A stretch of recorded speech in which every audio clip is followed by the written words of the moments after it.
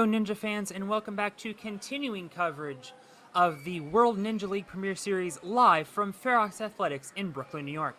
I'm Alex Cunningham alongside Kane Kasugi for the preteen female wave. We're switching it up on you to make sure you're paying attention. Kane, were you paying attention? I was so much so to the point where I heard you call me Kane Kasugi, and that was pretty awesome. I was expecting to do it probably like 17 more times. That's awesome. Kane Casillas, not to be confused with noted action star Kane Kasugi. Anyway, preteen female course upcoming, and you can see from the power ranks some incredibly strong ninjas coming up in this wave. Right off of the bat, we have two of the top 10 in power ranking. This is going to be a fun one. Yeah, we've got a lot of big names in the preteen female division, including our 2022 Mature Kids World Champion, Riley Hunt. And obviously, no longer in Mature Kids, moved up to preteen, but definitely someone to keep your eye out on. Had to compete with and against a lot of these competitors in the past. We're also going to see some siblings around. We'll see Grace Charbonneau. Saw the younger sister Hope compete earlier today. That might actually be all of our siblings for the rest We of. literally have two twins in this heat. Oh, that's right. You're right. You're so right. Lily and Charlotte Barrett will be competing, and they're both in the top 10 of worldwide power rankings, so incredibly strong athletes. Going to be competing a little bit for some sibling pride, but a number of very strong athletes, many of whom have made stage 3 at the World Championship in the past. So I'm guessing that this course is going to be a little bit harder than it was for the mature kids, because these preteens are going to go out there and crush this course. Absolutely. And first off, our preteens are going to have to face the placement course. The placement course is our standard flow course format. Furthest fastest, one fail, and you're done. Time limit has been pretty tight. 45 seconds for 5 obstacles was for the kids and mature kids. We'll see if it's adjusted for our preteens. But regardless, expect speed, expect efficiency, expect a lot of big throws, big moves from our athletes, especially as we start to head into our older divisions. Yeah, after that we will be having, and it looks like the athletes are just going through one last walkthrough before we get started here. They're going to be using the results from the placement course to determine their run order from the challenge course, and we've seen that running later in the challenge course not only means that they're stronger athletes in general, but also gives them more information about what they need to do to qualify for the Premier Series finals in November. And that's going to be a little bit different of a format, because the athletes are going to get some retries on obstacles if they're unable to complete them. They will get 2 retries in total, and they can't use both on the same obstacle. So if you complete an obstacle on your second try, you will still be able to advance and have 1 retry in your back pocket. If you fail on the second attempt of the obstacle, then you are eliminated. To piggyback off of what Alex was saying about the placement course determining the run order for the challenge course, fastest time is going to have the privilege of running last. The last 2 divisions that we've had, mature kids male and female, the last runner not only won the division, but hit the buzzer and was one of the few to do so today. So there is a massive advantage. Of course, theoretically, these athletes running towards the end are the more talented ninjas, using air quotes there, but at the same time, we've had a lot of ninjas run very early on and still manage to lock their spots in for the finals. So anything can happen, but you do want to make sure that you set yourself up in the best position imaginable for that challenge course. Yeah, and I think you mentioned that the next to last runner of the last wave we did, Mature Kids Female, the next to last runner of the challenge course was the first runner of the placement course. So that bodes well for Riley. The placement course order was determined randomly. And I mean, there's not really much you can do other than just go as fast as possible on a course that short. Absolutely. We've seen fails on the second obstacle of the placement course from our first runners, and we've also seen buzzers from our first runners on the placement course. So really it's going to come down to how the athlete handles the circumstances. And Riley Hunt, and she's a very capable athlete that could absolutely hit that buzzer first. I mean, they definitely all are, and that's the entire Oh, of point of this course. premiere series, because I just got texted, they're clearing the course, period, and I could not agree Yeah, more. yeah. I see that. Yeah, apparently also the can opening got picked up by my mic. I would like to clarify for everybody, that was a sparkly water. We're Water PG only here at and the World natural Ninja League. flavors. I promise. I wouldn't do that to everybody. In all seriousness, though, just qualifying for, and I know we say this sometimes, but it's especially true for Premier Series, just qualifying for this event is a massive accomplishment. It means that either in the World Championship or your regional standings, you are one of the top quarter of athletes in Season 8 of the World Ninja League. It's a huge, huge task to accomplish. And we thank all of the athletes for their persistence, their time, their work ethic, and for their just amazing moments. They've put up some awesome, awesome runs throughout the entirety of Season 8. And this is a bit of a victory lap in a way, but at the same time, this is business. And we're going to see this Clash of the Titans, as I've been calling it, this all-star battle. And in November 17th and 19th, back here at Ferox Athletics, we're going to have our finals with the 32 best athletes in every division. And they'll be battling for Premier Series champion. It's going to be a very, very prestigious award to hold in the ninja community. But at the same time, we've got to figure out which 4 of these ladies are going to lock their spots into that championship battle first. And It looks no like we're time cutting like the over to the present, course. looks like we have Riley on the start line. Riley coming out of Ninja Mania, as you can see. And as Kane As we mentioned said in the earlier, Open, the Mature Kids World Champion a year ago. This is her first season in Preteens, and already skyrocketing up to the top 10 in the power rankings.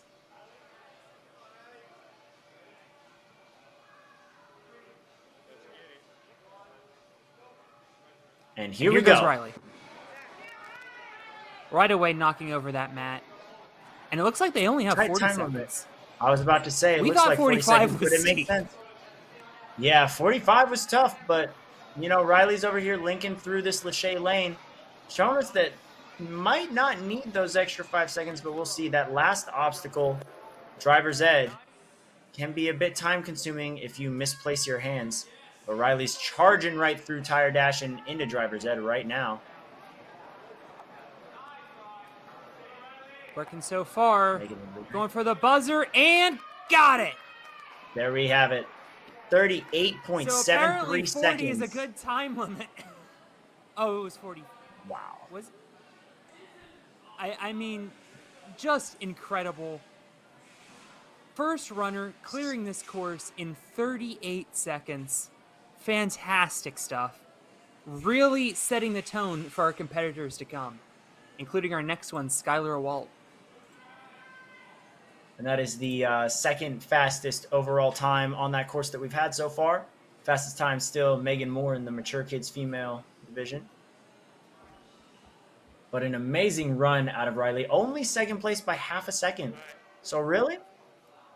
Could be up in the air. Skylar Walt also coming out of Ninja Mania. We got teammates coming back-to-back. Can we get back-to-back buzzers?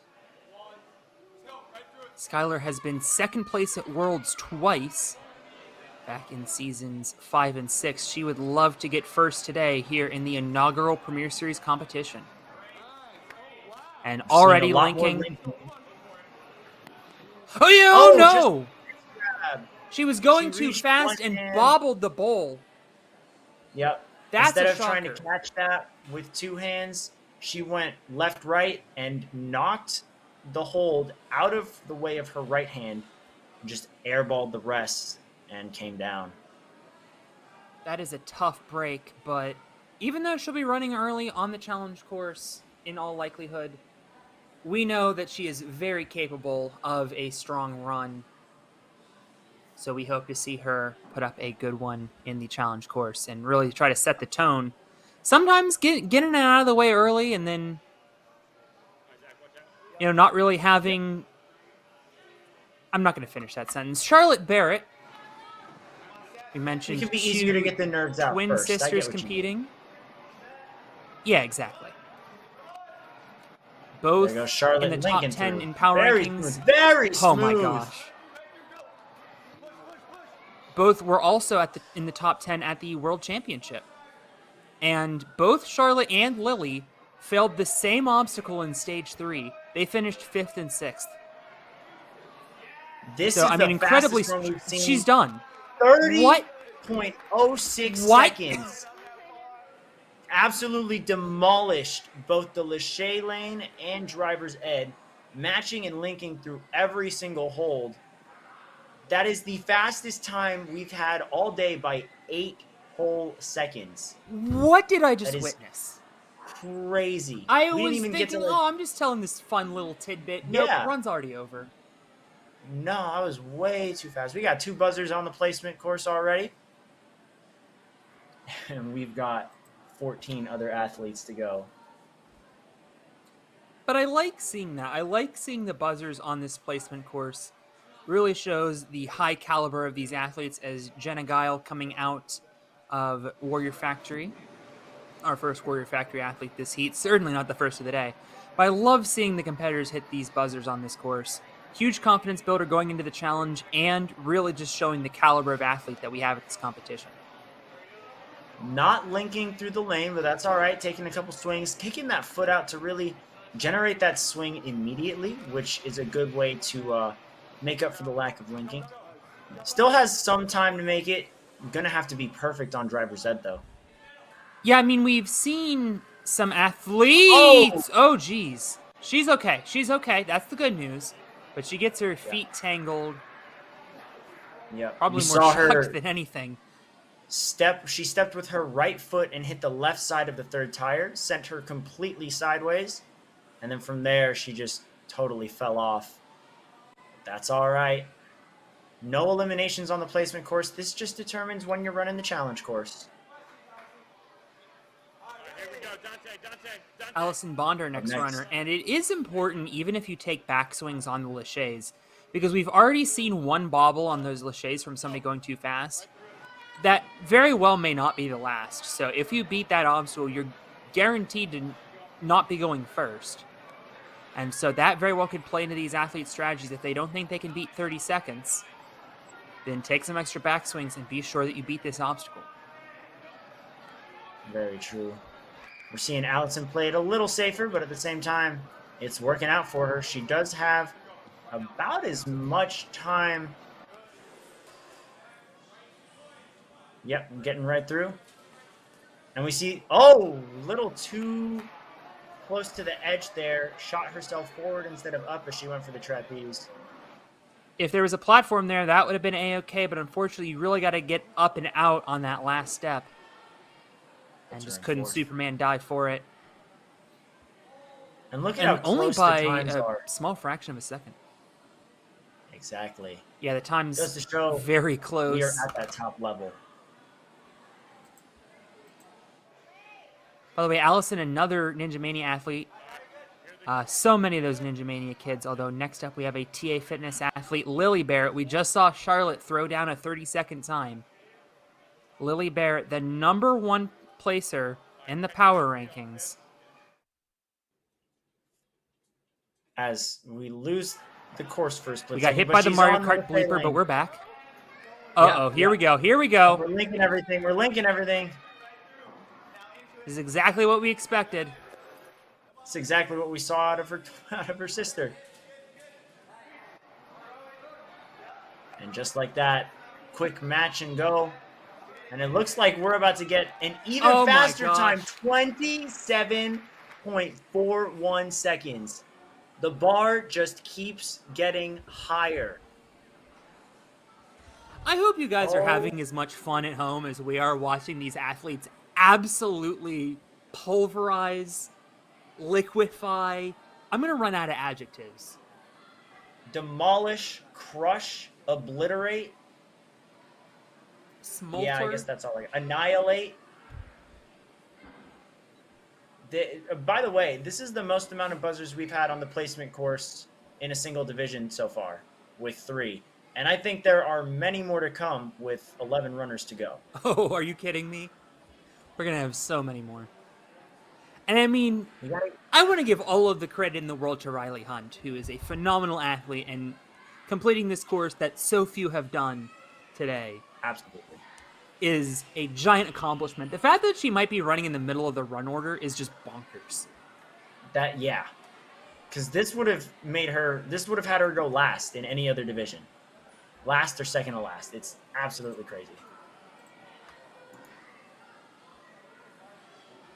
Being informed, we've got a couple minutes before we jump into our next runner. It's going to be Malone Cantor. Yeah, I mean, again, looking at these power rankings, 3, 6, 19, 21, 24. We've already had 1, 7, and 8 go. This division is just so incredibly stacked.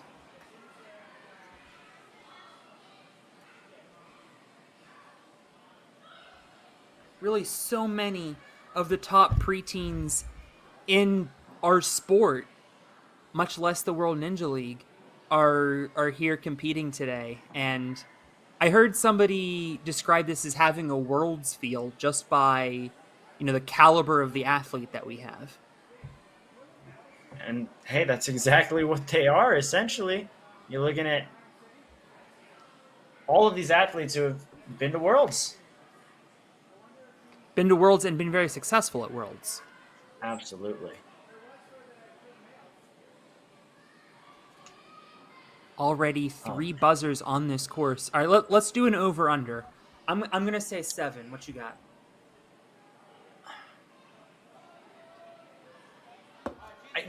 For the sake of not also saying 7, I'm going to say 9. Okay. 7 was my guess. I feel like 8's playing it too safe, so I'm going to go with 9. All right, let's hear your guesses in the chat as Malone Carter gets underway. Malone out of the Ninja Academy line of franchises. Looks like the New York Ninja Academy. Giving a little hop forward on the shelf before releasing to the bowl. And there we have it, just sprinting through everything. Has to release, taking an extra swing. First athlete we've seen do that, and I think her foot touched. Yeah. I wonder if maybe when she was going forward, she clipped the ground. I'm going to check on the live stream here. See if that's what happened. Yeah, very much possible. First athlete today out on that ring slider. I couldn't tell from the live stream angle. I think she just didn't push it hard enough to send it down, and then when she just tried to dismount, she was a little bit in front of the platform. If I had to diagnose that. Yeah. In any event, we hope to see strong things from her in the challenge course. As Kane keeps saying, no eliminations here. This for placement. But, I mean, these athletes want to make a statement heading into the challenge course. And so far, a good number of them have. Our next one looking to make a statement is Maeve Murphy, who can do a 10-foot lache at 12 years old. It's very impressive. Made it to Kane, I think you just hit 10. Kane, I think you just hit 10, didn't you? I just hit 11, and I would like to go on record and say I have gotten my hands on 12, but I've peeled off quite many times. I actually destroyed my hands trying that a couple days ago. So nice. 12 is close, but there's also someone in here that can get a 12.5-foot lache, and they are a preteen, so not much to brag about. Great, make me feel inferior with my PB of 8. Here's Maeve taken to the course. Very smooth through these laches. Taking the cautious approach so that she can start hitting some links. Thought about going for that shelf, but gonna take a backswing. If you don't think you're gonna get it, taking a backswing is always a good option. Yeah, and she had that reach for it. She's got longer arms, was able to kind of give and swing up and then link directly. Allowed for They've made that it to caution stage 2 at approach. the World Championship. Finished in the top 25 in the Strongest Ninja bracket. And taking a fall there on driver's ed, I think she had to full send there on that second flywheel. Taking one more look at those links. Good stuff. That's what we like to see. Fastest 2. And actually, I'm kind of surprised that that was the first preteen out on driver's ed. That was a massive crux point in a lot of the other divisions. But so far, our competitors are showing up on that obstacle in this wave. Yeah, we're 3 for 4 now on that obstacle, which is a higher clear rate than any other division at the moment. And again, we've still got 9 athletes to go.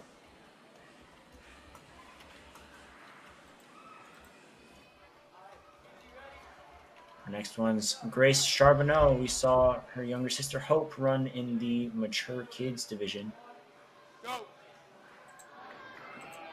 Definitely a name that New Englanders are familiar with. Was the she's got the links second going. place leader. She got 4th place at the Season 5 World Championships. 2nd place leader in points this season. Coming out of Ninja Mania. Ninja Mania has doubled in size in this division alone. What's in the water up there in Danbury, Connecticut? Getting a little off kilter here. Last wheel. Oh no, she skipped the last wheel and hits the buzzer. Okay, no, she she had to have come short because she got wedged in the mats there. Hopefully she's okay. These mats are very big and fluffy, so I'm sure she's okay, and just more so surprised that was possible. Let's see that dismount Let's take again. one more look. Yeah, it looks clean. I don't know if she made it or not. We will have to review that. But at the same time, still a very impressive run, especially going for that dismount at the very end. She might have had time to grab that wheel, but at the same time, we're talking about 1.4 extra seconds on the clock. So that's also not a risk I would have taken either. I'd have skipped 2. Well, also, you have to figure if you're down to 2 seconds, at that point, your brain just says, go for the buzzer no matter what. Lucille Campion, our next athlete. She's also got some links going. I think we're going to be seeing a lot more of that today as we wrap up day 1 of the Premier Series with the preteens. Lucille in the top 10 in points in New England, and given the caliber of athlete in New England in this division, that is no easy feat. Going right through Can tire I just dash. take a moment? Can I just take a moment to appreciate the theming of having tire dash into driver's ed? Oh, I think it's very clever. I'm sure that was intentional. Oh, absolutely. And just like that, drops just down. running out of time before she was run able. out of time. Jinx. Kind of. That's going to make Lucille the fastest to tire dash. And it looks like we saw Grace's run below the rest of the clears. So maybe that leaderboard is going to be a little changed up after that review on the dismount. So we'll see. But Perhaps. Kinley Jenkins. In the meantime, Kinley Jenkins making Warrior Factory proud here with some great links on the This is the athlete laches. who said that she could do a 12.5-foot lache. So putting us all to shame right now, Alex. Yeah, I can see that now. And just like that, yeah, another buzzer. That was about as easy as I think I've ever seen somebody run a course. Kinley Jenkins. We're out of adjectives. You just... beasts? This Natural. course? Casually just strolling through the course. There's not a chance she broke a sweat. It's crazy too that's only third. I say only as if that's not an accomplishment. Third place is an accomplishment. A buzzer's an accomplishment, but a 33-second clear in third place is mind blowing. Also, it appears that when you look at the leaderboard, Grace's clear was revoked. It'll be marked as a Yep. fall on driver's Came, head. came short on that dismount. As we go to Alexandra Nottabaum, another New York Ninja Academy athlete. 11th in points in the Northeast.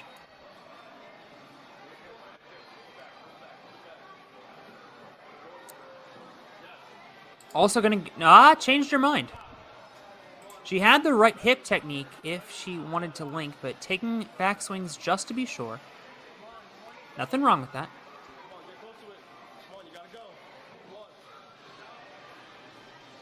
Oh. Alexandra taking a couple extra bounces, but still cruising right through. And now on the tire dash where she I think she got tangled. Yep. Steps to the side. Yep. Now, did they pulled a mat, I think, under that tire dash? Because we didn't see anyone go... Well, at least when I was on in kids, I didn't see anyone go down on it. I'm not sure if there were any on mature kids, but here in the preteens, it's suddenly becoming a tripping point. You know, I was talking about it with Philip in the mature kids. We did have a couple of fails there as well. The athletes are going to get a little heavier as we get to our older athletes. So, you know, hitting these tires in the wrong spot could absolutely shift the weight and send our athletes spinning out. But, you know, as long as you stay centered and light on your feet, you should be all right. Here's Claire Danner. I think possibly another Ninja Mania athlete. Here, I think she has a Ninja Mania coach on the sidelines. Nice and smooth through these laches. Perfect hip motion. That's exactly what you want to do. You want to keep those hips behind you. Oh, and actually having to reach back. Smart, though. That was smart. Redirecting her swing, getting a little bit more power. Very much so. Gonna see once again. Didn't really need to jump for that trapeze bar. It's tall enough to just kind of stick her hands up. And it looks like we're about to get our fifth clear. 36.93 seconds. Amazing run. Good stuff. Claire. There we go. Even with that little reach back onto the shelf, didn't really cost her any seconds. Any not precious ones at the very least. That's going to put Claire Danner in fourth place. Making her go currently fourth to last. But we still have 4 runners remaining on the placement course. And the first of those will be Grace Lawrence, given a little boxer stance in her profile picture. Yeah, she's ready to attack this course. Does so by pushing over Thump, and goes right into those laches. Nice kickback, got the link. Little bit crooked on that trapeze, but doesn't get too off kilter, so she can go right to the stable shelf. Gets out of there. Swing. Now tire dash. Oh, and again, she gets caught up on that last one. We see another step off center. And that just sent her forward. She looked like she was going to be properly in line for that last tire. But as she fell forward, it completely misplaced her last foot as well. Yeah, I think athletes are underestimating how unstable that last platform is, because it seems like it's happening on that last platform every time, although I just checked the replay and it looks like she might have misstepped that third one. Yeah, I think it's happening more so on the third, and in doing so, there's not giving any room for recovery on that fourth tire. Because they're not able to push off. Exactly. Now, maybe if one of our athletes was tall enough to just reach for it and grab the bar by their fingertips, it's recoverable. But if not, kind of rough. But anyways, Kira Potter. 6th place in power ranking. Made it to stage 3 at the World Championship. And we can see why with these laches. Also finished in the top 10 of Strongest Ninja. Quick dismount. Oh, has to push back. That's all right. And finally gets back on the platform. Tucking the legs up. You're noticing with the taller athletes now, they're having to avoid their feet from grazing the ground there on the ring slider. Got a And it looks little bit like twisted on driver's ed, but makes the dismount. Clearing in 41 seconds, representing Windsor Ninja Academy with Bride.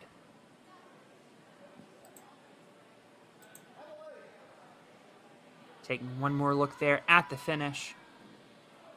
Was able to really just swing through that rather quickly, not really needing to lâcher. And that's, I mean, if you're able to monkey bar that driver's ed, it just makes it, so much easier of an obstacle and so much quicker of an obstacle as well. absolutely. Ashlyn Teal is, I believe, our final preteen female runner, representing Steel City Ninja. I think penultimate. I think we have one more after her. We'll double check. Anyway, Ashlyn is not going to give us any time to think. She wants that top time. She wants that last placement. She knows the time she needs to beat. Through the ring slider. Let's see her crush these tires. She is nice and through. Right now. I mean, those first 3 tires barely moved. But she is a little crooked right now. And with the bar off to the side, she's going to have to just make the jump. Not able to make the grab. Right off.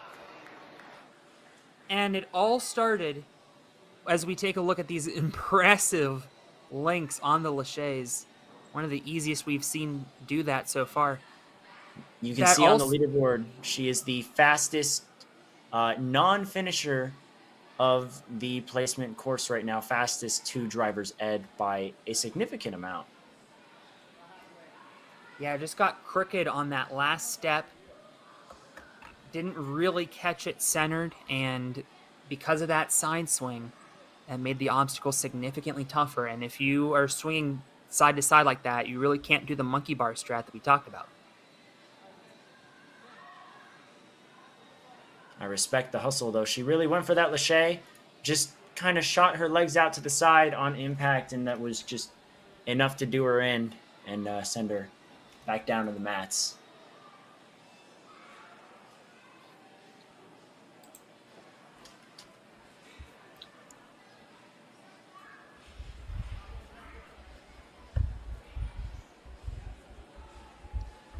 All right, I believe at this point we are done with the placement. Yep.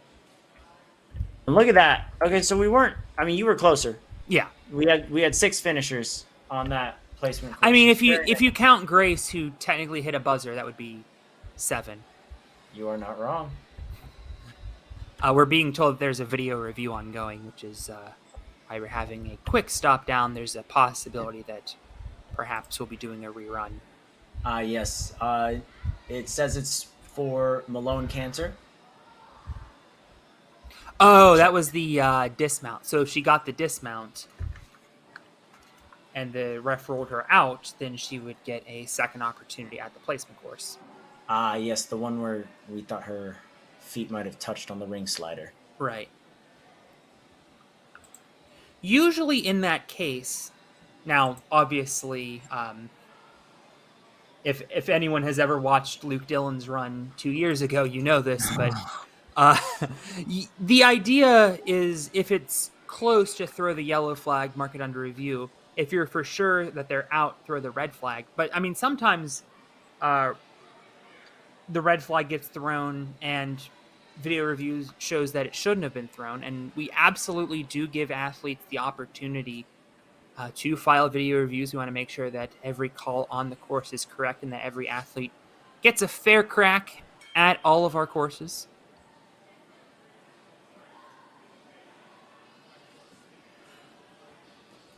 All right, video review has been processed, and we are going to be moving on to the challenge course in just a few minutes.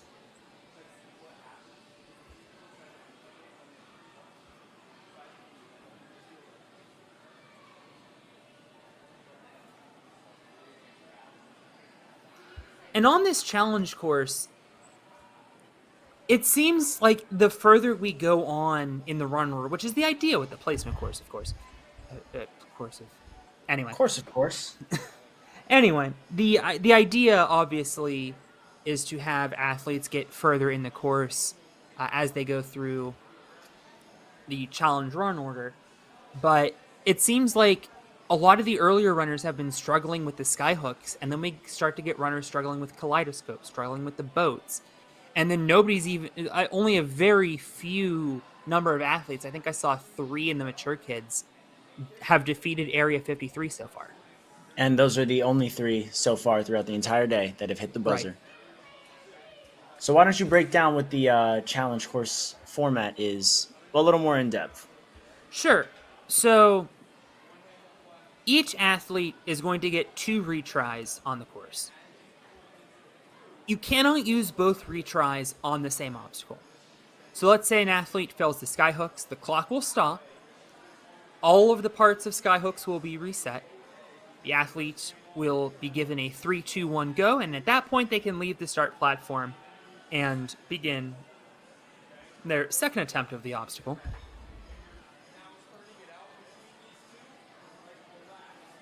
Pardon me. If they complete the obstacle on their second attempt, they'll be able to continue on the course. If they are unable to defeat the obstacle on their second attempt, their run will be finished.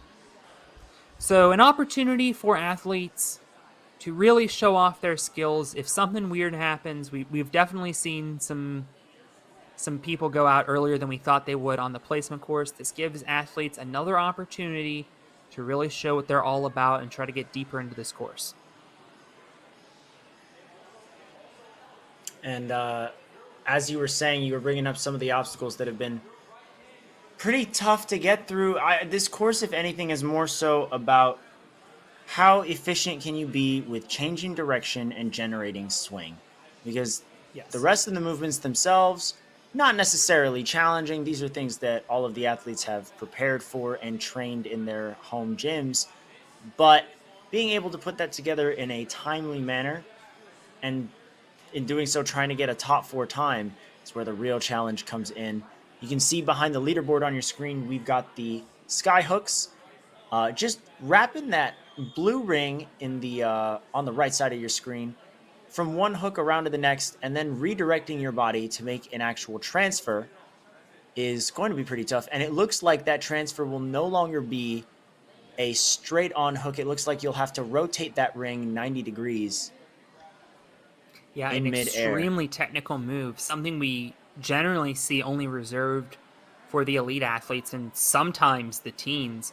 We're making the preteens do it today. This is Premier Series. When we said they were going to take on the toughest courses, we meant it. We are trying to push these athletes to the absolute limit. At the same time, we have seen some beta breaks on some of the later obstacles. Kaleidoscope typically has competitors go from one cliff ledge and a smaller shade to the next. Not these athletes. They've been pulling back in the mature kids division with a ring and just skipping over the first ledge, going straight to the second and trying to dismount as quickly as possible. We could be seeing a lot of that unless Kaleidoscope is adjusted to fit the size of these athletes a bit more. And Area 53, oh boy. Starting off, when I say generating swing, you have to build up a massive swing from a ring up to a trapeze that is attached to a pipe coaster. You slide down the coaster, go across a couple more rings, and from one of the rings, pull yourself up, even though the ring is kind of sending you out. So you have to redirect your body and pop up to a spinning disc and then get to the buzzer. And you have to do so relatively quickly because it is the final obstacle. And lately, the competitors who have cleared or even made it close to the buzzer as a whole would have about 25 to 30 seconds remaining on the clock, which means you have to get there fast and hopefully get it done right once. Because let's say you have 30 seconds and you fall on it, but you get your retry, you may have maybe 18, 15 seconds left. It could be done. It could be done. But you have to generate a lot of power in about 2 swings, which I don't know. I think we may see in our older divisions, especially the elites. But when you see the size and gaps, I don't doubt these athletes at all. They are very strong and very capable. but that gap is monstrous. Certainly true. And I'm glad you pointed out earlier the change of direction, because that's a huge theme on this course, not only on driver's ed, where we have the athletes start to swing side to side. It's a similar motion on kaleidoscope, and especially on skyhooks. The athletes that have been able to redirect their swing the best have far and away been the most successful on the skyhooks. Absolutely. Of course, I would like to see if they made more adjustments. We have the boats, which you can imagine an angled cliffhanger ledge on a propeller rotating type board obstacle. We will get to There are, see it, trust me. yeah, we'll definitely. Oh, we're definitely getting athletes that far in the course, 100%. But for those who might not have seen it yet, imagine an angled cliffhanger on a board that spins around like a propeller, 360 degrees.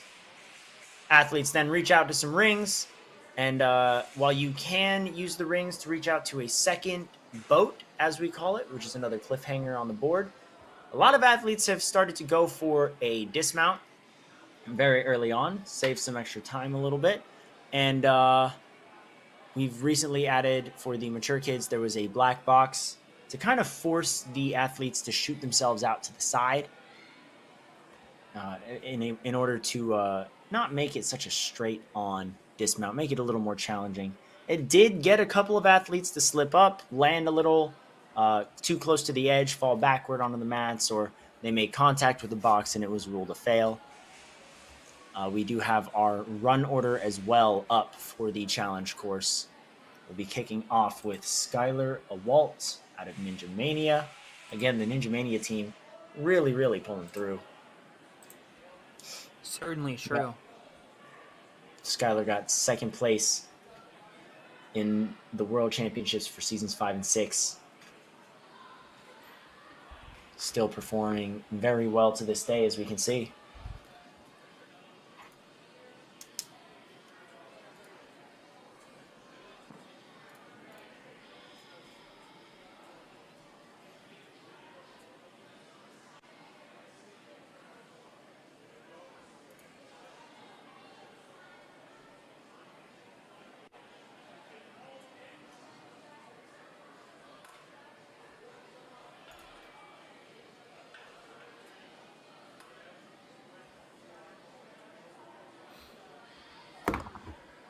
Not only is Skylar in the top 10 in power ranking, she was also in the top 10 of the Strongest Ninja competition and finished, if I'm not mistaken, 12th.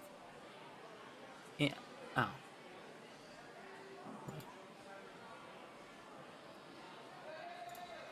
Looks like we've got a lot of coaches strategizing and visualizing how to approach these obstacles with their athletes right now. Such an important part, especially when you get to this level of competitiveness in this sport. It's not so much about can you do the obstacles, it's how can you do the obstacles.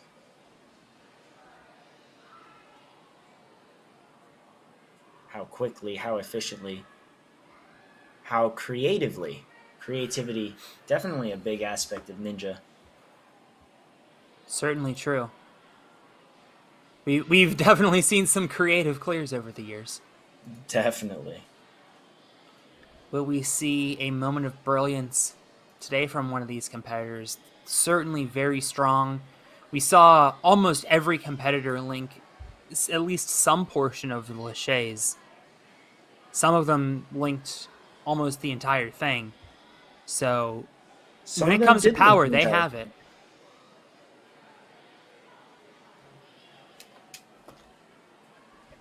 It'll be big. We're going to get rolling real soon. You can see that Malone Cancer will be running second. Originally had their run under review, but in the end was decided that there was contact on the ring slider there on the ground, so she will be running second.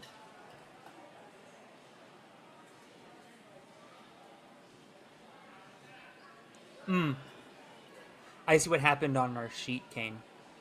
Why we thought there were 17. There was a duplicate. Okay, so there's 16 athletes today. Yes. In the preteen female. Our bad. Well, they've put Skylar Awalt on the virtual start line. I'm sure she'll be on the physical start line in no time at all. So thank you all for bearing with us. We do need to move all of our live stream cameras into position so that we can get the best angle for you guys. Make sure that you get to see all of the action up close and personal.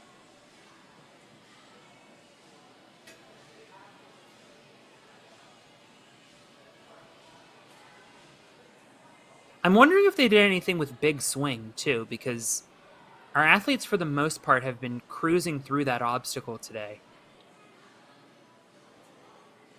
So I'm wondering if maybe that's been made a little bit harder. The pole vault has been a huge... I mean, most people have cleared it on their first attempt by far, but it's a huge differentiator in time because some athletes take 10 seconds on it, some have been taking 30.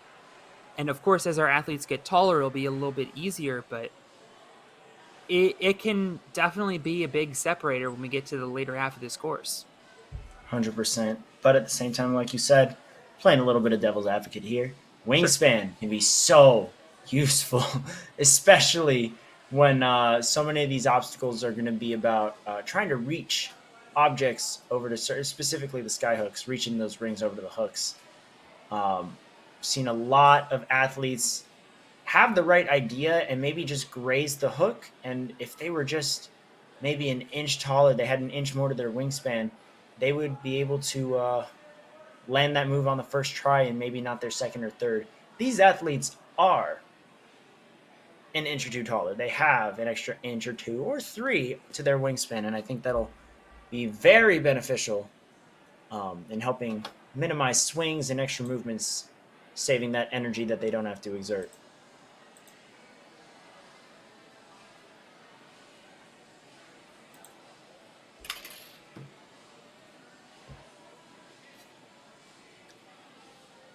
It's crazy to think that only a quarter of these athletes are going to qualify for the finals. Because, I mean, all of them have impressed us so much. And if we would have had just the placement course be the qualifier, we would be sending clears home. I mean, that's bonkers. Yeah, that's brutal. I kind of like it. I mean, I do like it. I like that we get to see some speedy runs. I like that we get to see some of these athletes go all out, knowing that there's not a consequence of them getting eliminated, you know? But Right, exactly. They can definitely be a lot more aggressive. We saw Skylar get really aggressive. absolutely. Unfortunately, taking a bobble on Lachey's, but looking to get some redemption here on the challenge course. We know she's certainly capable of it. Yep. And speaking of Skylar, we've got her at the starting line, getting ready to kick off our challenge course. Of course, if you are new to this type of format, we did discuss it earlier. We will continue to clarify and explain as these runs continue. A lot like the flow course, it's something that's going to enter everybody's vernacular, but it usually takes about a season. Right. We're going to call it the challenge course. Other people are going to be like, the one from Premier Series. Sure.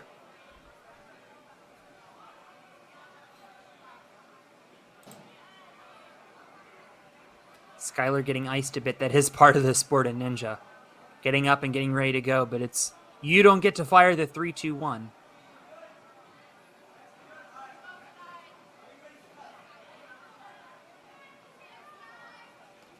All right, in the track stance, I think we're ready to go. Skylar's certainly ready to go. The lights are on, and we are underway. Skylar on the pole vault. Not really a problem. Getting to climb a little lower. Again, these taller athletes, they don't have to make as many moves on obstacles like the pole vault because they can cover more ground. Making one quick swing. Oh, that's new. Normally there were two swinging rings there. Right. Just one this time for the preteen division. And has to get that blue ring around the hook. Misses that first one. And that's where I mentioned the wingspan, able to recover. But now that change of direction. Yep, that 90-degree turn is going to be Oh, but she's quite the got it. challenge. Not only that, but she's centered. She barely moved. She was able to just pop right through. Oh, and we see that the second ring on the kaleidoscope for the kids and mature kids is now a nice little cliff hold.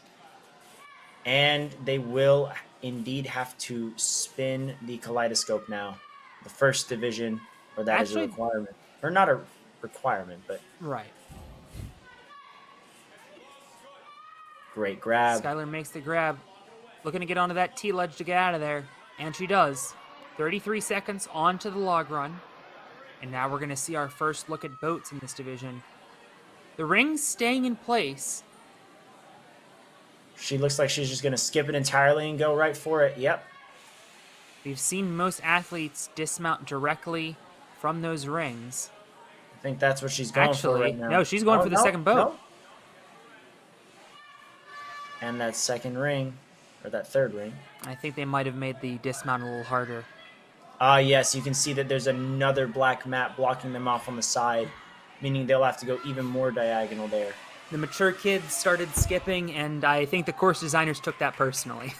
Yes. In any event, a fantastic run by Skylar, not needing any of her retries and getting all the way to the last obstacle. Impressive run. Let's take one more look at that skyhook.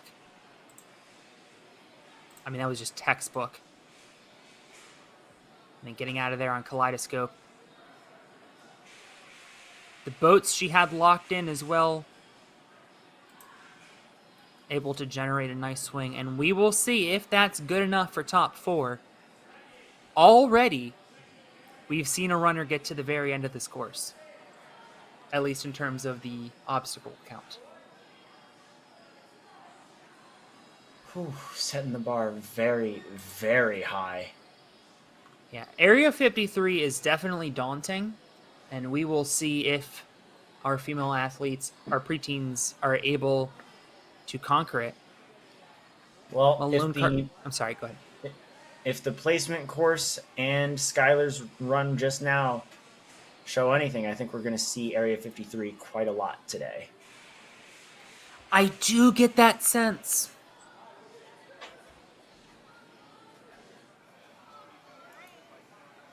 Malone Carter's ready to go. Once again, coming out of New York Ninja Academy.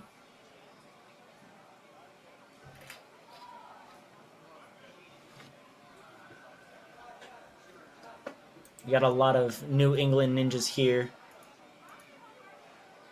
But Malone, a little more local.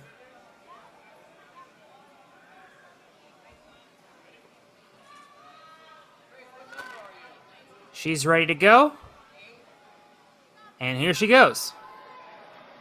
In her placement run, she was going strong, but her feet just grazed the very bottom of the floor as she was taking on the ring slider. Tucking those legs high this time on big swings so that way she doesn't have to have that problem again. On skyhooks now, trying to get that ring onto the hook. Got it. Going to turn around, start building up a swing. This move's so tricky, and you can see there, it's not straight on like a normal skyhook move is. And she is not going to get much time to breathe as the clock begins again. It's not on the athletes ready. It's when the referee is ready. And you know what? She made contact with the sideways hook, but just wasn't far in enough. Gets it that time she off. That time she actually hooked it, but was not able to hang on. Unfortunate. That is going to do it for her run. You are not allowed to fail the same obstacle twice and continue. So that is going to do it for Malone's Premier Series run today.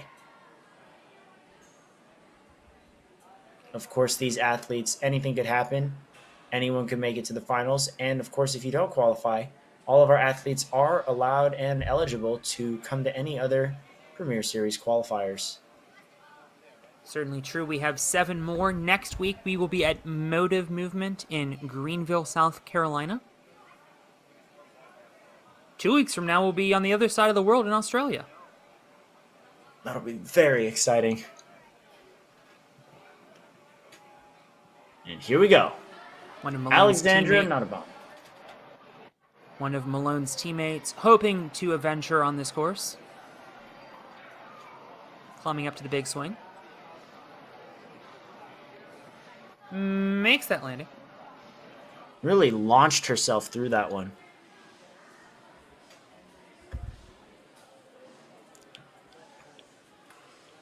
Hopping forward on the front swing, and again, that's where that wingspan comes into play. That wasn't the prettiest way to release. Actually, I think it might work because that allows you to get to the ring without having too much forward swing, and you need to change your direction here.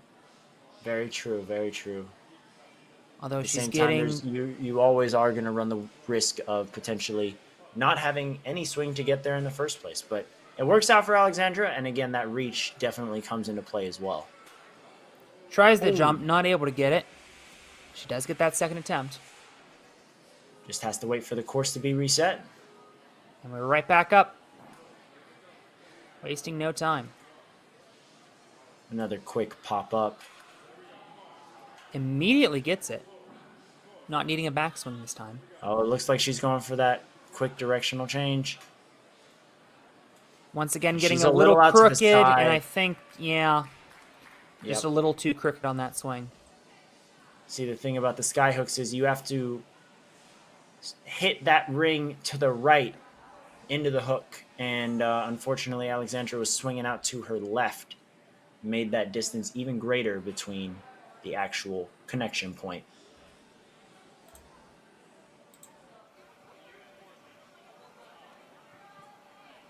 Allison Bond stepping up now from Ninja Mania. Team Ninja Mania really, really showing up here. No kidding. Once again. I feel like I've said that a lot, but I mean, there's a Ninja Mania athlete every 3 runs, so. And they usually come in and, tell the course what's up. Well. Yep. Allison 28th in the power rank.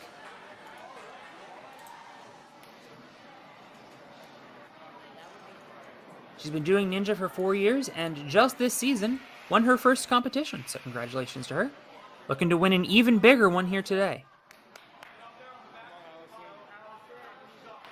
Skyhooks. Wasting absolutely no time. Popped right up. Yeah, I see what you mean. Maybe had a little bit too much swing coming into that. And then placing that blue ring right around the second hook. But I like when athletes are grabbing with both hands there, one on each ring, because that really prevents you from being able to swing side to side, and therefore your body really only has one direction to go. We see Allison kind of twisting around right now. You have to think maybe now might be a good time to drop and save your time. When you fall off an obstacle, your timer does freeze, so you don't lose 20 seconds trying to hang on things. And I was talking to Philip earlier. These athletes are so used to being told to push through and finish out the obstacle and give it your best. In this format, it might be best to save yourself the extra 20 seconds and just drop and try again. But that means that you have to go through this entire obstacle again. She was right at the end, and it ended up looking like she put up a really close attempt. That is true, but now with only a little less than 40 seconds on the clock, you have to think, how far can she get in order to set herself up perfectly for maybe not perfectly, but comfortably in the top 4 with so many other runners to go. And she's getting twisted again. See, the problem with that two-hand technique is that when you let go, your body's naturally going to kick side to side. And then that means that your body is going to start getting that circular motion. Some obstacles that can come in handy, not this one. That's going to put Allison in second place for the time being by 0.3 of a second, just ahead of Malone. And with our fifth runner coming up, that does mean that cuts are about to be made on the leaderboard. We are only taking the top 4 athletes, and we have 12 left to run.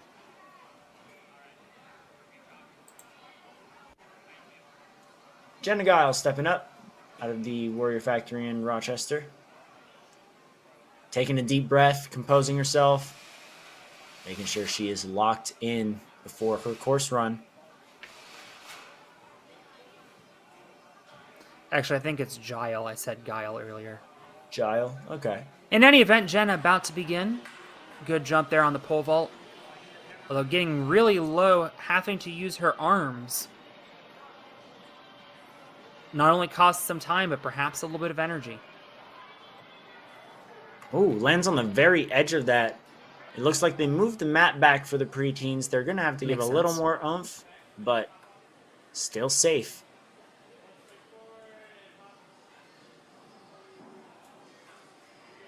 Oh, tries to hook it on the backswing. Instead, sends her body out the other direction. Yeah, she needs to get a little bit more of a pop. Okay, there you go.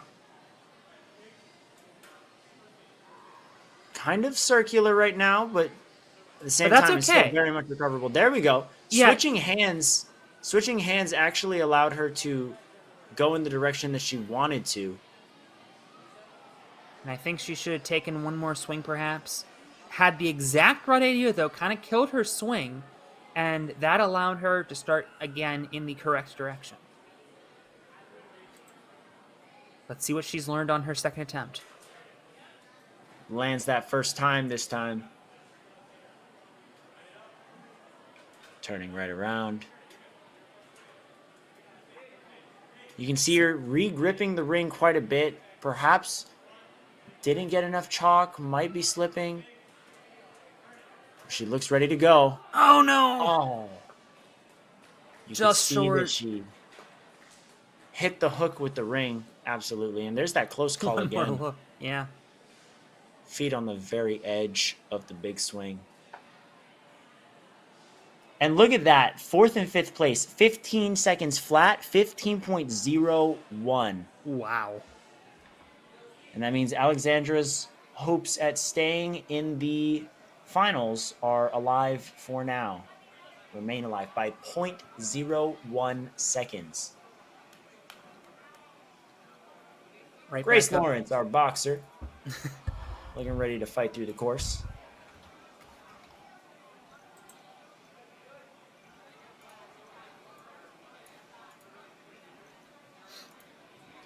You had me curious, and I just checked her athlete bio. Has a background in gymnastics and rock climbing.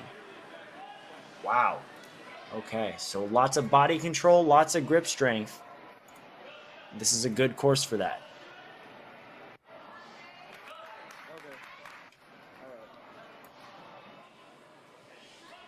Really, the sport kind of evolved, started from, parkour athletes being the best to be able to transition into ninja. Then it was rock climbing. It sort of became gymnastics, and now I think it's just gotten to a point where you really have to be really good at ninja. In general, yep. You have to know the obstacles. You have to understand your tech. You have to understand everything. And honestly, if we want to be our own sport, that's the way it should be. Yes. Oh, had the right idea. Latches the ring on, but isn't able to hold on. Grace Lawrence getting ready for her next attempt on the skyhooks. It says here she got 6th place in the preteen division this past season in the Midwest region. Oh. Goes a little too far back on that backswing, misses the hook, but reconnects it with the ring. Is now looking to hopefully hold on and not peel off of the hook this time. Completing this obstacle currently puts competitors into 2nd place. But unfortunately, she just didn't have the hop on that second swing. And skyhooks, we were talking up Skylar's run, the very first runner. And all of a sudden, the Skyhooks are becoming quite the menace.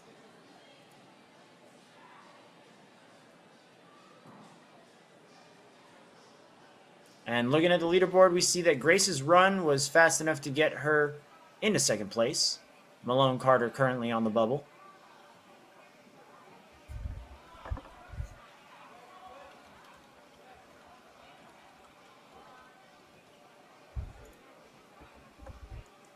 Lucille Campion, our next runner. And she is underway.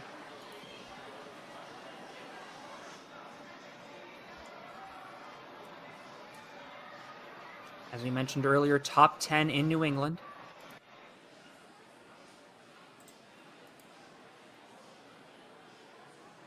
No, we have not. We have only seen one athlete so far in this division make it past the Skyhooks. Could Lucille be the second? All right, now for the big move. Actually, that's some pretty good direction when she got off of that first ring. She's very much in a good position. But I think needs a little bit more knees. Yeah. Got the ring on though, so Yeah. a good sign anyway for the second attempt. Absolutely. She had the distance for it and, landed it. But I think she needed to just be a little bit higher to really absorb the shock of that instead of let her fingers peel right off. And as we see, Lucille back at the same spot once again. Once again, very straight on. Just generating power right now. Yeah, I feel like she feels like she's going to let the ring slide off, but we've seen athletes get pretty big kicks. And, I mean, equipment really does vary from facility to facility. I know that, the Skyhooks at my gym, if you slide even a little bit, it's going to slide right off. These ones a little bit more forgiving, and I wonder if she was just used to sliding off at the littlest touch. That's going to be the fastest to the Skyhooks now. We see these athletes one-upping themselves run after run after run right now. It could very well end up being a race to the Skyhooks for one of the final spots in finals, but with many, many athletes to go, I hope I am proven wrong. Some great sportsmanship, by the way, teammates wishing each other well, as Grace Charbonneau takes to the course.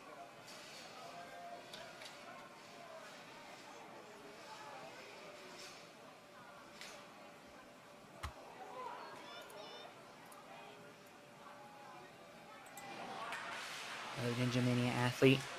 We do currently have a Ninja Mania athlete in first place. That being Skylar Walt. Gonna need to be in the top 4 to make it to finals, and it says here that Grace was 4th place at the World Championships back in season 5, but also this past season was the 2nd place point leader for her region. Oh, just misses with that. Pushes off with the platform, just misses it. Gonna need You can one reset more to that swing. platform as much as you want.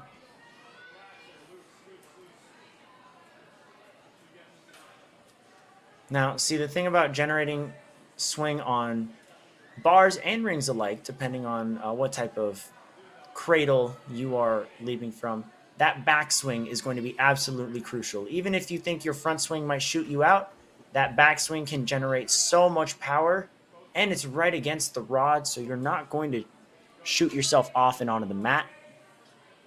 You just got to be able to build up all that swing. There we go. Now she's got the idea. Perfect!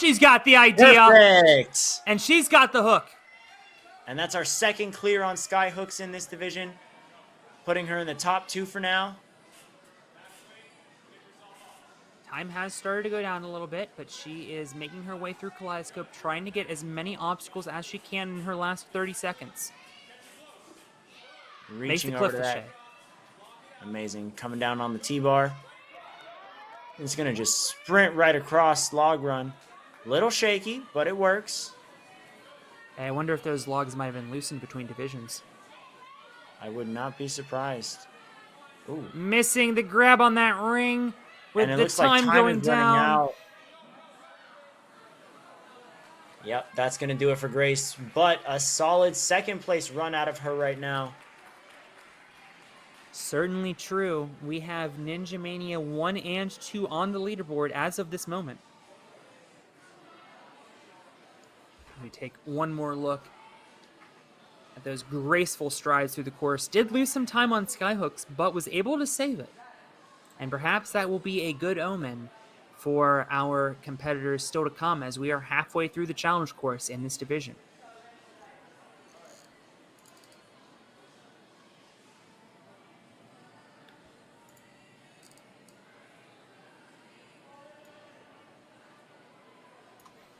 One more look at the leaderboard. Skylar Awalt currently in first. Grace Charbonneau in second.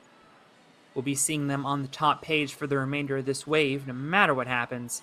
As of right now, it'd be Lucille Champion and Grace Lawrence claiming those last 2 spots for the Premier Series Finals right back here at Ferox on November 18th and 19th.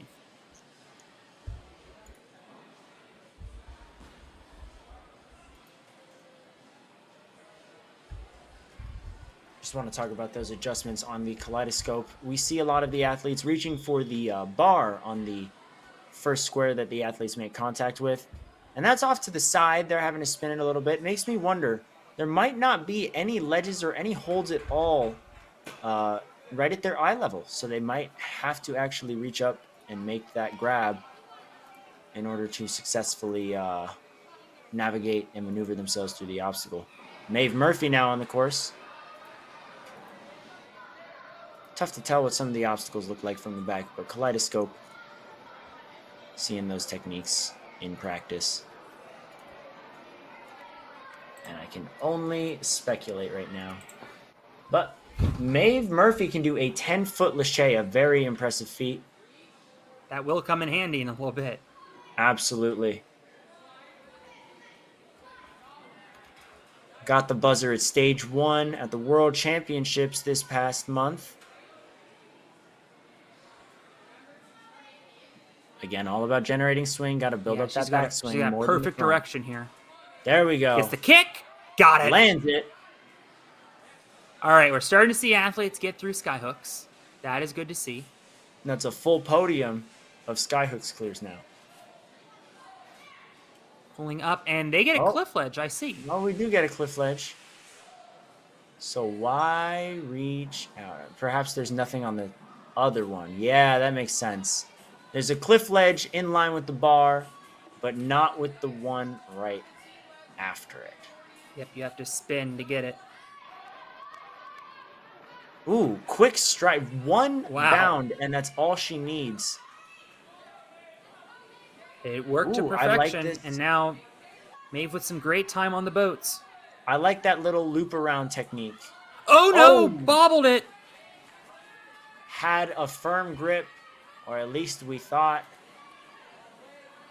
And unfortunately, that's going to be her first fall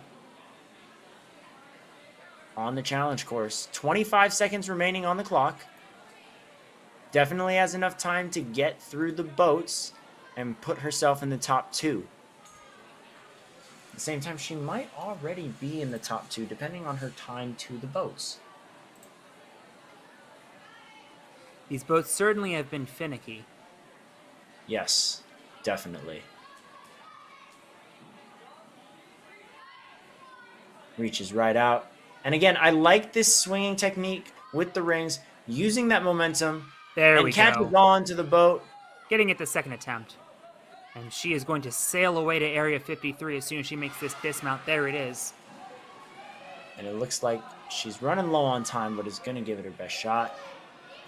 Getting up, but needs to get a little bit more and forward. That's and time. The lights have gone red. Taking one more look at her run. That has put her in the top 2. She had a great kick there on the skyhooks and was able to get the boat on her second attempt, getting a measure of revenge. And in fact, that puts her in first place by 0.2 of a second. Wow. Imagine if that's the gap between 4th and 5th at the end of the day. I was about to say the same thing. Oh my I'm goodness. speechless. This Premier Series is getting more and more intense as each division progresses. And it looks like we're going to be seeing yet another very, very close leaderboard amongst many, many athletes. Ashlyn Teal looking to be one of them. Ashlyn only took 25 seconds on the first 4 obstacles of the placement course.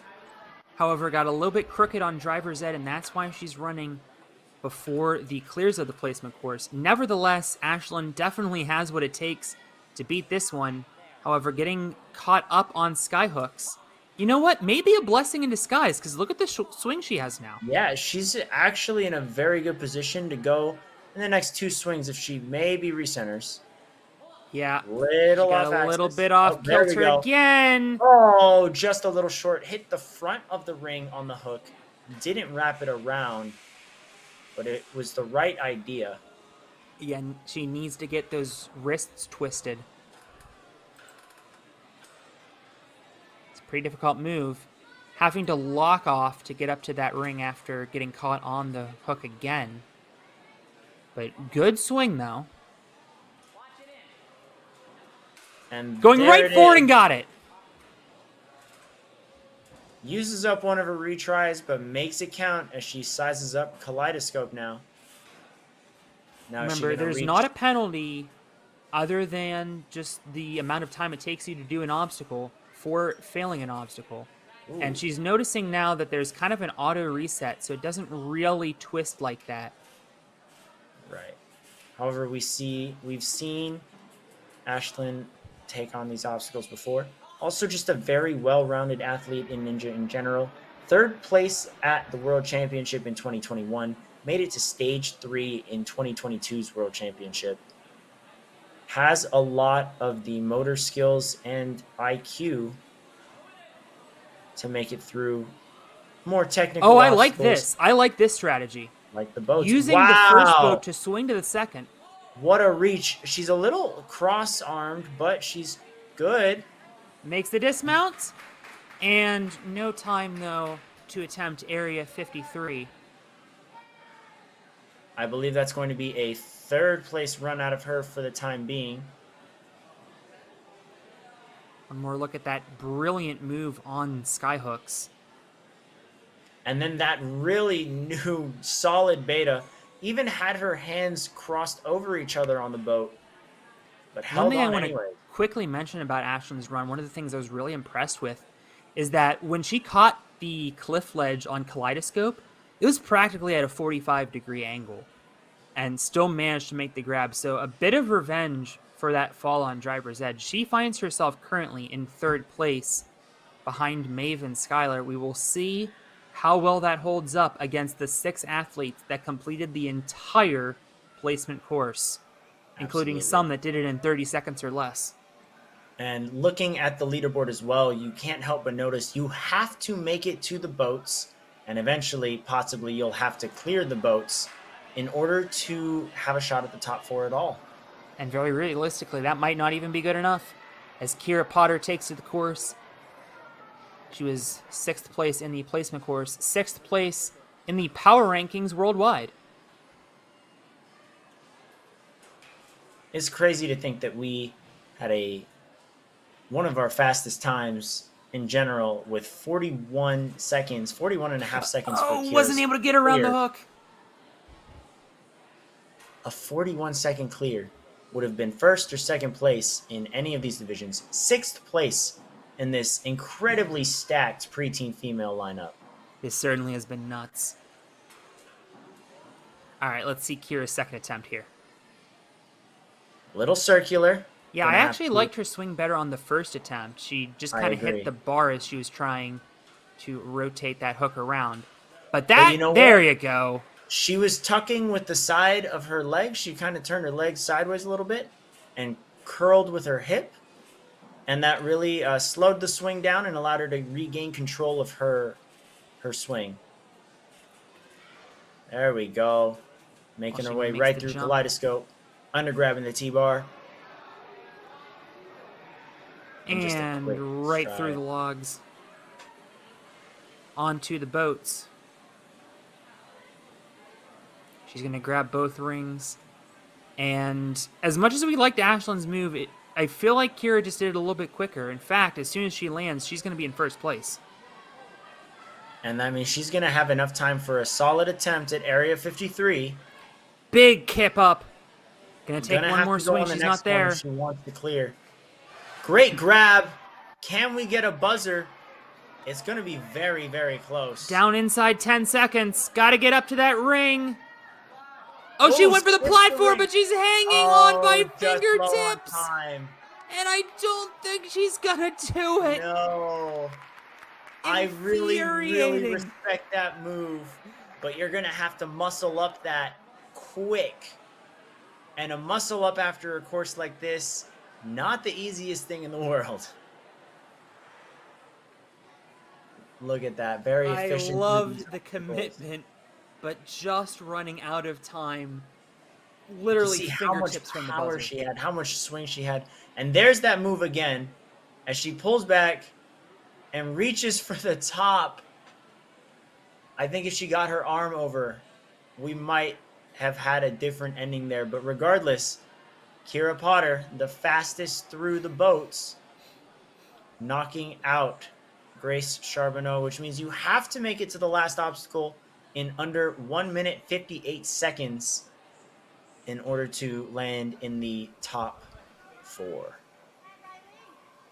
Ashlyn Teal now on the bubble with Riley Hunt up next, 8th in the power rank. Remember, she ran first in the placement course.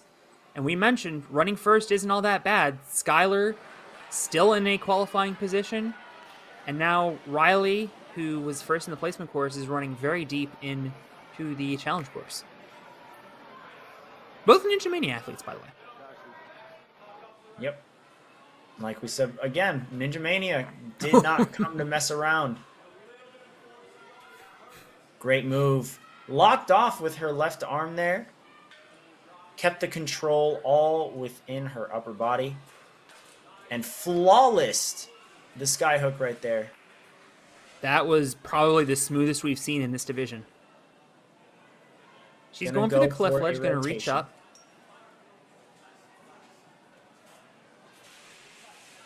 Gonna go for that cliff ledge. Pops right over. Not a problem for Riley Hunt. Wasting Freezing. absolutely no time through the log run. We have not seen anybody really stop to assess that balance obstacle. They just Why would we? land and go. Oh, getting a little caught up on boats, though.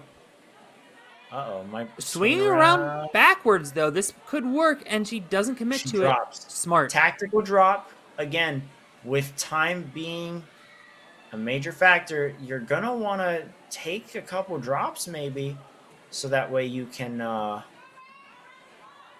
have more time for your second attempt and potentially the rest of the course. All right, this is looking much better. Yes, much more put together.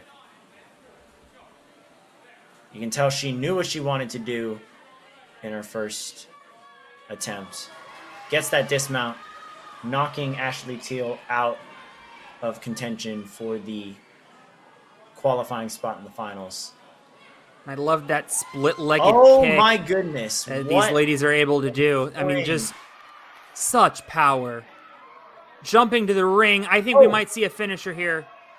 I've just that missed grab. I think that might do her in. Well, Down she goes.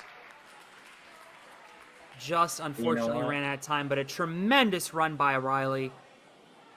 The very That first is- runner of the day for the preteens, and she has Is in not second place. disappointed. She is currently in first place. Second. Kira was faster by 2 seconds, but Riley sitting comfortably in second Good place catch. right now. We have 4 runners left, so absolutely 5 runners left. No, 4. There were 12 that have gone. They only show the top 11 on screen, but there are 12 runners, which means there are 4 left, meaning absolutely nobody has their spot locked in the Premier Series Finals just yet.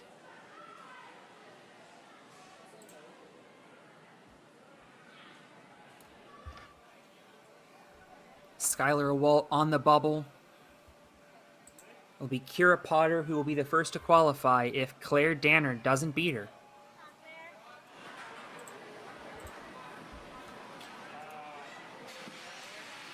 Claire finished in 17th at the World Championship.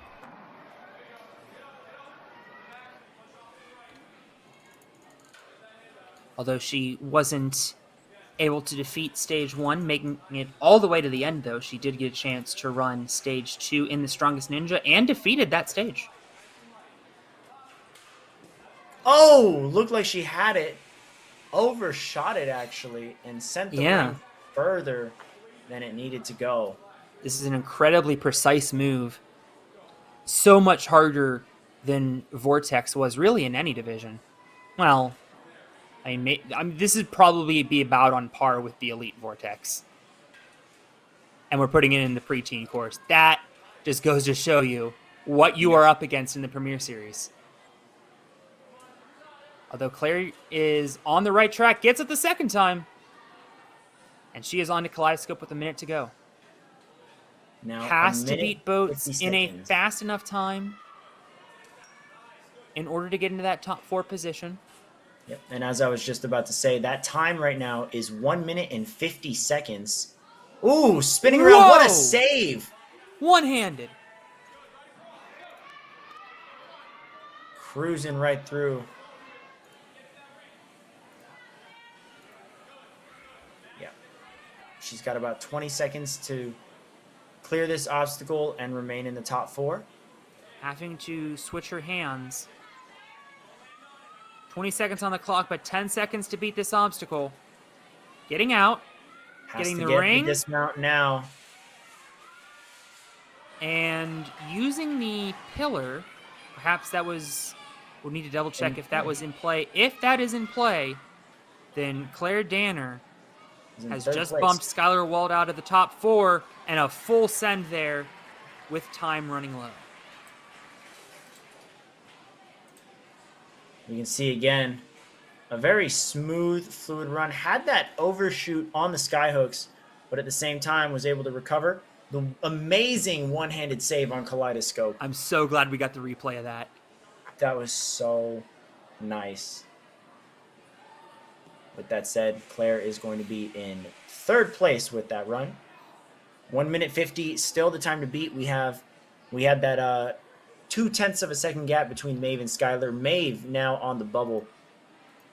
Skylar officially knocked out of contention.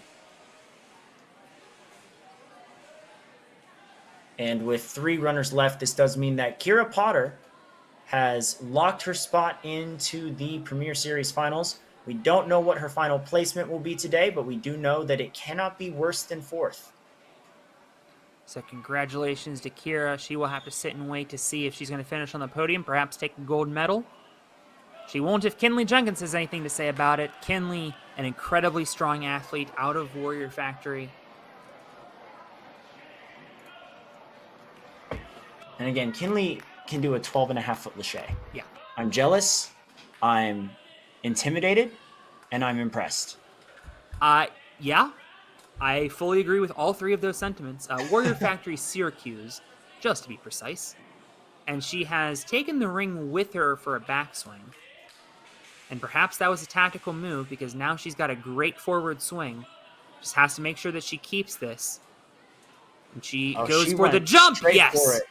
A little crooked when she lands, but at the same time, that dismount not too far away from her. And actually, I think going right for it might be the strategy, even at the expense of getting a little cattywonker here, because that doesn't give you time to get circular. It's a lot easier to dismount circular than it is to make that jump circular. I agree. Oh, going straight for the... Oh, trying to reach up for that bar, but might have to reach for the cliff instead. Nope, never mind. There we go. Great recovery. Fixes it.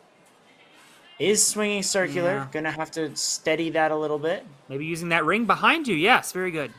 And looking down at the bottom right of your screen, you'll see that the clock is... Oh, watch out. Whoa. Right back up, though, like a champ. 30 seconds left to get through which really, if she wants 4th place at the minimum, is 20 seconds to get through other way, dude. 3 Other way, obstacles. dude. Nope. Kaleidoscope is not properly reset, and that might be rerun worthy.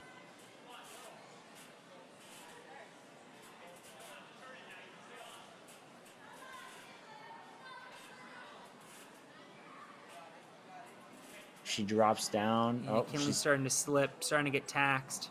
Resetting, but no time. Yeah, the lights have gone and she knows her fate. Unless the replay official can save her, that will be the end of Kinley Jenkins' day. Unfortunate ending to that, but at the same time, what a smooth run up to that point. We see that one and done move on the sky hook. That was Went impressive. a little crooked, but it's all right. Currently in 8th place, but again, we'll see if something changes.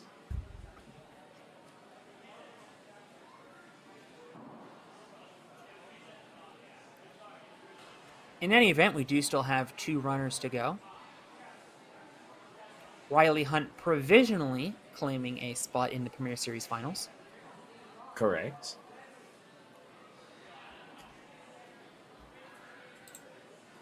Now, 2 incredibly strong runners who finished 1st and 2nd in the placement course and who have to take the same car ride home.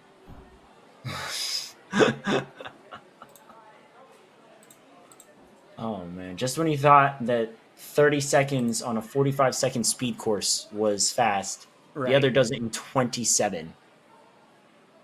Madness.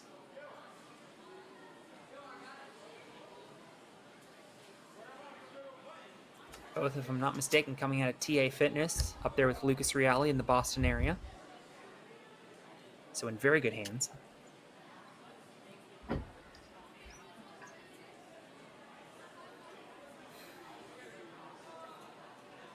And we've definitely seen that these athletes can get to the very end of this course. Kira Potter literally hanging off of the finish platform.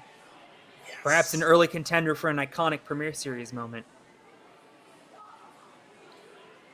So I think as we get to athletes, well, namely these last 2 athletes that beat the placement course with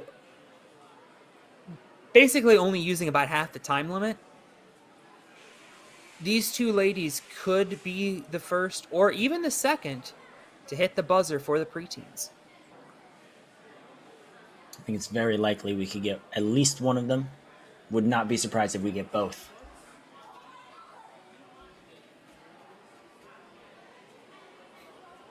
Charlotte will be the first runner. Definitely the opportunity to lay down the gauntlet for Lily.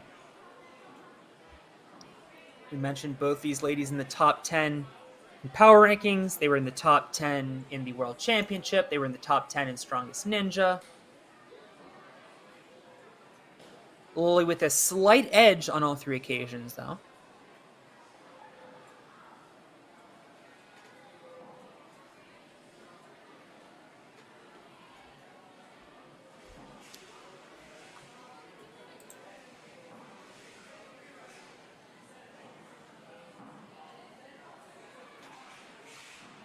Thank you so much for tuning in with us today, guys, and for waiting patiently as we come towards the end of our preteen female division. We're also going to be jumping into our preteen male division after this wave. Yep, we'll just have a quick moment to go over the rules of the course for the guys, and then we will be right back into the action as Charlotte Barrett is underway. Our second to last runner for the preteen females. One hand grabbing the ring. And it does not look like Kinley's run is marked under review. Okay. So congratulations to Kira and Riley. We'll see if Charlotte can also grab a spot in the Premier Series finals. Gets the jump up off that Bosu ball, and one hand grabbing it again, actually with such power, the bar basically spins right to her. That was something that I did not know was possible. and very quick as well. It hasn't even been a minute, and we're on obstacle 6. I mean, she is moving through this course. Not a surprise given what we saw her do on the placement course earlier today.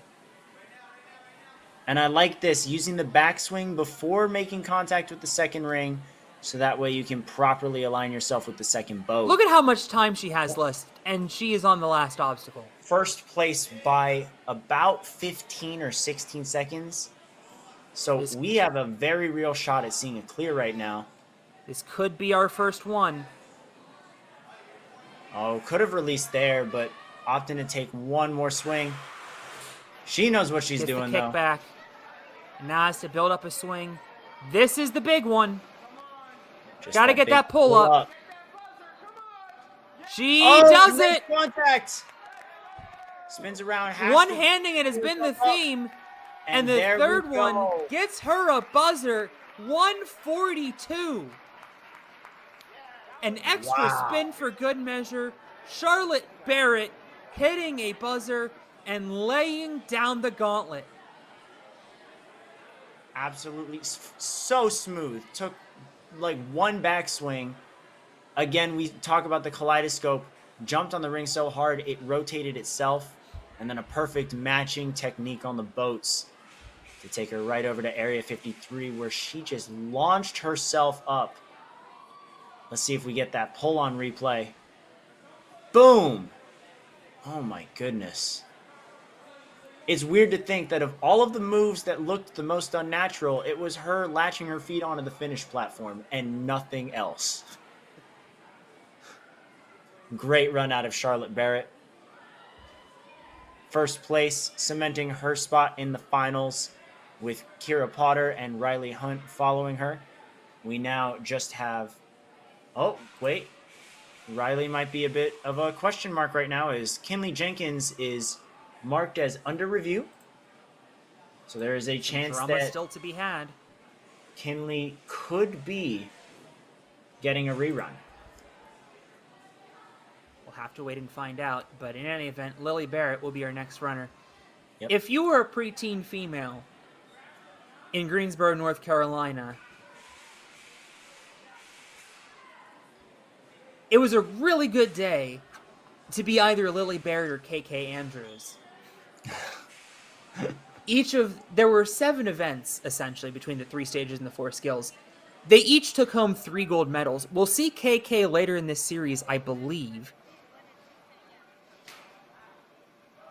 There's Lily. But Lily taking home the gold medal in Stage 1, Stage 2, and the obstacle dash, which, I mean, no surprise given that she beat the placement course in 27 seconds. Still bonkers to say. Yeah, I was not expecting a sub 35 run on that course, let alone a sub 30. Oh, look at that. Very high jump. Taking maybe 2 moves before really dismounting from the pole vault. Probably the smoothest we've seen anybody go on it. Plot twist, it's just Charlotte again. I wonder if they've ever done that. Nah. Just each done each other's runs. That would have been hilarious, though. Yes. All right, very, very quick. Once again, already up to the kaleidoscope. Kind of a... Didn't I mean, she did rotate it from the ring and just real quick, one hand and went. And, I mean, showing exactly why she... Absolutely. Whoa! Went for the second boat entirely. Well, I mean, when you get a retry, you might as well be aggressive. And you know what? She still has a lot of time left on the clock. That wasn't a fall that took 20 seconds out of your time. It was a fall that took 2. So not too bad from her at all. Exactly Gonna try right. and if it whip worked, herself back and get to that red ring. That would have saved so much time, so you might as well go for it. Lily now on to Area 53. Right about at the same pace as Charlotte. I was about to say, I do believe that that pace does put her in the top 4. The question is just what place is she going to get now? Pace puts her in the top 2. And now it's just a matter of how quick she can get up there. The same strategy as Charlotte. Wrangling in the platform. 1:28. 28.36 seconds. I, How has this happened I, twice? I, Where we think that Charlotte sets the bar so high, and granted, it's a very like no discredit to Charlotte whatsoever, but Lily comes in and just shows us that it is no fluke, absolutely not. Oh my goodness, back-to-back buzzers. We'll be seeing both of the Barrett sisters in the Premier Series finals with 2 buzzers for each of them. Lily Barrett potentially sweeping. Very well deserved. yeah, if Very you're in well the deserved same for both of bracket them. as Lily and Charlotte, get used to seeing this for years to come. Lily and Charlotte taking top 2. There are only 2 buzzers, and still potentially 1 pending rerun out of Kinley. Waiting for a final verdict, and we'll see what happened. Well, there you go. There's your verdict. There we go. Also, just another note, Lily was faster than her sister and had to use a retry. Something that, I don't know, just I find interesting. Yeah. That retry was very quick, though. It was. Well, And Kinley also very is the quick star of the was show Kinley right through now. the first 2 obstacles. We saw her get a little crooked on skyhooks on her first attempt, but she knows what to do now. Yep, it looks like that backswing is intentional. Makes sense. Getting a big And kick. it looks like she's pretty aligned right now. And lands it perfectly. There you go. Maybe a little crooked. No, but she's got that dismount. Yeah, I mean, she was fine. really crooked on the dismount her first go around. Yes. That time got a huge swing. And now trying to kick out those lactic acids. She knows that she's going to have to beat Boats in, I think, a minute 30. Yes, Riley Hunt is currently on the bubble with a minute 34 seconds. So she's used up about half of that available time on Kaleidoscope now. Remember, that was the obstacle that wasn't reset for her the first go-around. And here she goes on long run, on to Boats. Moment of truth, will it be Riley Hunt or Kinley Jenkins taking the last spot? She has about 15 seconds to go, which not going to be easy. Using the same strategy as Ashlyn. Trying to reach for it, and she's lost it. Got to find something. Gets the ring, but her arms are crossed. And that it goes away from her. Further away. I think that's going to be it. That will be. Yeah, she's going to drop, let that get reset. Needing, at this point, a miracle to beat both this and Area 53. On the bright side, it's going to take a second to reset this. All right, Kinley, well, no time like the present.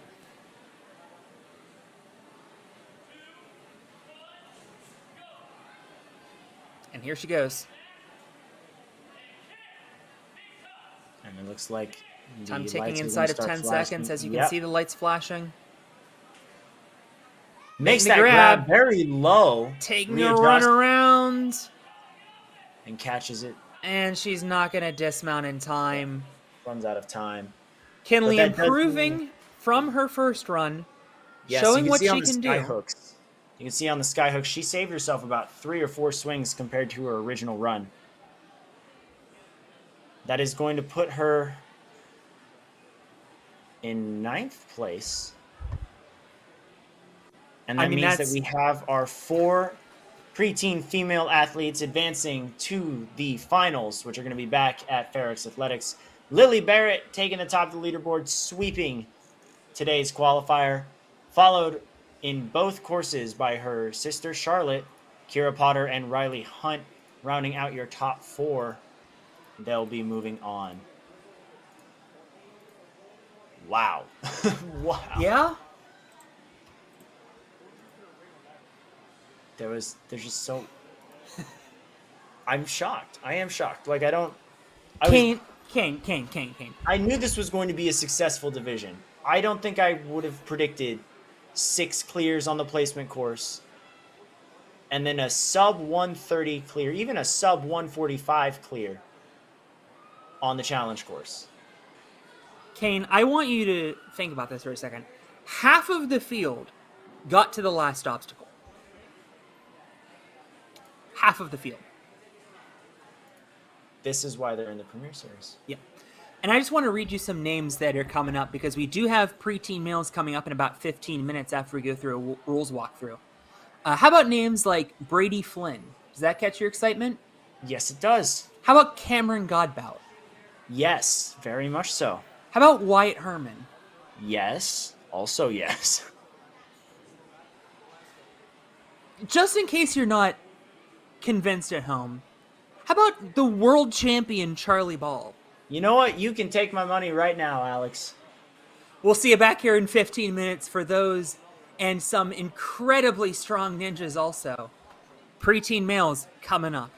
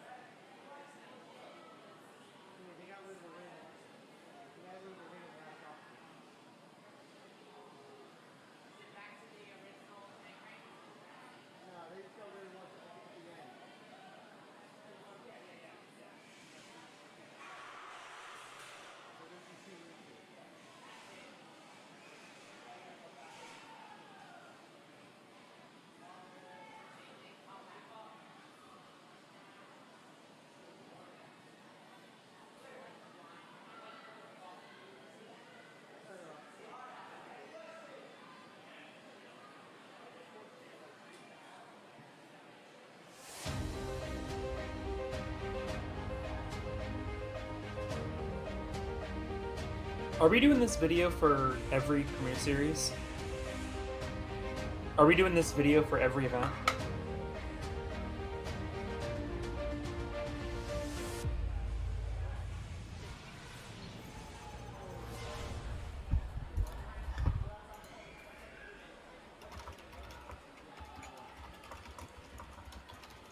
Welcome back, Ninja fans, to the World Ninja League Premier Series live from Ferox Athletics in Brooklyn, New York. I am Alex Cunningham alongside Kane Casillas, got it right that time, as we welcome you back for the preteen male division. And we have some incredibly strong ninjas in this field. I think we have 21 total. Yes, We have 21. world champions. We have stage 3 competitors. We there's so much to like here if you're a ninja fan. I'm just looking up and down. We have people that finished in first and second and top 10 and all kinds of things. The preteen female competition was absolutely bonkers. And if there were one division on planet Earth I'd pick to follow, it'd probably be this one. Yep, we had a surprising but not surprising high of the day with 6 clears on the placement course. And then we had some of the fastest runs on the challenge course of the entire day. And if there is any division I think that could rival that level of success, I would agree. It would be the preteen male division. But let's talk about who we got here first. I'm going to start off with the obvious. We have our 2023 world champion, Charlie Ball. Absolutely insane athlete. He's been a notable figure in Ninja for Youth competitors for quite some time now. And I did an article on the WNL website on the top 10 moments from Worlds. I had him in 3rd place for his stage 3 run. It was one of the most hype moments at Worlds, just in general. He had to make it to the last obstacle. He got there, and in doing so, became world champion, and then started like hyping everybody up, getting everybody like getting the entire crowd into it. And then he proceeds to just destroy the last obstacle and clear the course, being the only one to do so. It was insanely energetic. And it's one of those moments that like it's not going to leave your mind. I don't care if he's a kid. Like that was a hardcore, amazing moment, and I can't wait to see what he does and what he brings to the Premier Series competition. And that's to say nothing of some of these other athletes. A lot of you will be familiar with Wyatt Herman, younger brother of another world champion, Addie Herman, who was competing. I don't think he competed in the WNL last season. Might have been one of our invited athletes, hence why he doesn't have a power ranking. But he's incredibly. He competed at Level Up for the international and staff qualifier. Ah, I see. Yeah, I think he might have been working the Ultimate Obstacles regional, maybe. Most likely. Not 100% sure on that. To keep the big names coming, how about Brady Flynn? 2nd place in Strongest Ninja, 1st place overall in skills in the preteen division, and also finished 1st overall in points in the Northeast. All right, so it's time to play the over-under game before we get any runs started. We've got 21 runners on the placement course. How many clears are we getting? I'm going to stick with my old guess of 9. I'll say 14 for the placement, 6 for the challenge. You didn't come to mess around. Yeah, you didn't specify. That's true. For placement, I am going to still say 9. I don't know why. I just feel like something's going to happen. I don't know. But I am going to lowball it just a little bit. Okay. Um, but for that, dude, I think six on the challenge course. Yeah, I could see five or six. Absolutely. These are some very technical ninjas, some very strong ninjas, powerful ninjas, precise. Just they are professional ninjas trapped in the bodies of 12-year-olds. That's one way of putting it. So I'm very curious as to how everything plays out here. Certainly true. And I mean, that's just some names that we recognize. There are absolutely some names that you might not recognize at home that are gonna come to play and have the potential to, really shake up the standings, make a name for themselves. Guys like Luke Kemmerer, who finished in third place in his regional point standings, would usually jump immediately off the page, but we have 4 different athletes that finished first in their region in points. 4. Those being Brady Flynn in the Northeast, Cameron Godbout in New England, Ian Marco Caban from the Southeast, and Josiah Longman from Canada, making the trip down from Milton. It's a big trip. I think he might have come the furthest this whole way. At least for today, right?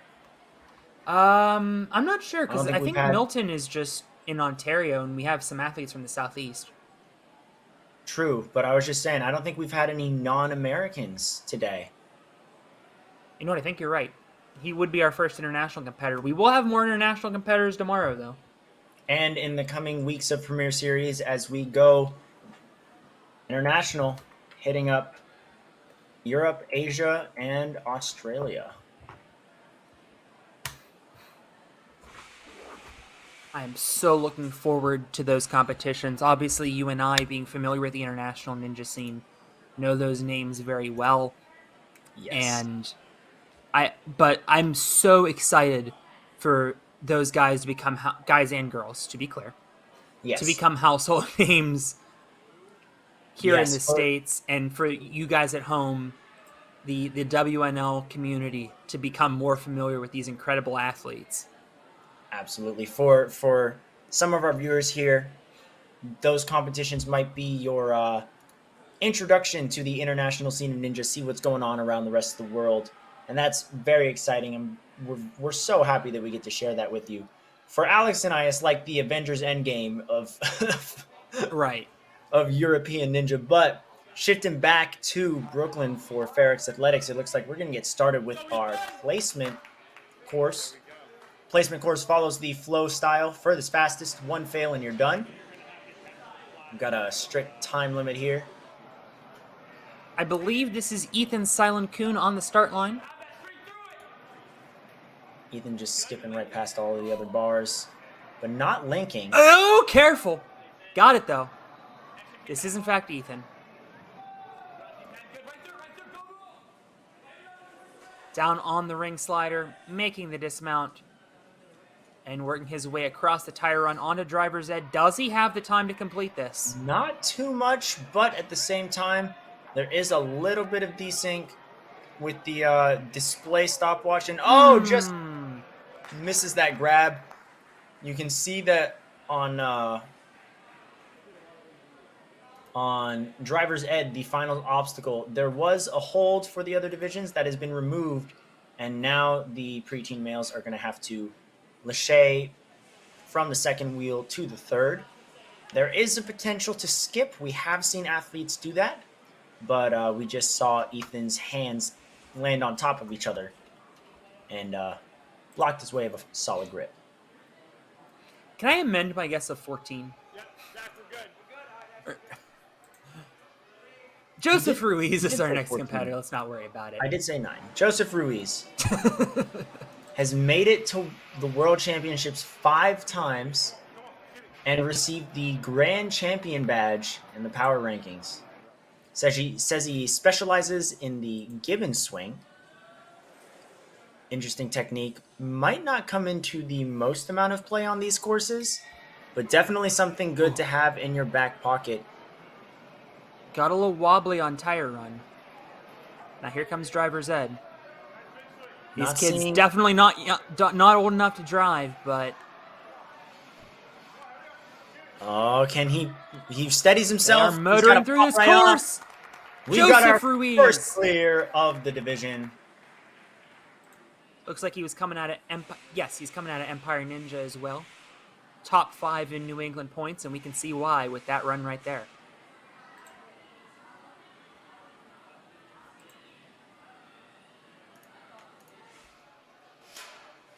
Coming up next is going to be Adam Hinlicky. Got 10th in the New England region this past season. Says his max lachey is 12 feet. Once again, I envy these children. That is something that I myself am currently working towards, and he's over here just casually doing 12 feet. Yeah. Opting to go for the incline, probably so we can pop right through just like that, generating good swing. It looked like he wanted to link off the shelf, but chose not to.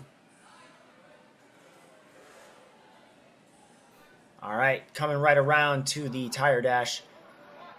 Little bit of a pause, not necessarily hesitation, just wanted to make sure he stepped on it right. Now getting a little crooked. This is going to be tough. And again, we see the timer start to go as everyone's swing is going circular. Peeled right off. Yep. He's okay. That's why we pad the trusses, everybody.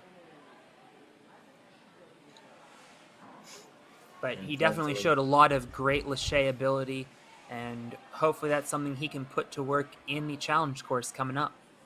Absolutely. Emmanuel Diamantakis is our next runner. He was 9th place in the Northeast Regional standings, and he's also something called a Nina All-Star. Not sure how that's decided, but I assume they only pick the best of the best for that. This is none other, some of you might know him as the Pound for Pound Ninja. Also has had a 6 save that was in the final 4 of our 6 save Saturday bracket this past season. Wasn't able to save that one. He touched good catch. He touched the trapeze. That is a completion of the tire run. It was good. He was making good time with those links, and his speed was definitely in position for a clear. Just stepped off center on that last tire, but will get the credit for clearing 4 different obstacles. That's going to put Emmanuel in 3rd for the time being. Wyatt Herman taking on the course. Coming out of Vitality, along with his 2 siblings, Addy and Jacoby, who also compete at a very high level. Oh, yeah. You know, Addy's only the world champion. Yeah. Yeah. Jacoby's no slouch. Give Jacoby some credit. Not. This is a family of very talented ninjas, and Wyatt showing that the Hermans at all ages are not to be messed with. Big going pop for the jump. He got a little crooked. He went a little too fast. Yeah. He wanted the exclamation point. If he had taken the extra half second, look at those pops right through the laches as well, straight to the shelf. I think we'll be seeing a lot more of that. I agree. Benjamin Perino is going to be our next runner. Wyatt's run puts him in 2nd. Sorry. Good catch. Benjamin is 11th overall in the power rankings. And remember, that's out of like 300, 400, 500. So, I mean, some incredible athletes that are coming in. And once again, it's a Ninja Mania athlete. What a shock. Wow. Grabbing only the front of that last hold, kind of tipping it, but still linking straight to the dismount. Look at how fast he's going. Oh, my gosh. All right, now let's see if he can straighten out in time. He might have even gotten a little bit too much power. Whoa, 180? What? Okay. Huh? Excuse me? What a great technique. A 31-second clear for Benjamin Perino. Let's see if we get the replay I'm on going to need those about on 4 Trevor's end. replays to understand what I just watched. So he matched himself, turned around when he was straightened out, and then popped directly to the buzzer. What a masterclass move right there. That is going to put him in first place for the time being. We shall see if anyone's going to beat that time of 31.78, but Josiah Longman is someone who absolutely could. Jose, another athlete in the top 20 of the power rankings. Great links through the shelf. We've and seen a this lot more is- people link to the shelves as opposed to just the trapeze. And this is our athlete that's coming out of Canada, our first international athlete today, coming out of Aspire Ninjas Milton. Oh, watch out! I wasn't able to save it. I think Just misstepped that third one. We've seen that happen a couple times today. Yes, we have. Once you misstep that third one, that fourth step is even tougher to get on, and we have not seen anybody recover from that yet. Josiah currently running first on the challenge course, but at the same time, there are 14 runners to go, and no one is getting eliminated on the placement course. This is just to determine who's running the challenge course in what order. I just happened to catch the live stream, and he caught the right side of the tire when he was bouncing through. You really have to hit the center, both forward, backward, and left, right. Luke Kemmerer, an athlete that made it to stage 3 and also finished in third place in the New England point standings. Appears he also came in third place in the New England Regional Championship as well, and he's got hops. He's got hops. Is he going to link this bowl? We've seen a couple do it. Going to do the smart thing, take another swing. Tucking his legs up. Got to make sure that those feet do not touch the floor. We have had to rule people out for that. That's not a problem. Now he's crooked again. We're seeing a similar technique. Going to turn himself it's the same thing, but he's going too far left and right, I think. Yep, he is swiveling in a circle. There we go. Finally straightens out. Going. And just like that. Doesn't have it. Knees down, yeah. Tried to go for it as he was running low on time. It goes to show that even these links are not going to be quite enough. The removal of that hold between the second and third wheel really does make this a battle for the last obstacle. We can see Luke's time placing him in fourth, second fastest out of the non-finishers, right behind Wyatt Herman.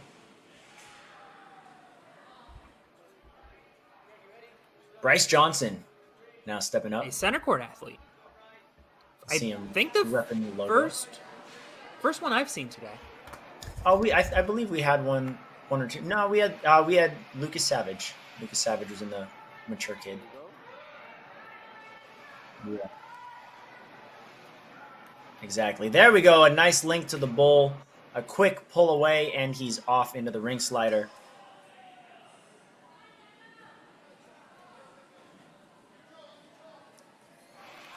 Oh, just slides out. Left foot hit too far to the left, and it shot the entire tire out to the side. Very smooth links through the Lachey lane, though.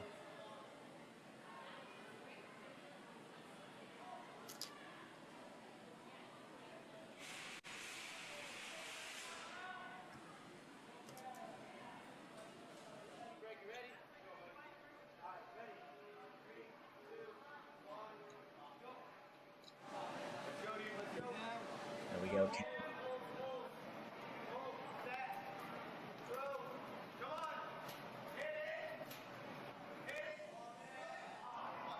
Oh, I thought he was going straight for that dismount. I think the cameraman did too, because they switched right there.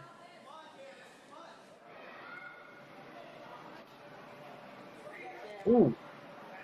He was a little crooked as he stepped on that last tire, but he was able to catch and recover. Oh! Just peeled off as well. Might not have gone far forward enough to catch into that wheel. Only gotten part of his fingertips on there. And look at the difference between Wyatt and Cameron's times. 0.06 seconds. This is absolutely the type of competitiveness and the amount of close calls that I expect we'll see throughout the entire rest of this wave.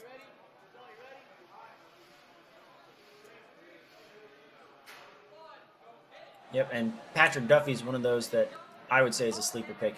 Has a lot of power, a lot of efficiency and speed. He thinks very uniquely on the course. Not so much, not the flashiest, but one of the smartest. That's the way I would put it. Oh, absolutely.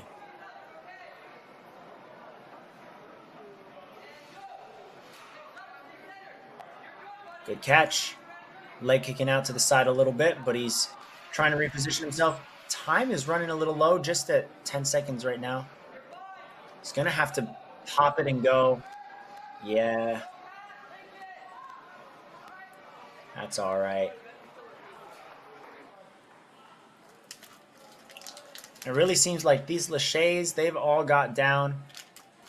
It's just going to come down to the transition between that second and third wheel. 2 clears on the board right now out of 11 runners. 10 to go. Charlie Ball stepping up right now. Again, the run order for the placement course is randomized. So seeing Charlie Ball about halfway through might surprise some of you. It kind of surprised me. Whoa! What? That surprised me.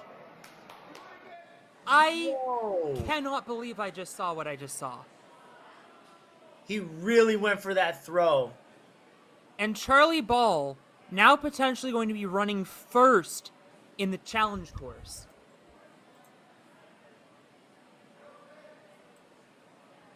Okay. Yeah, okay. Wow. Bit of technical difficulties with my mic, folks, but suddenly we have some drama here. Charlie Ball is going to be setting the standard for these kids on the challenge course. And if you just heard a record screech, it came from Brooklyn, New York. Yeah, that was unexpected. Ooh, but now we're on to Finley. Oh, keep going. No, you're allowed to touch the ground. You're allowed to touch the ground. He is totally fine. You are allowed to touch the ground on that obstacle, so we got Playing it safe. We saw Charlie go for the big throw. We're going to see Finn link his way through after going on the inclined bars first. I'm still speechless. Let's try to focus here on Finn coming out of Steel City Ninja. Absolutely. We've already seen a lot of strong Steel City kids in this competition. Looking at that footwork and his positioning right now, that is the most straightforward we've seen anyone take on Tire Dash. He was perfectly aligned until that second wheel. Yeah. Where he tried to twist and he spun himself out. Now he hit the button before the ref could fail him. That will come off the board, so a bit of an adjustment to be had there. Until we get that adjusted, we won't know Finn's exact time. Benjamin Perino and Joseph Ruiz still the only two that have conquered driver's ed, which is suddenly becoming a crux point. As we move on to Zachary Mass, 8th overall in the power rankings, 2nd in points in the New England region. We saw his younger sister, Caitlin Mass, in the Mature Kids female division.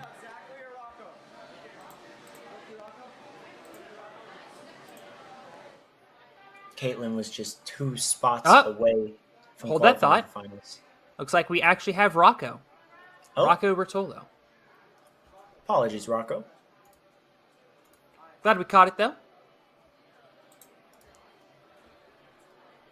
Rocco training out of center court. He was 11th place in the Northeast in points.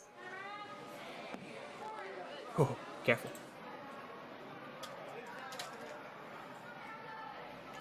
Taking a little extra time, but still managing to link right through.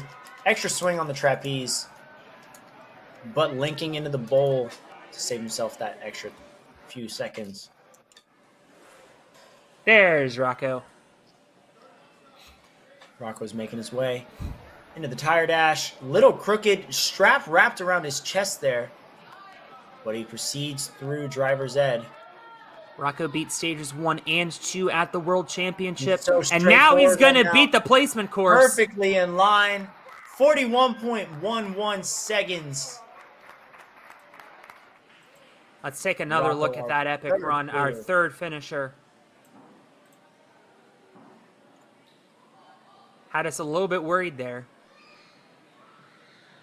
But able to get his way around those straps. You're not allowed to use them to help you.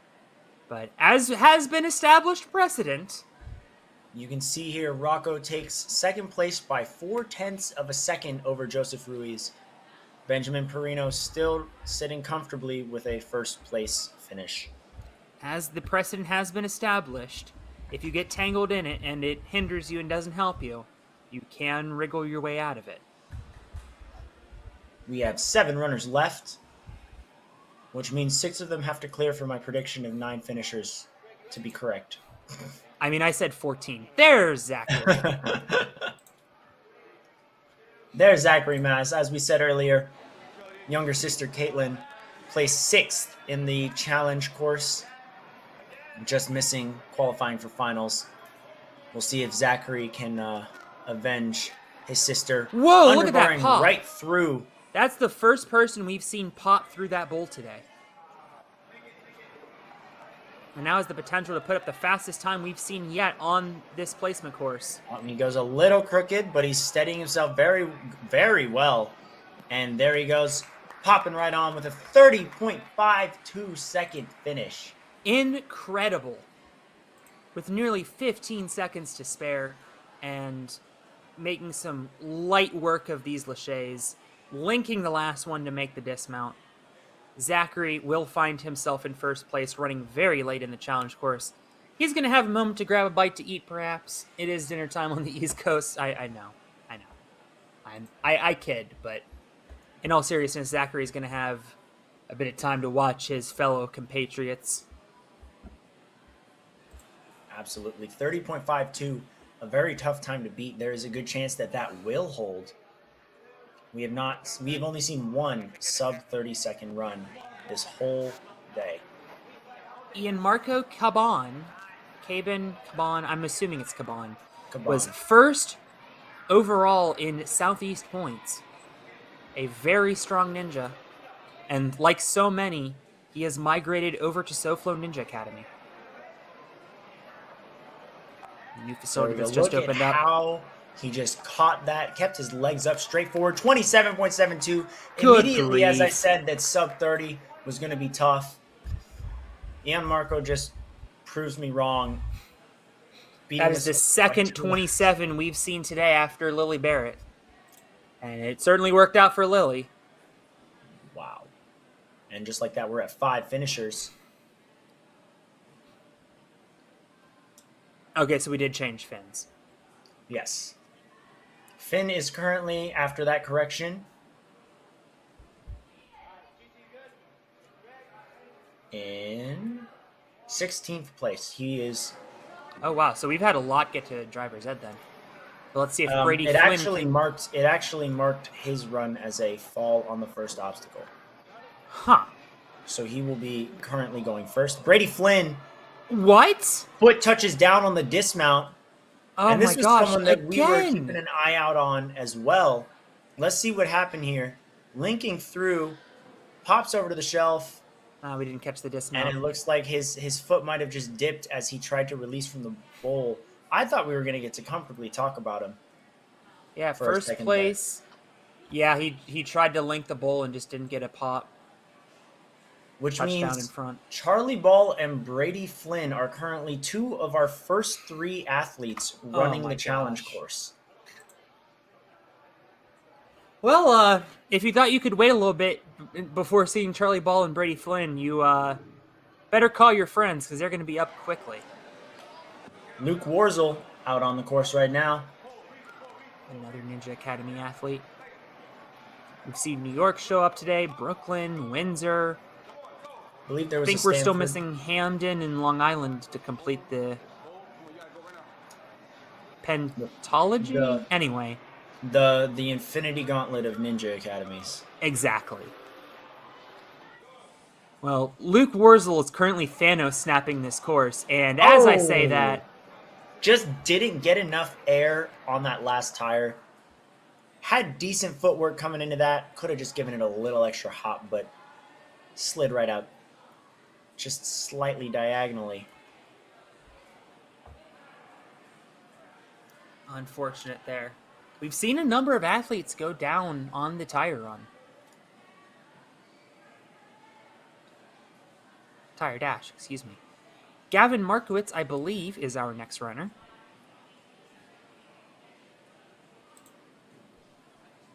Yes, Gavin is currently 6th place in the power rankings, an incredibly strong runner. And he is coming out of Gravity Forge, by the way. Given what he has seen from some very strong athletes, I don't think he's going to take anything on this course for granted. I would not if I were him. But that doesn't stop him from linking through the entire Lachey lane anyways. That's just confidence. I've been waiting for somebody to link that shelf. We've had a few people in this wave do it. Fair enough. And very solid grab, popping right over. I thought he was about to link that for a second. He's got to hear, though. He's got to hear. Needs a backswing to dismount. And Gavin Markowitz is going to be our 6th finisher of the placement course. That is going to put him in 4th place behind Benjamin Perino by less than 1/10 of a second. It's 0.08 seconds between him and Benjamin, 3rd and 4th. Oh, wow. Look at that.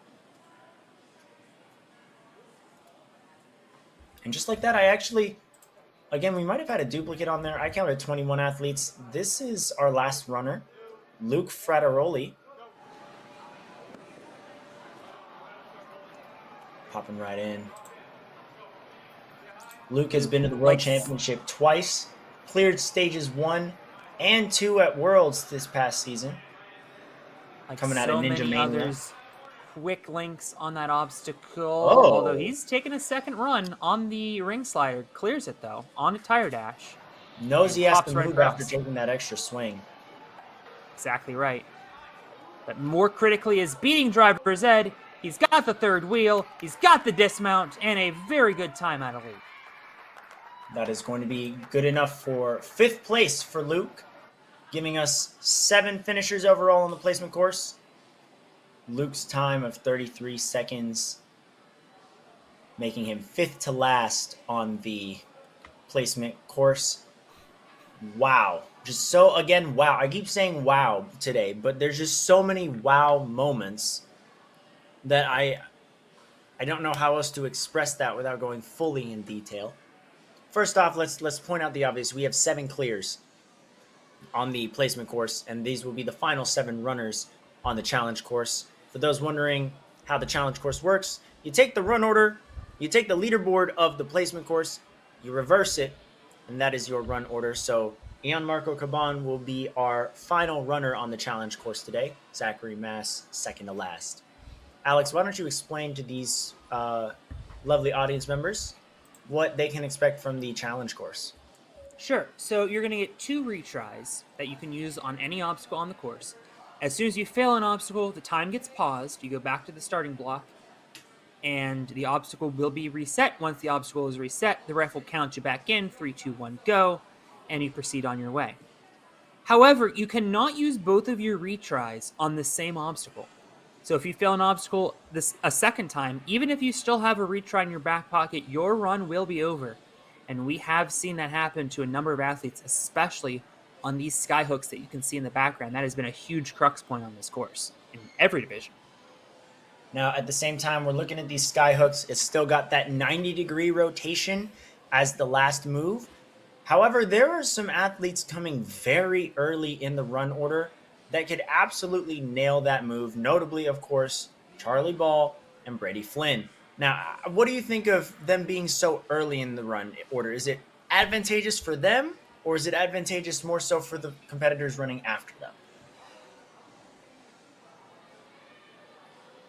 It's hard to say, but I think the more important takeaway, if you don't mind me veering off course a little bit, is these are some names that may not jump off the page to you guys at home, but this is a huge opportunity for them. A guy like Ian Marco Caban, very strong runner. He's performed very well in a lot of previous events. He came in 6th place at the World Championship, made it to the last obstacle of Stage 3.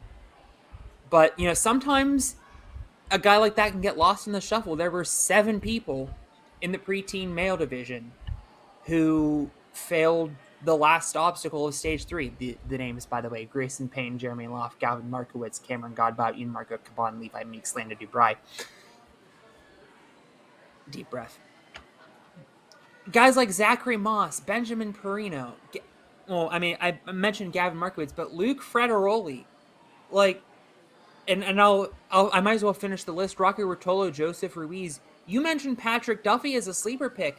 These guys suddenly are being thrust into a spotlight that they may not have expected to have, which, number one, will test their nerves, but number two is a huge opportunity to get their name out there on the big stage.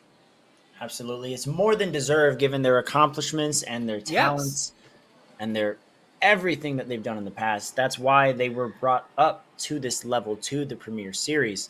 Now we're going to see who can truly rise to the occasion, especially with everyone. I mean, it's an even playing field. I've been saying before, we've had athletes running as one of the first 3 runners still be able to clinch a spot in that top 4. There are going to be 16 very talented athletes not qualifying for finals today. And while they will get a chance to qualify in other qualifiers, should they choose to register, this might very well be some of these athletes' only shot at qualifying, just for whatever other reasons externally. And it just means that a lot of talented ninjas are going to be saying goodbye to their shot at the finals today.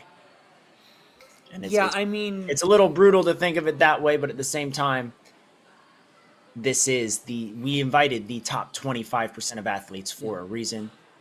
We wanted, and only the top this level of 20%, and only the top 20% of these athletes are going to qualify for the finals. Now, of course, they are welcome to attend as many Premier Series competitions as they wish, even if they qualify here today.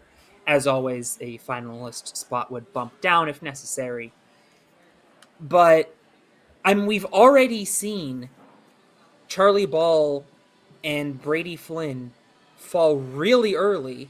They got some beta from the female competitors, but they don't know the kind of times that they're going to have to put up. They don't know if they're going to have to finish the course. They don't know how fast they're going to have to finish the course. And suddenly, that's an opportunity for your Ian Marco Cabans, your Zachary Masses, and your Benjamin Perinos of the world to sneak in there and grab a spot. So if you thought that those top 4 spots were certain, we're saying that is not the case by any means. Now let's talk about these obstacles, what they're going to have to face here. We already addressed the skyhook. That's been a decent crux point earlier on in our divisions, but we would eventually see different, more efficient strategies emerge throughout different waves. So right after the skyhooks is none other than the kaleidoscope. It's going to involve competitors rotating a square to grab a bar, and then lashaying on over to a small cliff ledge, then grabbing onto a T-bar. You can see. Oh, look at that, though. It's a nunchuck now. It is a nunchuck Kane, now. it's a nunchuck now. Okay. Oh, at the very beginning, yes. At the very beginning, it was a ring. Now it is a nunchuck. We still have that T-bar at the very end. That's being hidden right behind the leaderboard. Shout out to all of the people behind the camera, allowing the audience to get a as best of a view of the obstacle as imaginable right now.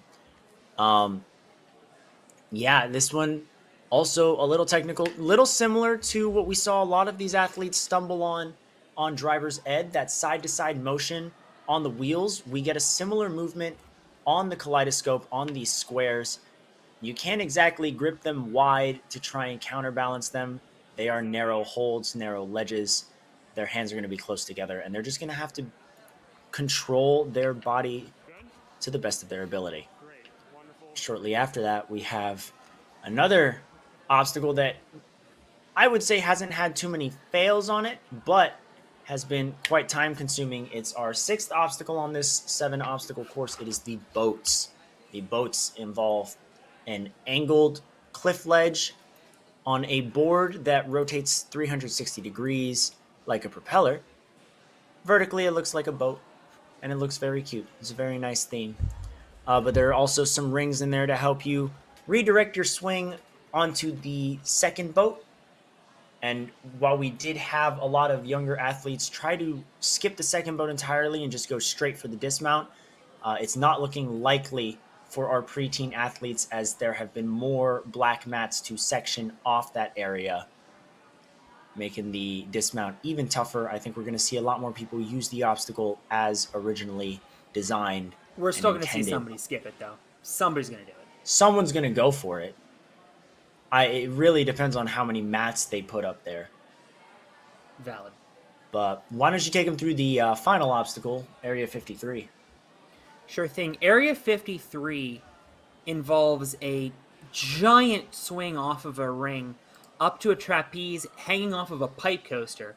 From that pipe coaster, they're going to have to go to some rings and spinning discs. We've seen the big crux point for at least the female competitors be this big pull up to the last spinning disc. Only 2 competitors were able to beat it. Those being Lily Barrett and Charlotte Barrett. In the preteen female division, we saw 3 mature kids get through it total.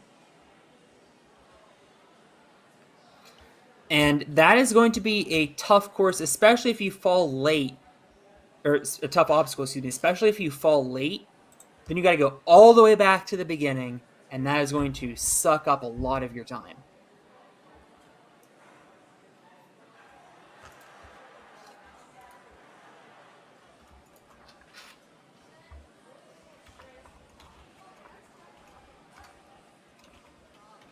Hey, look at this. We have a replay of exactly that big pull-up. One of the Barrett Just to give you sisters guys- from the preteen female division. I believe that was Charlotte. Apologies better if than I I. confused which twin that was. I get the feeling they get that a lot. Yeah, maybe. As you can see, the run order right now, Finn Leonetti is going to be kicking off our challenge course, followed by Charlie Ball, Brady Flynn, Luke Warzel, and Bryce Johnson as our first 5 runners.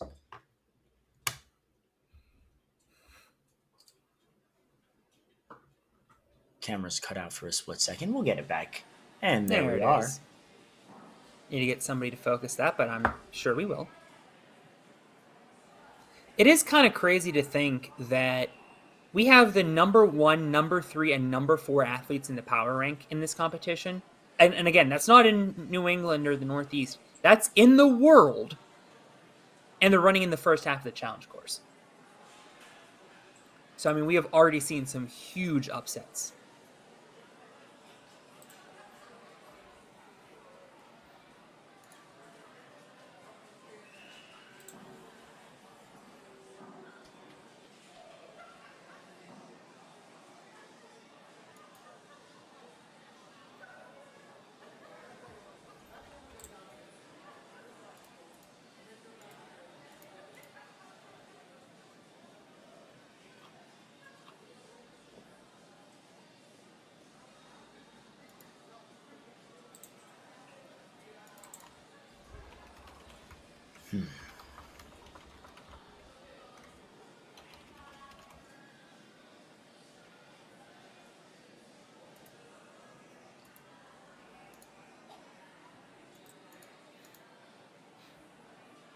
Looks like we're still making some last-minute preparations to get this challenge course underway.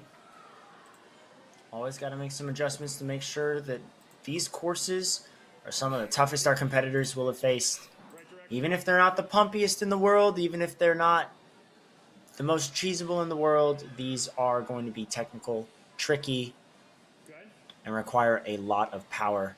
A common theme that I noticed throughout this course was a lot of generating swing from scratch and a lot of directional changes. Exactly right. That's the core skill of skyhooks, arguably of kaleidoscope. Definitely makes sense for boats. If the boat's camera is set up, can we look at boats real quick? I'm curious as to if they did anything over there.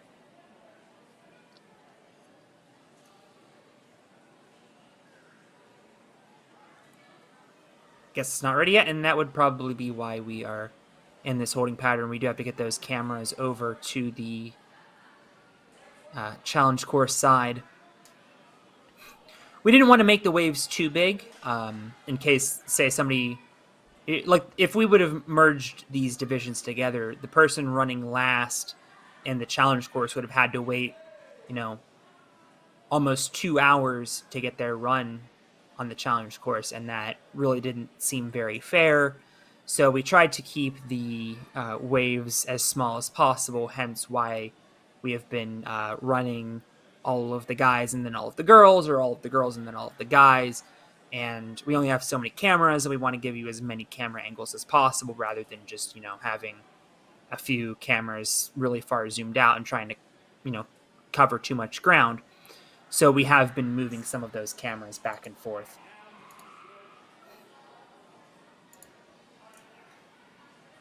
Why don't we remind everybody what's coming up tomorrow, since this will be the last wave of the day. We have at 9 o'clock the amateur division, and I think it's amateur females first and then amateur males, if I'm not mistaken. That'll be coming up at 9 a.m. Eastern Time.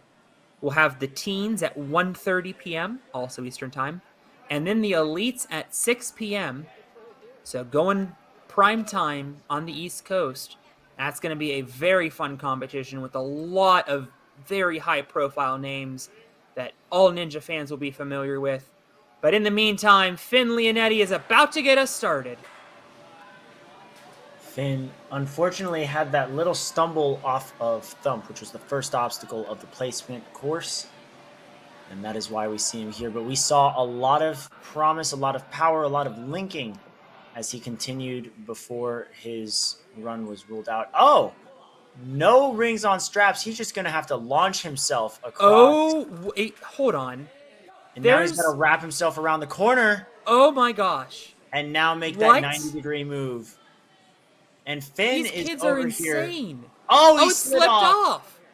Over swinging on the front. So I do want to point out there's a ring between the second and third hooks. I'm not sure if they're allowed to use that or not. Hopefully somebody at the facility can give me clarification. It doesn't look like it. How much do you want to bet someone's going to skip that second hook and go straight for the third, though? There's no way. Someone's going to try. Someone's going to try. Well, there we go. Finn is straightening himself out. Gets it the second time from before, and is now onto the kaleidoscope. Again, it used to be a ring at the beginning. Now it is a nunchuck. And this is a pretty low-hanging nunchuck, so going to that bar probably is going to be out of the equation for a lot of these athletes. Yep. And you can see Finn just reaching for that small cliff ledge. There is no ledge across from him until he rotates it to the bar where he is right now. And as I mentioned earlier, you can see that side-by-side motion, and that's what does him in. It just kind of shot his body out. But he does get a redo as the course is being reset.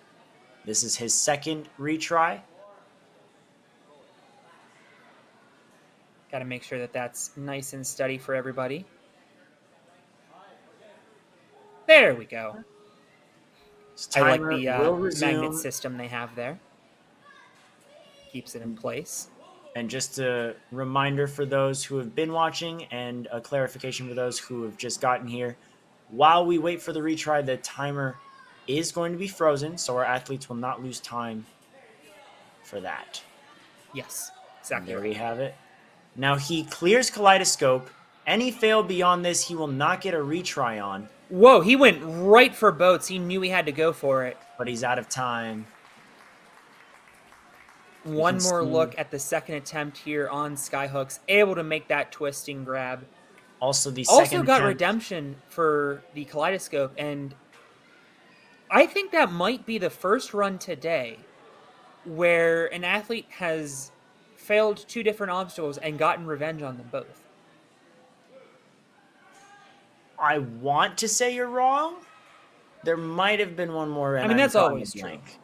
I might be misremembering though.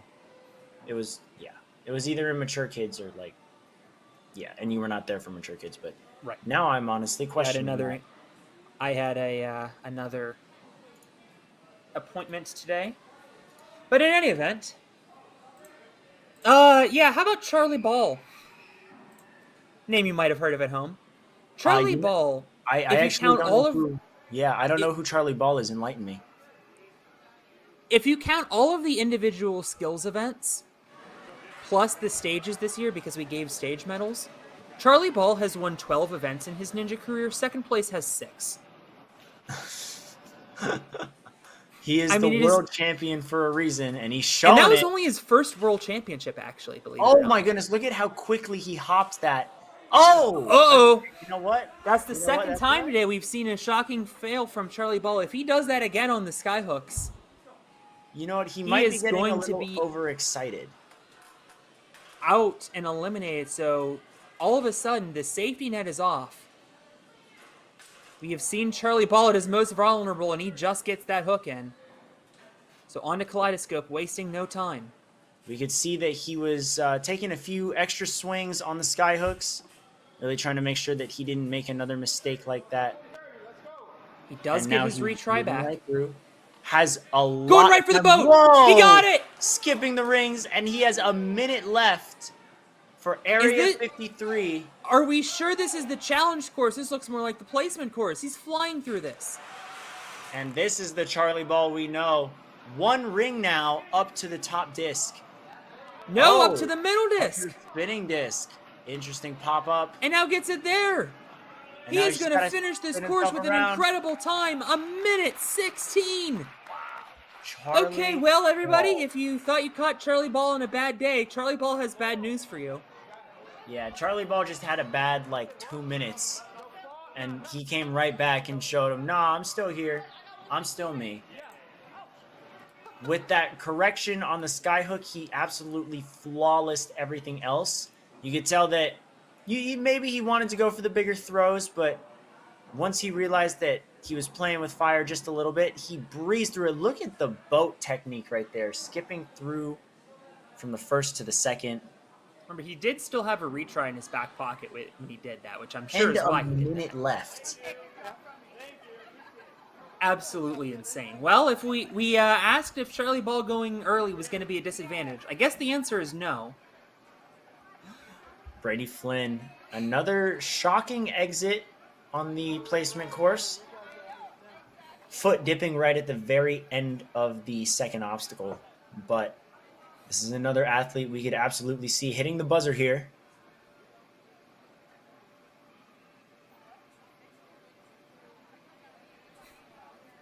Brady finished 4th in the power rankings overall.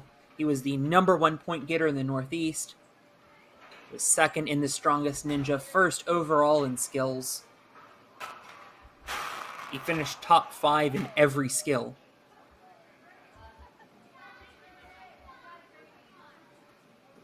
Charlie Ball dapping him up, wishing him luck. And that's what I love to see. Great community. The competitors always rooting on one another, even when it might cost themselves leaderboard spots. That's Look just at the kind of community we jump. have. Very high jump out of Brady. Took that pole down and was already 2/3 of the way up anyways. Now coming right into the skyhooks. These are going to be some big launches. We have seen both athletes beat this so far. And these kids are 11 and 12 and doing this. This is just absurd. Hopping right over. Doesn't need a retry. Is going to keep on moving. Just making sure he's got a firm grip on that nunchuck before progressing through the kaleidoscope. I think the main question at this point is what strategy is he going to use on boats? Yes, that was an absolutely wild technique by Charlie Ball. We'll see if Brady's going to try and replicate that. It looks like He is, but didn't get it. Just misses it with his left hand. He's going to have to wait for the course resetters to put the boat back in its starting position. Oh, watch out, Zach. A little bit of a stumble. But not from Brady. There we go. And now 3, 2, 1. And we are back on. Brady's going to safe play it route. safe. I don't blame him. A second fall on this obstacle would mean that he's out. And I think realistically, we've seen in almost every division that you have to beat this obstacle to advance to I the was Premier about to Series say, finals. with 17 other runners coming after him, it would not be a surprise if we get many, many athletes to that final obstacle. And there we have it. There's the gate. There we go. We're heading right into Area 53. Big kip up, going to go on this. Oh, no. Maybe Not going to not. go on Maybe that this swing. next one. There we go. That's almost a special delivery how close that trapeze is to that bar. I like it. Is he going for the platform? Yes, he is. He And just he went for the just touches platform. down. Is probably not going to have enough time to do a second attempt and get there in time. I mean, he's going to try, I would think. We might be cutting right back to the starting platform, judging by the camera angles. Oh, nope, he's going. Might as But as well. the lights are flashing, You promised me 11 seconds. I want 11 seconds. and it looks like he is going to run out of time. Yeah. Lights turn red. We can see again a very high grab on the pole vault. Skyhooks, he was swinging a little wild, but managed to correct that really, really quickly. Very veteran moves. But this is what took out a lot of his time. The boats originally went for that big move. And if he doesn't end up qualifying, it's going to be that obstacle, the boats, that in all likelihood cost him a qualification spot. Absolutely.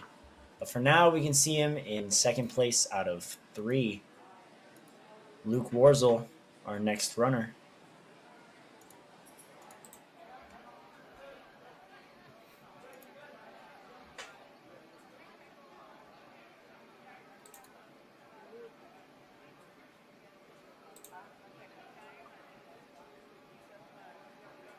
Luke had a surprising exit on the tire dash. But looks to be right back to his old self.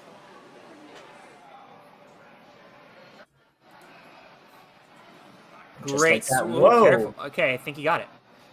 He was right Really up wanted to. against the landing there, but it looks like he got it. Yep. Saw his back foot touch the very edge. Nothing on the floor, which is good. And there's that big, powerful backswing, but he just airballs it slightly. I mean, that's a little huge more. That's a huge skyhook lache. I would struggle to make this lache between 2 bars, and we're asking 11-year-olds to make this skyhook move that is almost double their height.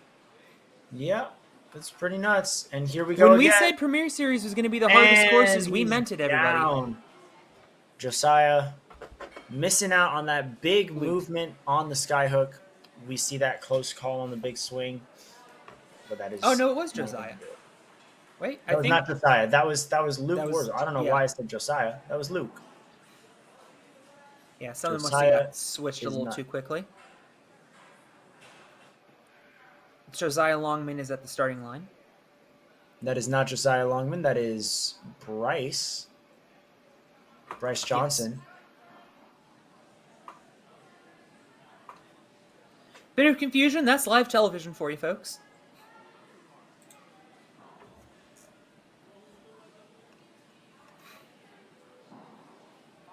Just a reminder, still about 15 mature kids, men to run. Preteen. Preteen male to run. That sounds right. It's been a long day, but Yes, it has. we have a full day of Ninja tomorrow for you. As we keep getting up and up and up with this course difficulty.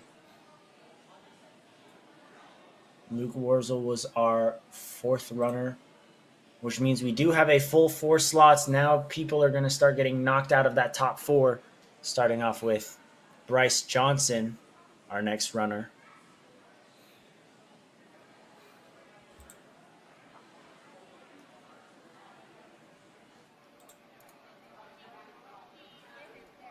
And there we go. Bryce coming out of center court.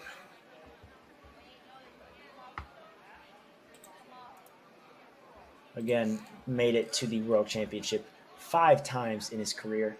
This is his 6th year of Ninja. Goes to show the level of consistency these athletes are training at, including Bryce. Exactly A right. little low on the pole, but it just means there's more to climb. He's not really in any danger. Yeah, I'm surprised he's not getting his feet more into this. I think he just didn't really lock them in and then opted to go hands only. Ooh, Just barely making the front of that sky swings, and that's 2 runners in a row now that have been very close on that. Now let's see on this big skyhook transfer. Doesn't Is look that to enough be. kick? Oh, he got There it! we go. And he has that circular motion that's going to help him get to that third hook.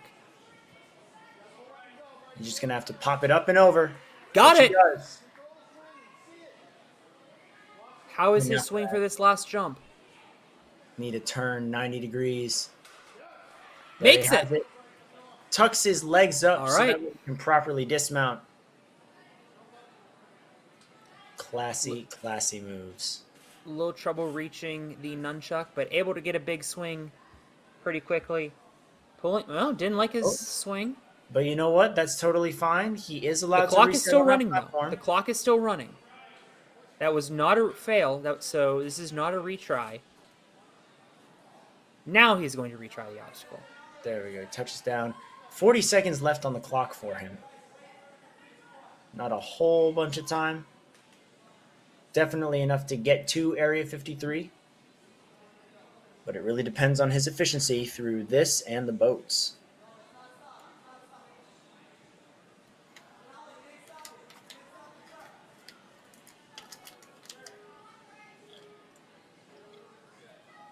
Okay, Bryce is back underway. Actually, kind of reset the obstacle himself. What a nice guy. Very helpful. Has to make Reaches that for rotation. that bar and just slipped. Yep. And that's going to do it for Bryce's run. He had a close call on the big swing. As you can see, his feet barely land on. But such a good move, tucking his legs in as he landed that sky hook. You know, as you're turning your body to the side, controlling that swing can be tricky, and Bryce did a great job of handling that. Now this is Josiah Longman, coming all the way from Canada, our first Canadian athlete of the day. Well, I mean, he will be the last Canadian athlete of the day, but we, I believe, have more competing tomorrow. Well, that's exciting. I was already told that there would be a number of Canadians competing at Life Force. That'll be our 8th of 8 qualifiers 8 weeks from now. For those doing the math at home, we're taking a break in between. Josiah is getting his run underway on the pole vault very quickly up. Very competent climber, I would assume. And now we're right back to our first major crux point on the course. Oh, wow. Oh! He was looking a little too so far graceful. Back. Yep. He wanted to pop it up on his backswing, but went a little too far out. Definitely had the height for it, though. Let's see if he can make that correction on his second attempt. Second go around, and this time he airballed it. Throws the ring on the mat, clearly frustrated with that. I would be too. It must be even tougher to not land that after getting it the first try, but still a great effort. This does leave Bryce Johnson on the bubble right now. But the minute somebody beats Kaleidoscope, Bryce Johnson is knocked out of contention.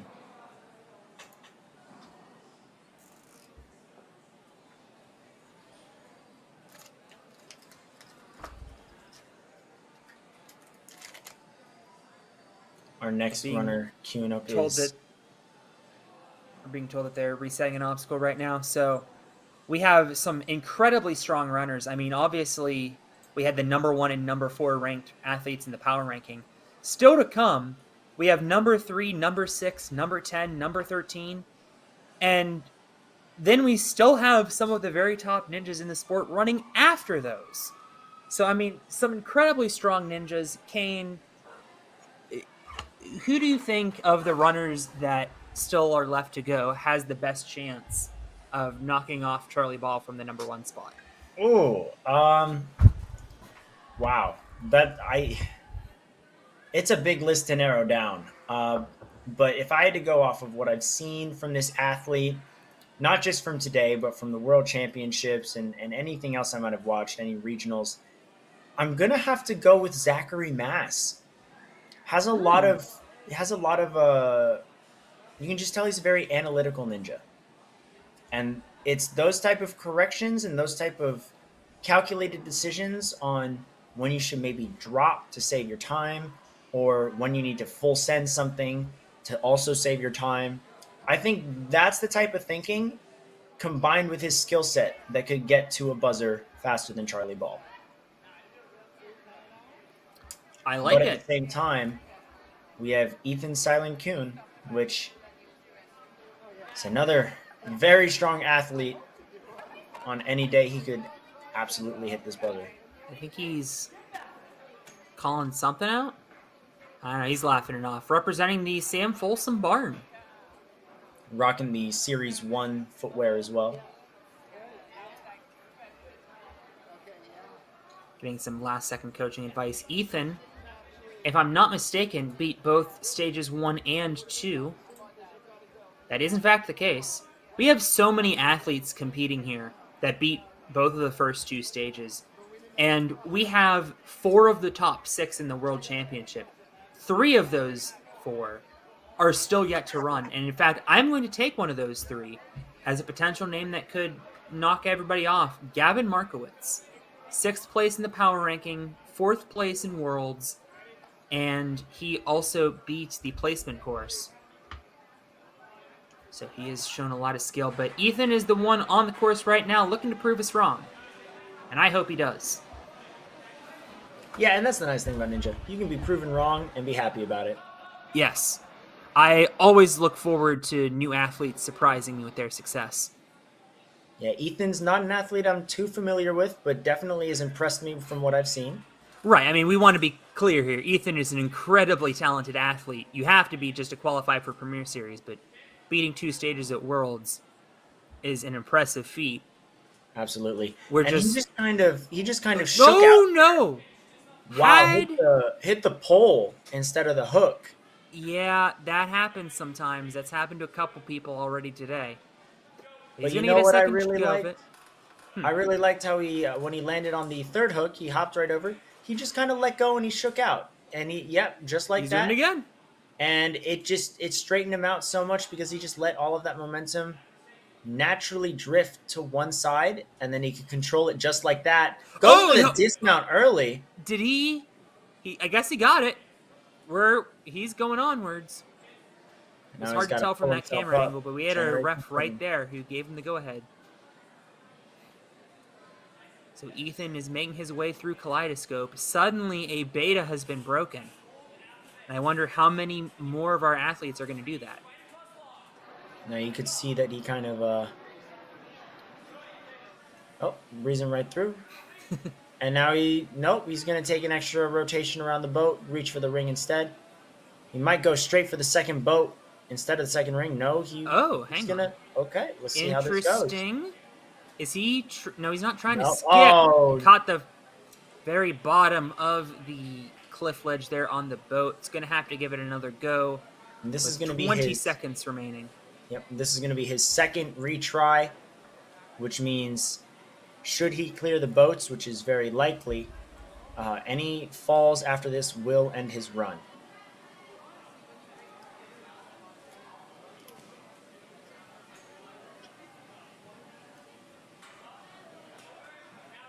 Here we go. Generating plenty more swing and properly There dismounting. we go. It's now going to come down to this. Time's not huge on his Yeah. side right now. I mean, the lights are already blinking. Yeah, but either way, it was going to be clear or fall without any retries in his back pocket. Ooh. Taking the fall. Great run out of Ethan, though. That run is going to put him in third place right now. Let's take one more look at the feet here. This is the move. Oh, wow. Yeah, he was perfectly clean. He was totally I don't know what fine. I was seeing the first time. I mean, it hovered, but it was just a bounce back, very clearly above the black mat. Yep, there we go. It's one thing when you're looking for it. It's another thing when you're not looking for it. Exactly. It's how magicians get you. Emmanuel Diamantakis. The pound for pound ninja.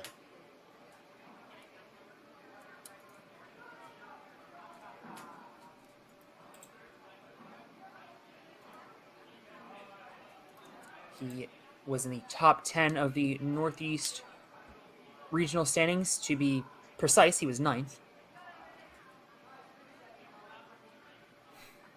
And again, this is a guy who can work well under pressure. I'm going to bring up that 6-save Saturday moment he had, saving himself over the bars while hanging inches above the ground for about 20 seconds. This guy has fight. This guy has strength. It's going to be a lot to take him down. He's just going to have to move quickly with so many strong competitors following him. And with Charlie Ball setting the bar very high with a clear. Right. The amount of heart you have doesn't often show up in the box score, but it really makes or breaks a top quality ninja. I thought for a split second there he might have touched the back end of the floor on the big swing, but we are proceeding. And we had a couple athletes that are close. Unfortunately, not able to get that first jump. Going to give it a second go. Knows what he needs to do now. Going to shake out, get some more chalk.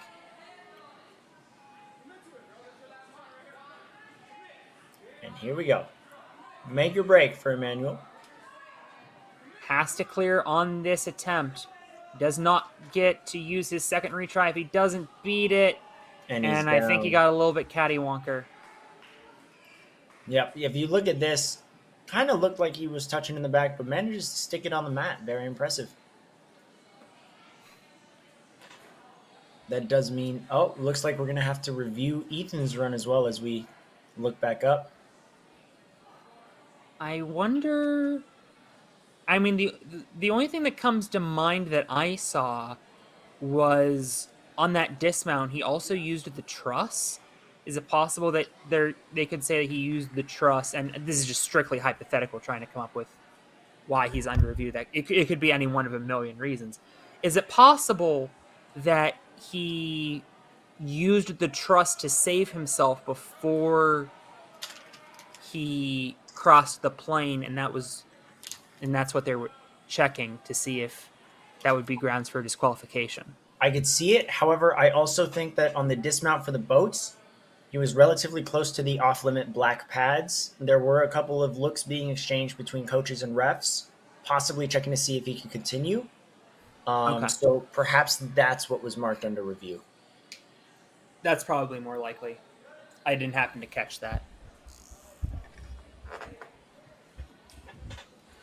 In fact, we have Ethan's skyhooks loaded up right here.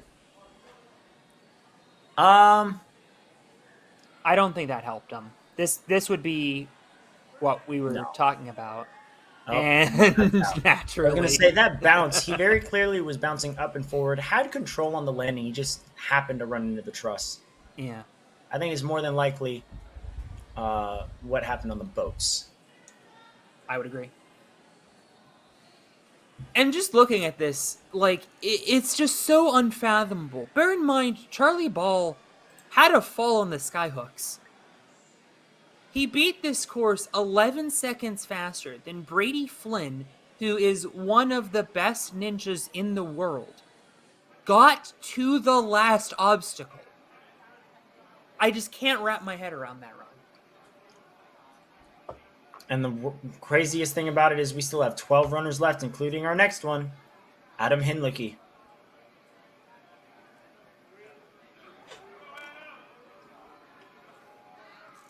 Adam, an athlete we mentioned that can do a 12-foot lache, was also top 10 in the New England regional point standings.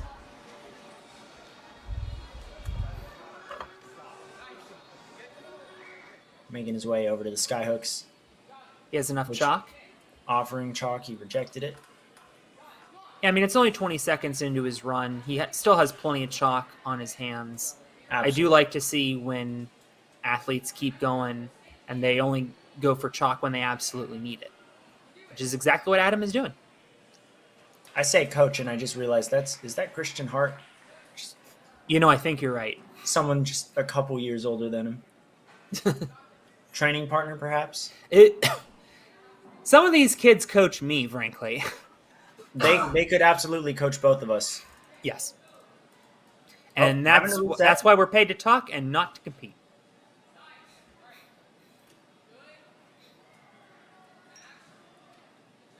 There we go. Straightening out on the kaleidoscope, matching up his hands, and he pops right over to that cliff ledge. Gonna grab that T-bar and swing on down. Sprint right through the log run. Again, no Oh, stopping. One step through that second log. yeah, that was a little bit shaky, but he managed to clear it. Gonna go for the one ring technique? No, the two ring technique. Okay. And we've been seeing a lot of people go backwards, which is interesting. Yeah, they're trying And to I turn guess themselves that around just sees, like that. I guess that's why, because it kind of retains that circular motion. All right, very interesting. And he dismounts down. The light's not flashing yet, but they're getting close to. He's going to have to generate power and go on this next swing. Yeah, absolutely has to, Just and just misses not it. able to grab it. And that Not is going the to end of have his enough time to give it another attempt. But we can see how quickly he was sailing through this first half of the course. Put him in a very good spot. And that is actually going to put him in third place. 10 seconds ahead of Ethan. Time of 1:43 for Adam. Luke Kemmerer, surprise, surprise, out of Ninja Mania. We've been saying that name a lot today. Is not only a stage 3 finalist, but also one of the top 3-point getters in New England, and that is no easy task.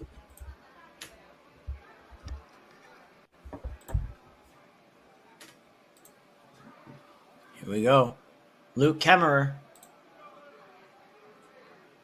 We can see the Ninja Mania contingent right behind him, looking on.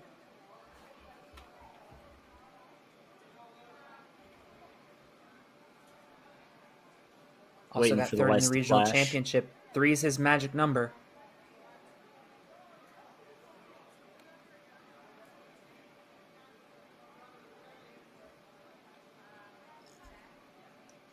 Top 10 also in power ranking. Very impressive, this young man. And here we go.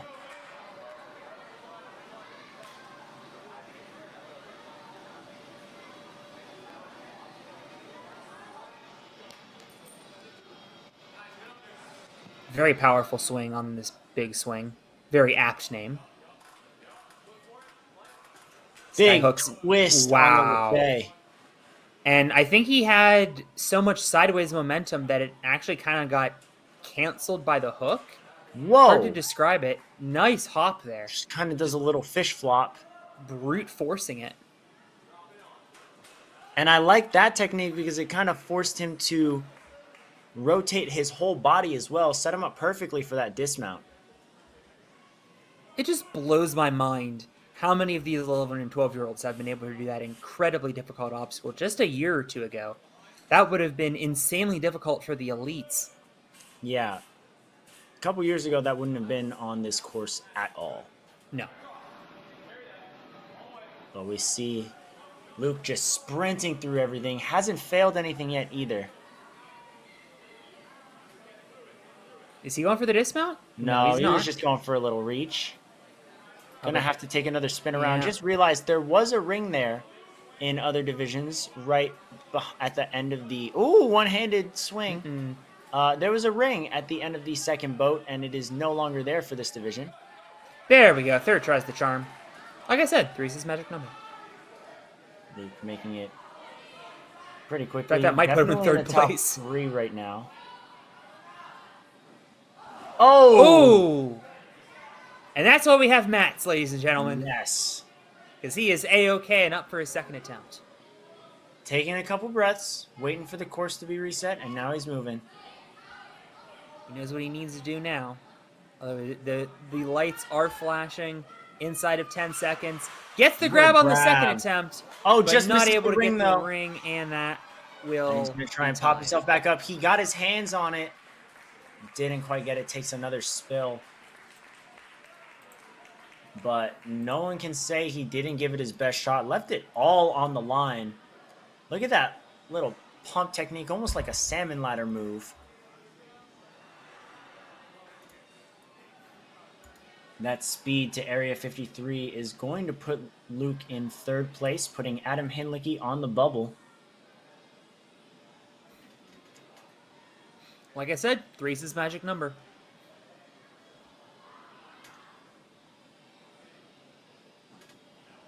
And the question is, with 10 runners left, we are officially halfway through the preteen male division. How much will this top 4 change? It's going to. It's going to a lot. Of course it will. Especially since Cameron we've got Godbout Cameron Godbout on the course. Looking to make sure it changes. 3rd overall in the world in power ranking for the preteen male division.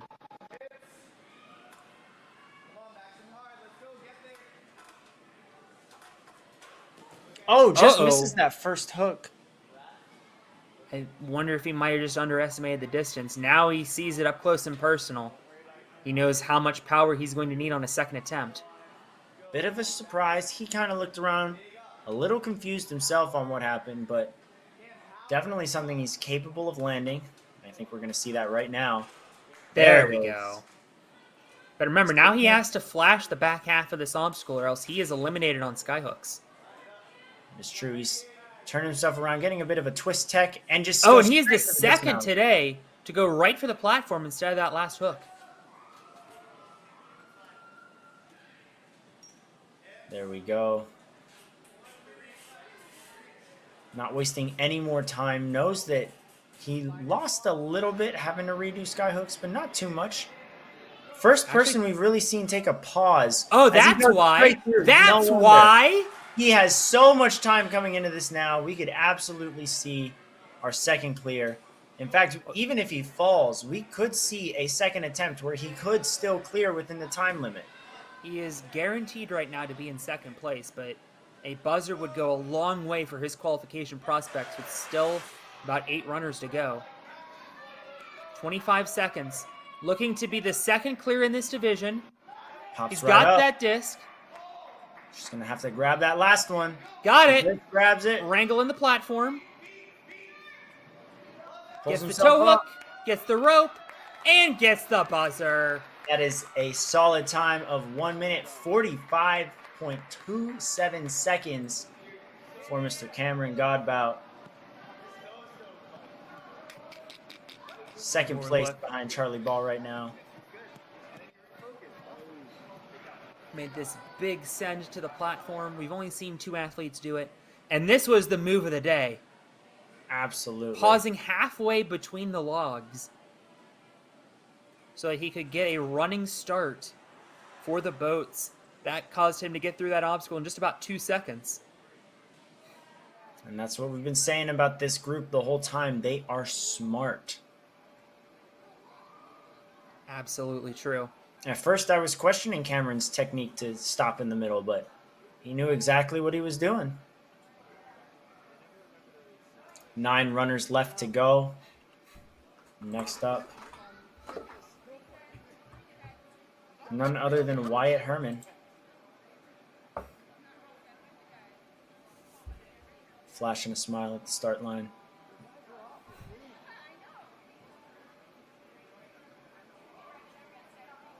Coming out of Vitality.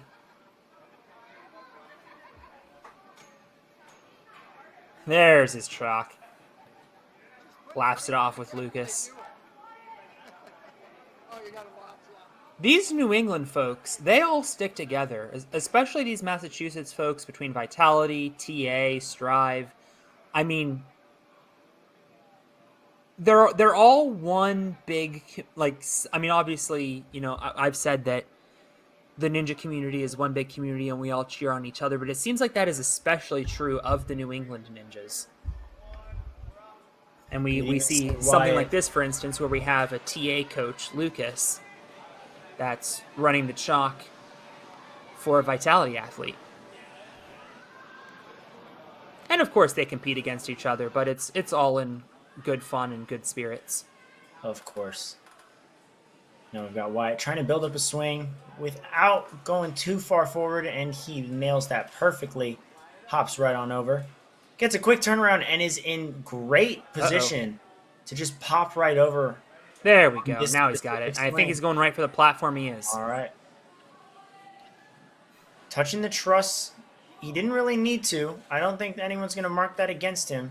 But it's one of those things where if you know you can land that dismount without the use of your hands, avoid the risk so you don't get your run marked under review. Regardless, Wyatt's still speeding through. He's doing the same strategy. Taking the momentum. And it didn't work. Placed his hand. It worked, but he just completely missed with his left hand. Everything else was perfectly placed.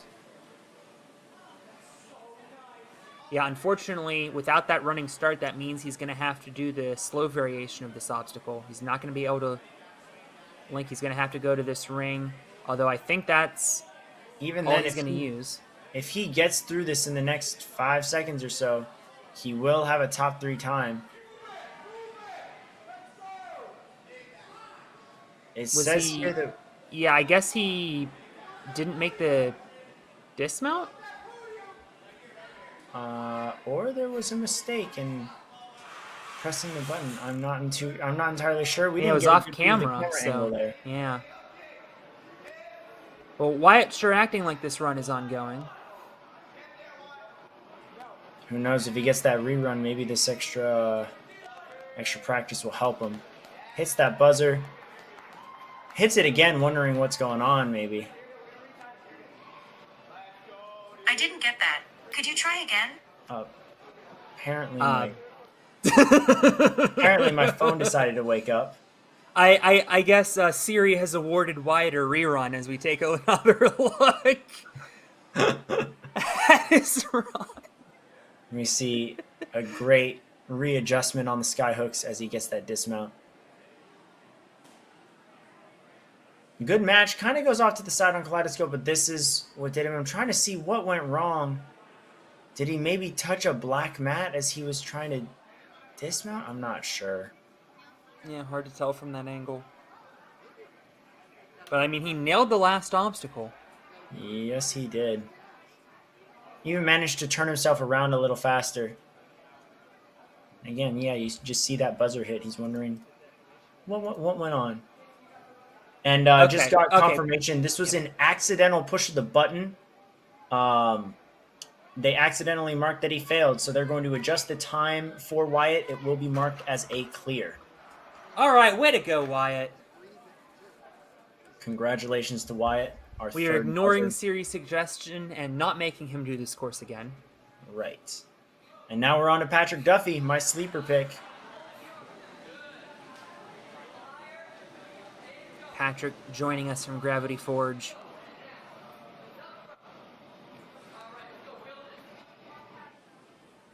We'll see another Gravity Forge athlete, Jackson Erdos, be one of the big favorites tomorrow.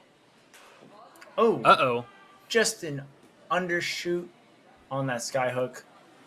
Got the height, not so much the distance. You could tell he was trying to compensate a little bit for the ring sliding forward. Right. But at the same time, he's going to have to give a little more. And it looks like that's going to be it.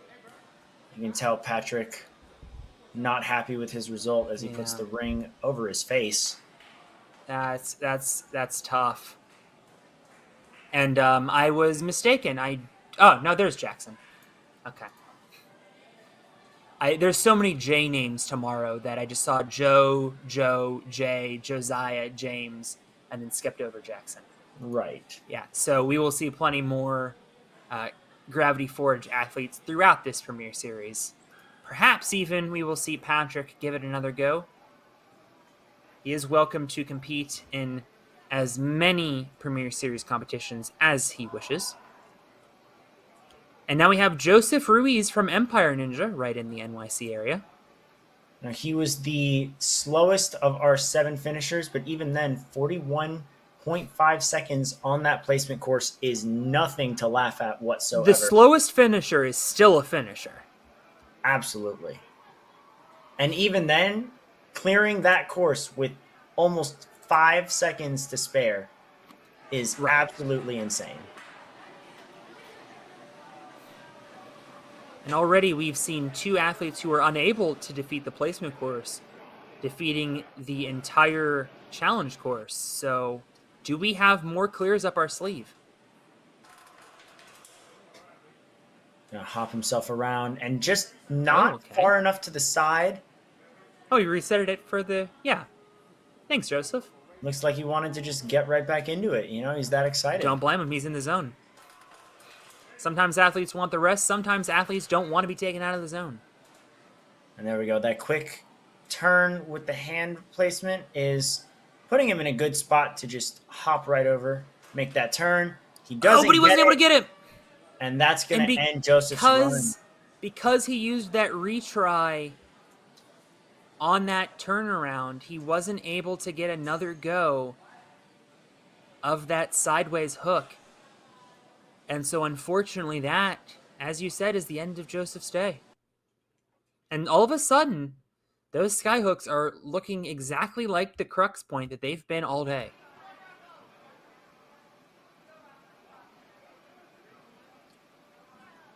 Rocco Rotolo getting his heart rate down in 41.1 seconds. And we know he's got the speed to go through this course. Question is he going to be able to put it all together in the next couple of minutes? Well, we're about to find out. Hopefully he's nice and calmed down, gives the nod, and we're underway.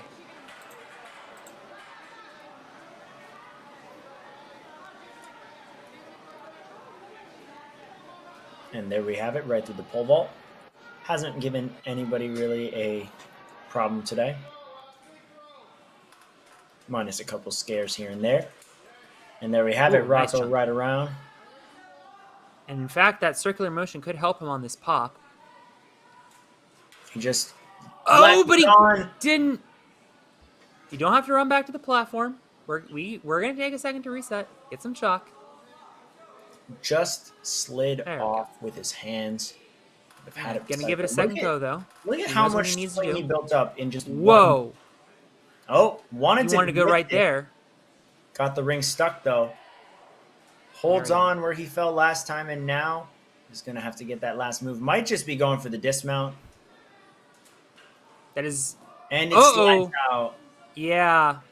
A tough break there. He had so big of a swing, he was going for the dismount. And unfortunately, the ring popped off. That can happen. You really have to temper your swings sometimes.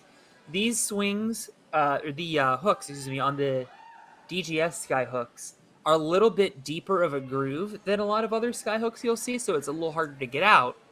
But it is still, an obstacle where you can accidentally slide that ring out. And we just saw it right there. As Luke Frateroli takes to the course.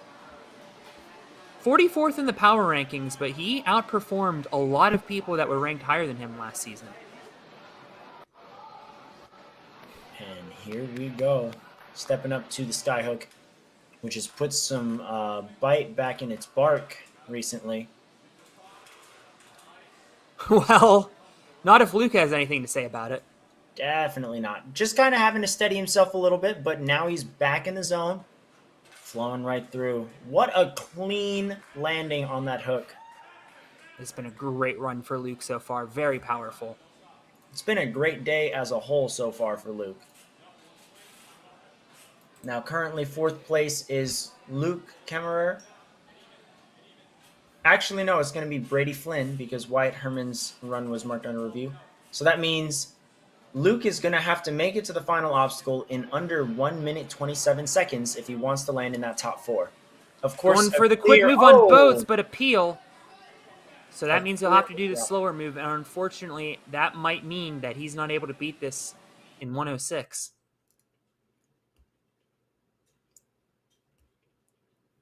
See what happens as we Okay, there we go. get it rolling. Second attempt. Swinging forward, aiming for that second Trying to boat. get a big jump so he can dismount Pops right right away, and he off. does. Probably needs to beat Area 51. 53. Thank you. And he looks like he's eyeing up the launch. He peels right off, lands directly on the crash pad. Yeah, honestly, I mean, spectacular pad placement by Ferox. Absolutely.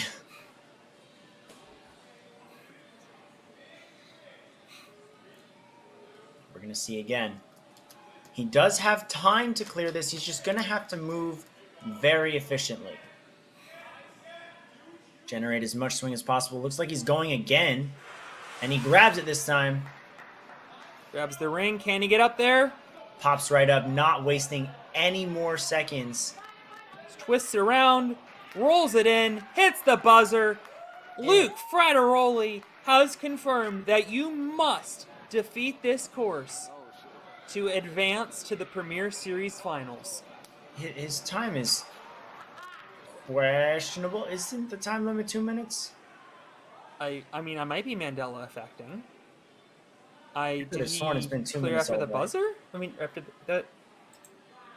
We'll figure it out. Yeah, we'll figure it out. But nevertheless, We have some marked as smart a finish. cookies working over at NinjaWorks. I mean, Becky's running NinjaWorks for this competition, so she's got it for sure. In any event, not to take anything away from Luke's spectacular clear, showed great power, great ability throughout that run, and a well-deserved buzzer. Very much so. Even with a couple of stumbles on the last two obstacles, he managed to recover both times and saved it. We're going to see if he's in third or fourth place when Wyatt Herman's time is adjusted properly for his clear.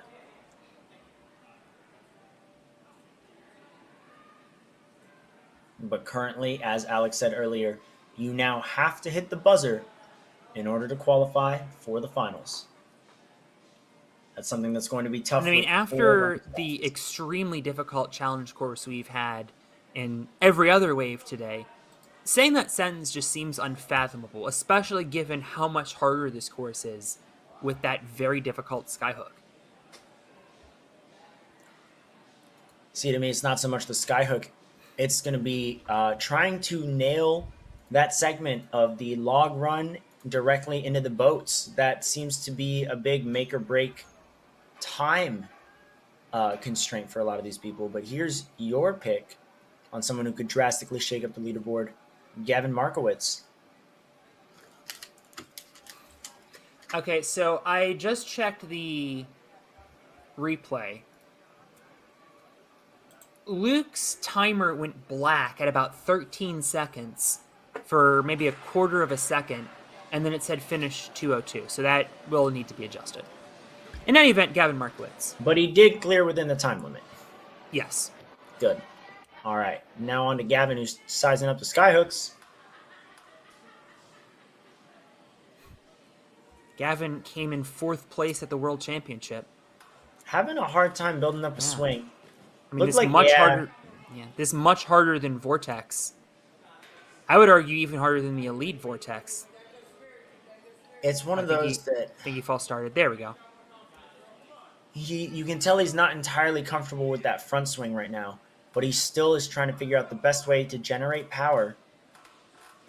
Yeah, that's As that throw, okay. Oh my goodness, he came in from the side and hops it right over.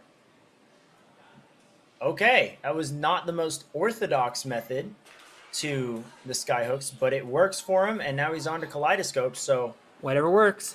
how can you question it?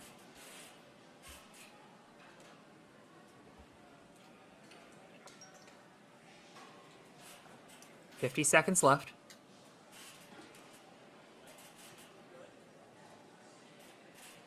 Reeling in that T-ledge.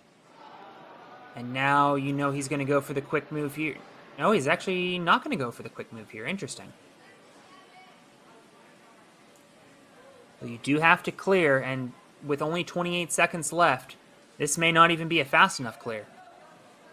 If he has the time remaining. It's make or break right now.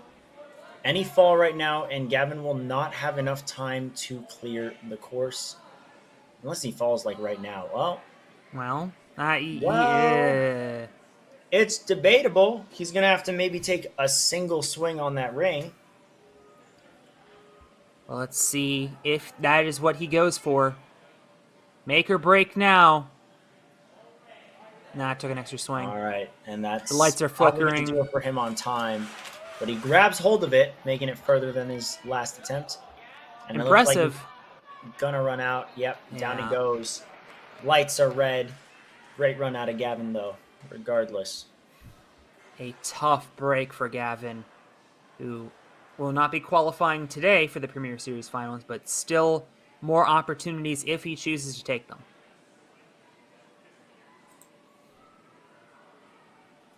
Taking one more look. Really wrangling in that T-ledge, and he grabs this trapeze. You only have a couple of inches of room there. So, I mean, in addition to the finger strength it takes, just such a difficult obstacle. And we will be down to our final 3 athletes, which means, surprise, surprise, everybody, Charlie Ball is qualified for the Premier Series finals. I would have never seen that coming on any day of the week. I'm almost certain I just saw Charlie Ball in the background dunking a basketball with the trampoline. Oh, he's been back there for a minute, yeah. Cool. Benjamin Perino. Yes. Coming out of Ninja Mania. Currently on the bubble is either Luke Frateroli or Wyatt Herman. We still have some adjustments to make on NinjaWorks. Yes. But So in to be any event, safe- Benjamin looking to leave no doubt. He makes that quick dismount, third today to try it. Excuse me, third if today to get Benjamin it, wants fourth to to try be, it.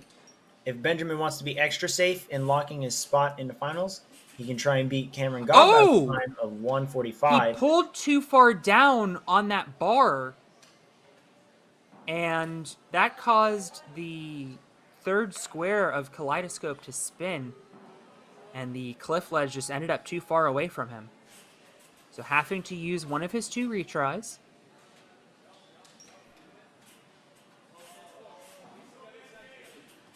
Great adjustment. We see grabbing onto that T-bar. Now is he going to stop himself? He is, and then he's just going to go straight into the boats. Misses the grab, spins out. Yeah, one of his hands just got a little caught. Yeah, it looked like he was trying to static it, but in reality, that left hand just wasn't releasing from the ledge. Now that said, still with a minute left, clearing that would have put him in phenomenal position. However, he's still in pretty good position given that the quote-unquote slow method of this obstacle takes about 12 to 15 seconds. That would give him in the 40 to 45 second range on Area 53, which is plenty of time. I would agree. Especially if he goes for it right here. And he does. Which he does. Popping right through. And wouldn't you know, 44 seconds.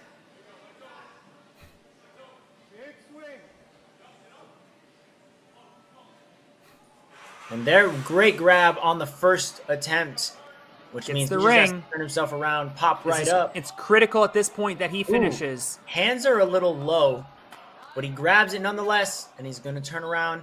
He is going to beat Cameron Godbout's time, knocking into second place right now.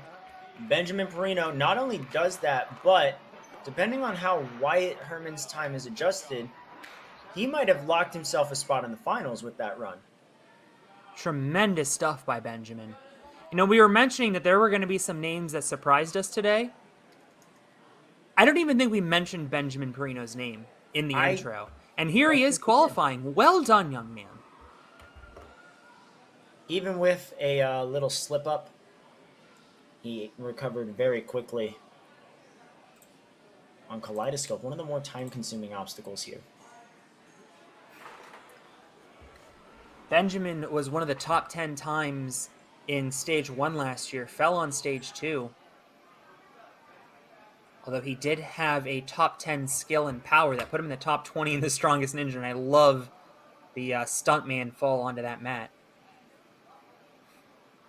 Zachary Mass, someone else who I think is very capable of hitting the buzzer right now, finished the placement course with 30.5 seconds on the clock. That was crazy. What a run.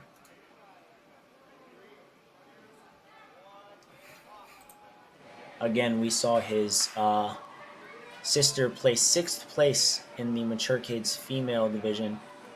We'll see if the Mass family can get one of their own into the finals today, or if they'll have to come back for a future qualifier. What a move. So Turning smooth. himself right around. He might be going straight for that dismount, and he is. That is precisely what he has done.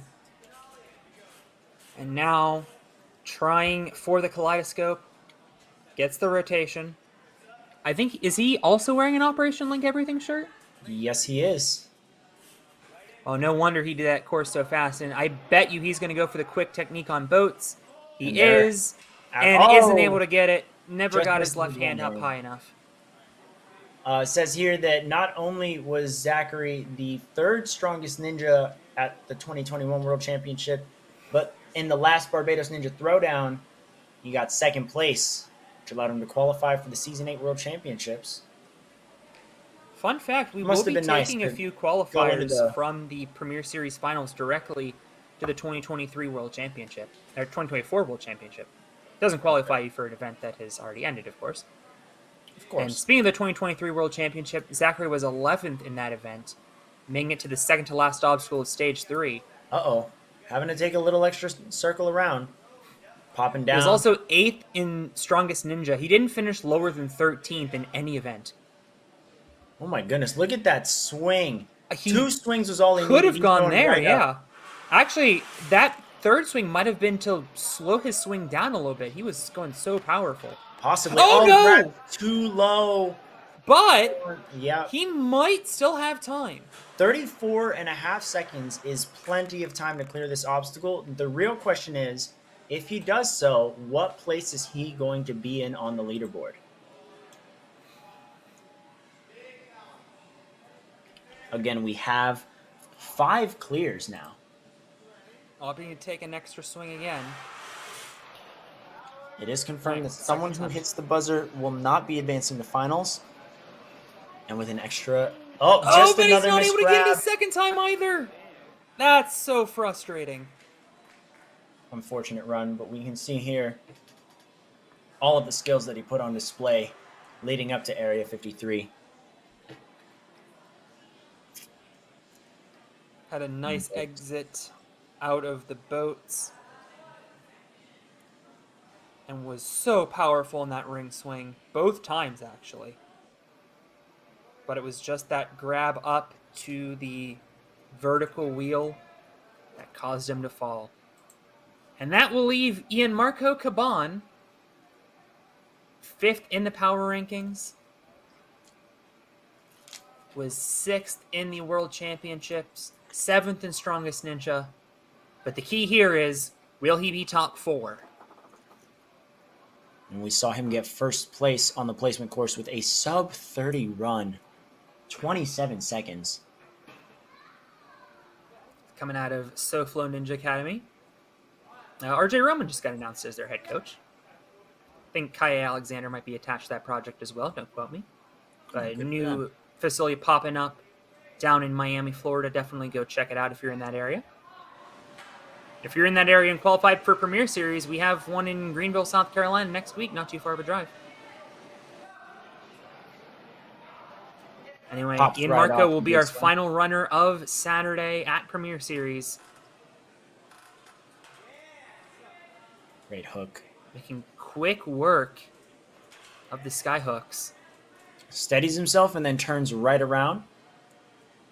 And he might be going just for that dismount. Yes, he is. On the kaleidoscope. I think they might have had an accidental button press. We'll get that fixed. Kaleidoscope spun a little bit. Either way, Able to assuming reel it that in. assuming that Ian Marco will Oh, here we go. Let's see how this pans out. Oh, careful. Okay.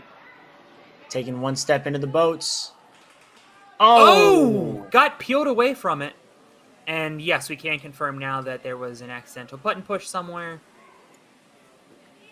Still a minute to go, though. And this is kind of a blessing in disguise, even though it'll take him longer to beat this obstacle now. Obstacle not fully reset as he's starting, but he also hasn't made Yeah, contact with that part. Okay. Makes his way over and he falls Oh, down. he didn't make it. He tried to reach too early. And That's going to do now it. the question... I love the instant replay of the handshake. Excellent work there by our replay crew. I wonder if that second boat was properly reset when he went. So It was not. Potential reviewing still to come? It was definitely reset before he made contact with it, but I'm not too sure. It definitely wasn't reset when he started and when his timer was resumed. So that's something to take a look into. Also, something to look at. Wyatt Herman's time still has not been properly adjusted, which means Neither is Luke Frederoli's. neither is Luke Frederoli's, which means our leaderboard is still very much in flux.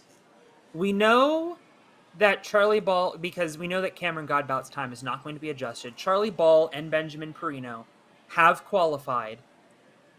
As we take one more look at Charlie Ball's run, a minute 16, just absolutely bonkers what he was able to do today. Had a stunning fall on the Lachey, so we had to run the challenge course second. So for those of you just joining us or who have joined us in the last hour and wondered where Charlie Ball was, rewind a bunch in the VOD. And nevertheless, it is managed also to clear with just come to our 116. attention that Ian Marco will, in fact, get a rerun for the lack of reset on the boats, which means he does have another shot at hitting that buzzer. So now there's 4 athletes that could potentially claim 2 spots. Oh my gosh, A man. dramatic finish to Saturday night in Brooklyn.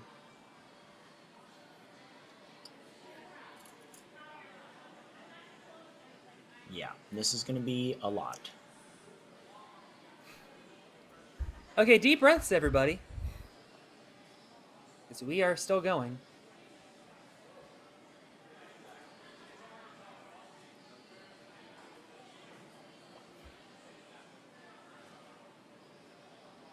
Take a look at This is Gavin's Luke's run. Or Luke, that's right, not Gavin. This is Luke. Yeah, this is Luke's run, yeah. Gavin was unfortunately unable to clear the course.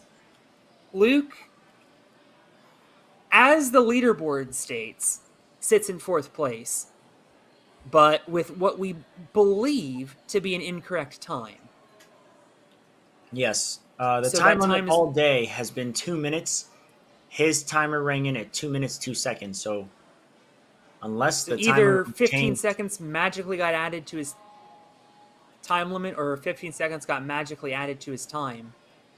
One of those two. In any event, something about that run's got to change. Yep. I love this final move on Area 53. You have to kind of catch it backwards and then spin into the finish platform. And then, of course... Oh, never mind.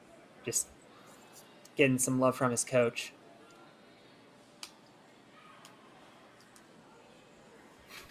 So this is the leaderboard as it stands. Again, Luke's time will be adjusted.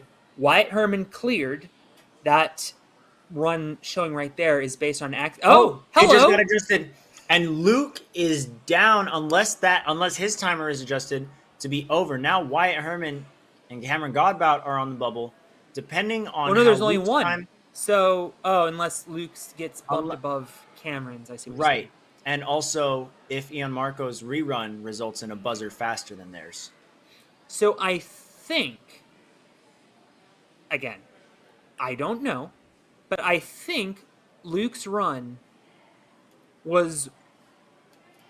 This is Wyatt Herman's run that just got readjusted.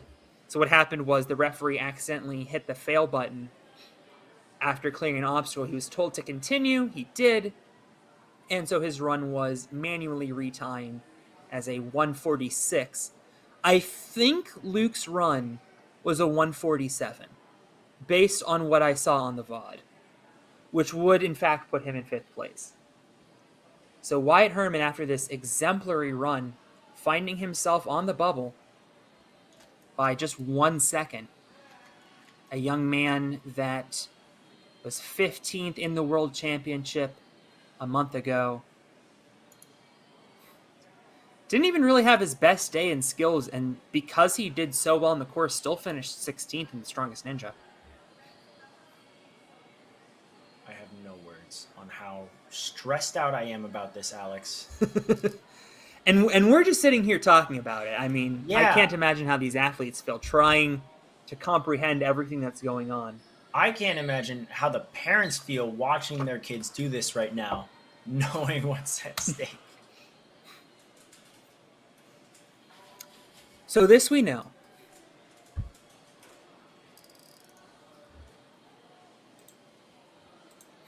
Hold on. I love how you This just replay finish. said nothing, and it now sounds like we know nothing. I was waiting for the leaderboard to come back up. Charlie Ball, Benjamin Perino, and Cameron Godbout. Okay, actually, let me take that back. Because we Charlie technically Ball- don't have an official time on Yes. Luke yet. Charlie Ball and Benjamin Perino are for sure going to the Premier Series finals. We think Cameron Godbout has also qualified for the Premier Series finals. Wyatt Herman is currently on the bubble. He could get bumped by either of the two people currently behind him on the leaderboard, which is a sentence that usually makes no sense, but in this context is true, because Luke's time still needs adjusted, and Gianmarco Caban is about to get a rerun. Wyatt's time is official. We did catch that.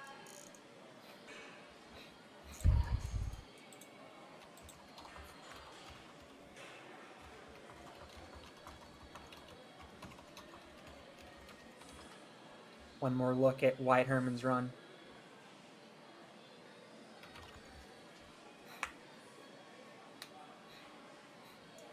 Kane and I had the exact same thought just a second ago.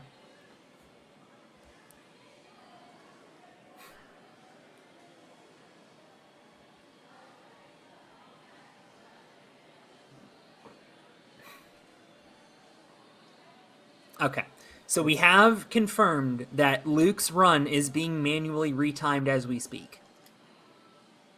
So who knows what happened with that buzzer. But they are updating his time. There's a bit of confusion there at the end from Wyatt because the lights had gone red, but his run was still ongoing.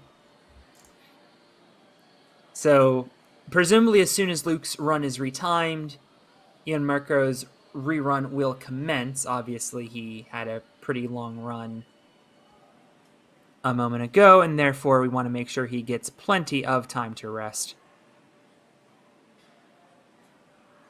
And the reason he is getting a rerun is because on his second attempt, the boats were not properly reset, and that contributed to him not being able to complete the obstacle.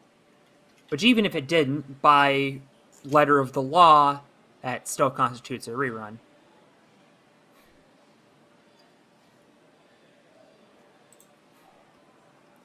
And I mean, even still, after those top 6 names, look at the name, just to go to show you how stacked of a competition this was. Look at the names at 7, 8, 9, and 10. Yeah. I And mean, 11. those Don't 4 disrespect could have Adam qualified. Like that. Adam did good. Adam Hinlicky did tremendous today. I was more going for the 7 through 10 could very have feasibly been the 4 that qualified. Hang on. Okay, that's even more. That's in the wrong direction. Yeah. It's evolving, but backwards.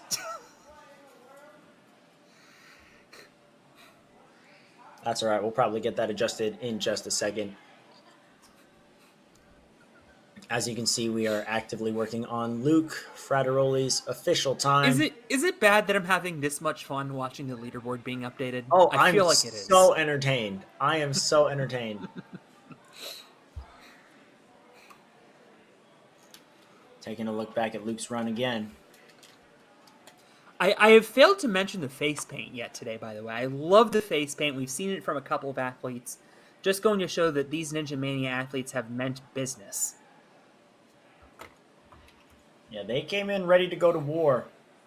And I would say if the battle's between them and the course, they're winning. If the battle is between them and the other athletes, they are also winning. I do want to mention, by the way, what incredible foresight by Ferox Athletics to swap the male and female divisions for this wave. Right. They're scripting it all, and we're just part of the production now.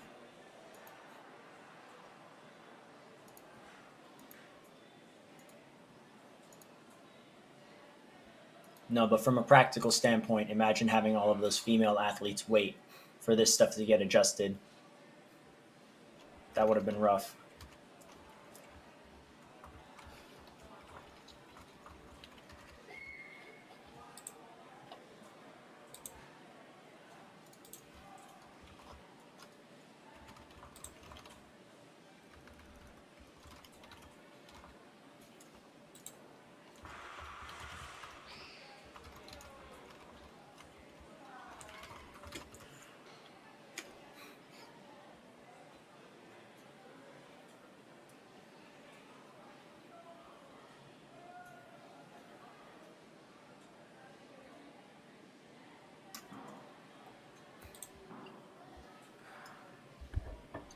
For those just joining us wondering why we're looking at the Skyhooks, we have one rerun still pending.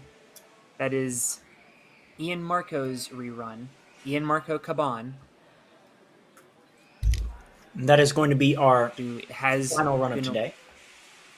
Yes, he was awarded a rerun. The problem was he was originally scheduled to be the final run, was awarded a rerun, and so obviously we're not going to send him right back on the start. Of course. Absolutely. And then coming up tomorrow, we've got our amateur, teen, and elite divisions. Some massive heavyweight battles, especially in the elite divisions. Why don't you share who's showing up tomorrow, Alex?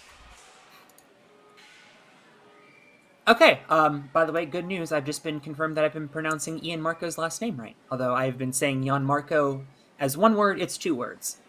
Ian Marco Caban. Nice. Excellent news. Now, as for the elites coming up tomorrow, we will have the ladies first. Names like Avery Glance, Ava Colasanti, Abby Clark, obviously names that the folks around here will be familiar with. But I'm really looking forward to Madeline Medeiros' run, a young woman who has, on two separate occasions, outright won an elite competition, beating all of the men. Yes. So very impressive stuff for Madeline. One of the strongest athletes in the elite female division, and also a former world champion, winning both the championship and strongest ninja of the teen division a year ago. Over on the men's side, I mean, I could probably just stop at Joe Moravsky and have your attention, but I'm going to give you more names. Jay Lachey Lewis, Josiah Pipel, Lucas Reale, Vinny Castronova, Jackson Erdos. We have two of the top three from the World Championship competing. Joe Capo, another name that's familiar to people around here. I'm selfishly looking forward to Colton Supa. Of course, Luke Dillon has been name dropped a couple of times today. An absolute all-star cast of elites competing, and that's to say nothing of the teens. I think we'd be here all night listing all of the superstar teens that are going to be competing tomorrow. Yeah, we can save that for when the teen waves actually begin. But and then after tomorrow, we take a short break in the sense that we travel on over to Greenville, South Carolina, down to the Motive School of Movement. Very excited for that one. I'm going to get to be there in person. So, I cannot wait to feel that atmosphere and to still do commentary. But a course designed by Brett Sims at this level is chef's kiss. I cannot wait to see. He always has some of the most creative obstacles. We saw one of his original obstacles, the throwback as the stage one ender at the World Championship this year. He's created the Batarang. Recently at the regional competition for the Southeast, he had the gear shift, which is a very pumpy obstacle that he put very deep into the course. It was a lot of fun. It looks really cool. He just has so many different ways of inventing and reinventing these obstacles that not only can I wait to see it in person, but I just can't wait to see the athletes try whatever Brett has cooking. He's got a lot of tricks up his sleeve. I just know it. And I cannot express how excited I am for that. In 2 weeks, we'll be heading down under to Australia at Ninja Academy in Perth, a facility that's hosted the Ninja Challenge League championships on a number of occasions, and they have come up with some pretty insane courses over the years, so I know that they're really going to find new and inventive ways to test these athletes. They had this one obstacle in stage 3 the one year. It was like floating hole punch. If you guys know the hole punch obstacle, that on ropes, except there were like 4 of them, so you had to take the rods out of one and then put it in the second. I don't think anyone actually even ended up getting there because there was like a crazy cliffhanger with vertical limits and sloper ledges before then. There was also a floating salmon ladder. Yep, I remember that. They're going to come up with something nuts, and you're going to get to meet a lot of the top Australian athletes. I don't want to say any names to force them to commit to showing up, but you are going to get to meet a lot of strong, incredible athletes that are going to be competing on a big stage, broadcast worldwide. So I am definitely looking forward to that opportunity for them. And then where are we headed, Kane? After our trip to Australia, we're going over to Austin Ninjas, a gym that I have a special place in my heart for. Austin Ninja Cedar Park was the home of the first ever Tier 2 World Championship where I got to compete. It was a great experience, and I got to do a podcast episode for the World Ninja League, which check out the World Ninja League podcast. We're going to be doing monthly episodes covering all of the major events in the World Ninja League. And I got to talk with Nick Fordney, who designed the course for Tier 2. He designs all the courses down at Austin Ninjas. And he really expressed how excited he was to be doing a Premier Series course, getting to create obstacles where, in his words, he doesn't have to hold back. And that's something that... That's a scary thought, because usually Nick Fordney does not hold back. Exactly. Like their Tier 1 regional that they did, that was interesting. Oh, we're going to press pause on that. Ian Marco Caban is back at the starting line for his rerun. Here goes Ian Marco. At long last, the actual final runner. Well, he was the final runner all along, but this will be the final run, barring an act of God. On the skyhooks, very smoothly through. Wyatt Herman currently waiting on the bubble to see if Ian Marco will knock him out. Ian Marco with a great dismount there. Popping right on up into the kaleidoscope. Knows what he has to do. If he wants to comfortably qualify for the finals, he's got to beat 1:45 seconds, putting him ahead of Cameron Godbout. Because we still do not have an official ruling on Luke Frattaroli's time. He's going for the pause technique. He's going for the boats. He's going for the big move. And he gets the big move. Oh my goodness, hold everything. He might come in first. This is absolutely insane. You know what? That's a move that he missed on his first run as well. Goes to show how much that extra practice, that extra experience on the obstacle is helping him. Pops right up, turns around. He's going to have to... Is he going right for the disc? Backwards. No, he's going to pop up. Yeah, get a nice high grab. That's smart. I still don't understand how Charlie Ball finished. Oh, my goodness. Minute 16. But Ian Marco Caban, by the way, just had the greatest finish time in the history of the World Ninja League. Literally. At 1, 2, 3, 4, 5. Wow. 0, 1, 2, 3, 4, 5. Yeah. But Ian Marco Caban finishing in second after all that, unfortunately knocking out Wyatt Herman. And that does mean it puts Cameron Godbout on the bubble now. Ian Marco will join Charlie Ball and Benjamin Perino in the finals, but it's going to be either Cameron Godbout or Luke Frattaroli clinching that last spot. Whew.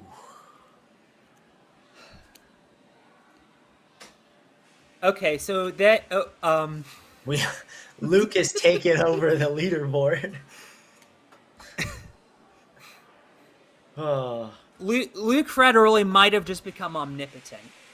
But in all seriousness, congratulations to a well-deserved second place to Ian Marco Caban. By the way, assuming those top 4 hold, you know how I said that there were 4 of the top 6 at the World Championship competing at this competition? yes. 3 of the 4 qualified today. Shocker.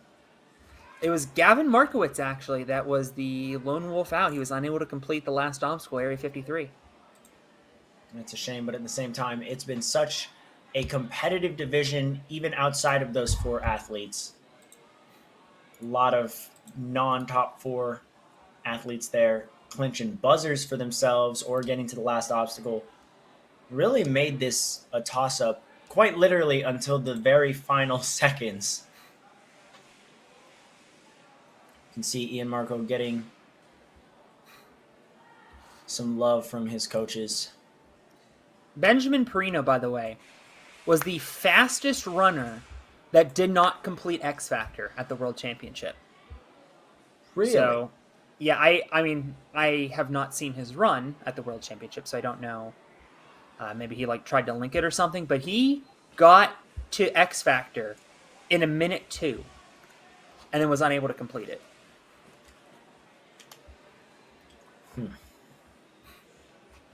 So anyway, while we are waiting for official confirmation of the final results, let's just keep going through the schedule. We have a quote-unquote all-star break 4 weekends from now, but on Labor Day weekend, we'll be in Kansas City, telepathically getting some barbecue and heading over to Modus Ninjas. TJ Rayhawk and Donovan Matoy are going to put an incredible course together, and without saying any names of copyrighted television programs that do not air in the United States, you and I have known Donovan for a very long time. He is very much an OG of this sport, and we're gonna. I get the feeling we're gonna see some throwbacks to Days Yonder. I would 100% agree, and maybe even some not so throwbacks to some more modern day yonder shows. But it's going to be very exciting. Donovan is such a cool guy, and he has such a love for all things ninja, past and present, and I can't wait to see all of that come together on a single course. After that, we're taking yet another trip overseas. This time, we're going to Asia, to the Ninja Academy in Israel. And wow, Israel is pretty dang big for a ninja country at the moment. Their shows blew up, and ninja has become an entire movement. They have their own televised ninja league, and we're very excited that they're opening their doors to the World Ninja League for the first time. Gil Morant's a very experienced and just powerful ninja as a whole, is going to be designing that course. It's going to be at his home gym, the Ninja Academy. And we're going to see a lot of heavy hitters, most likely at the very least. Every ninja in Israel that shows up to comps, they are the heavy hitters. There aren't too many casual. Oh, hang on. We have one more run, Kane. Do we We really? have one more run. Oh, whoa. Never mind. Ended way too soon.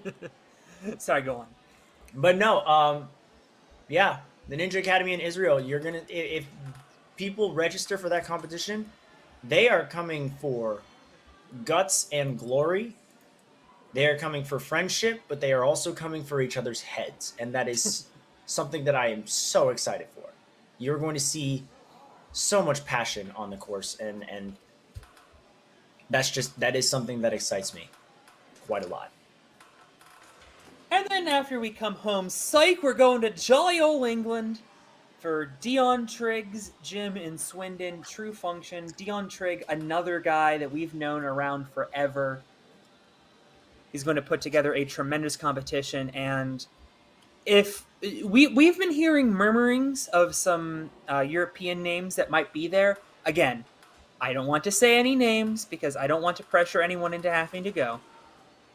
But if those rumors end up being true, True Function could unironically be the most stacked competition of the season.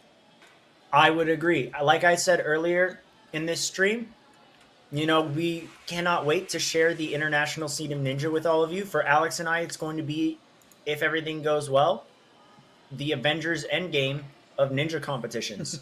And that's saying something because that's already how I feel about Worlds. But no, this could be big. Of course, again, no confirmation on who's showing up yet, and we don't want to force anyone into registering by saying their names. But the list is big and exciting, to say the very least. And then we wrap up our Premier Series qualifiers in Bellingham, Washington at Life Force Ninja. The owners of Life Force, Becca and Jaden, they won the award for Best Course Design in Season 8. So we can definitely expect some quality courses from them. And as Alex mentioned earlier today, we do have a lot of Canadian ninjas who come on down to Life Force and train. Would not be surprised if we see the same at our competition. A good old contingent of Canadian ninjas who have really, really improved, especially over the last 2 years of the sport. Ever since the pandemic ended, the Canadian ninjas got back in the gym and they've been on the grind ever since. Very, very excited to see how many athletes are going to punch their ticket, or not how many, but which athletes, because we know how many, 32. But which athletes are going to punch their ticket into the finals per division. Meanwhile, we're getting a beautiful Skyhooks demo. Can we take one more look at the leaderboard just to see how that's coming along, or are we still waiting for Luke's?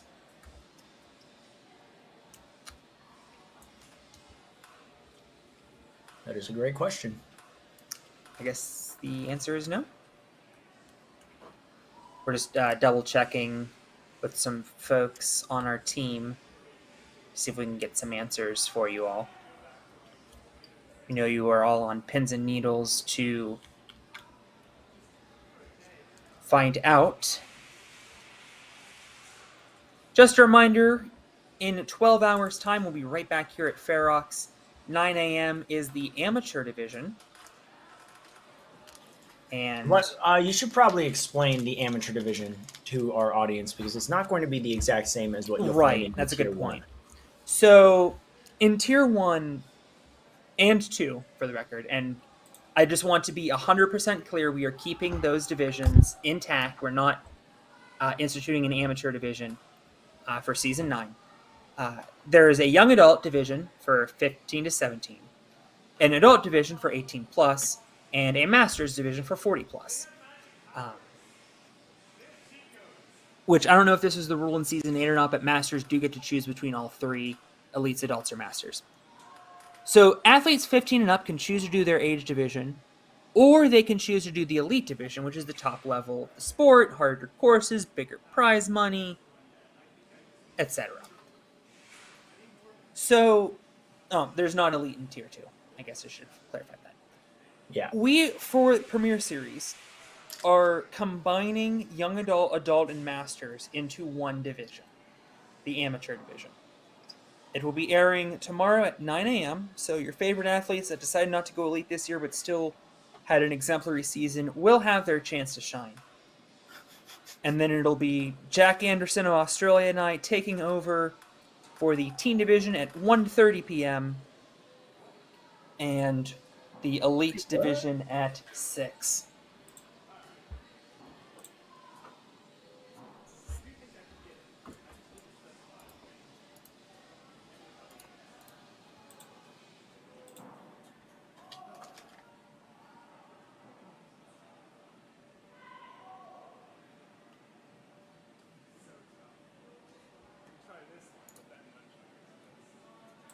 Oh, that's right. I'm sorry.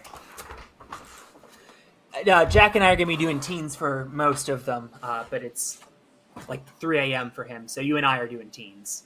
That's my bad. Gotcha. Yeah, I knew I wasn't doing elite, but yeah. Okay, that makes more sense. Yes. But Good catch. I will see you for amateur and teens. And then I'm gonna step aside while Jack Anderson joins in, brings it home with Alex on the elite side. I assume it'll be you and Philip on amateurs tomorrow.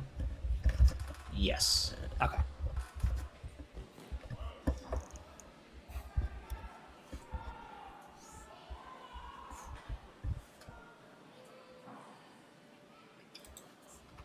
Hope everybody in the chat's doing well. Thank you all to the 51 of you remaining with us while we wait for our final leaderboard adjustment.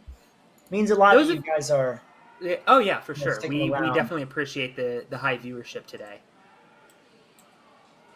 Those of you that are still sticking around, what was your favorite moment of the day? Let us know in the chat. Yeah, let us know your favorite moment, or at the very least, your favorite obstacle.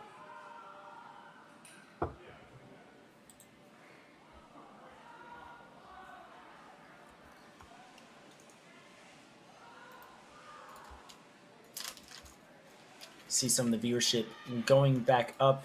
Just a refresher for what's going on for those just getting here. We're still waiting on our final leaderboard adjustment.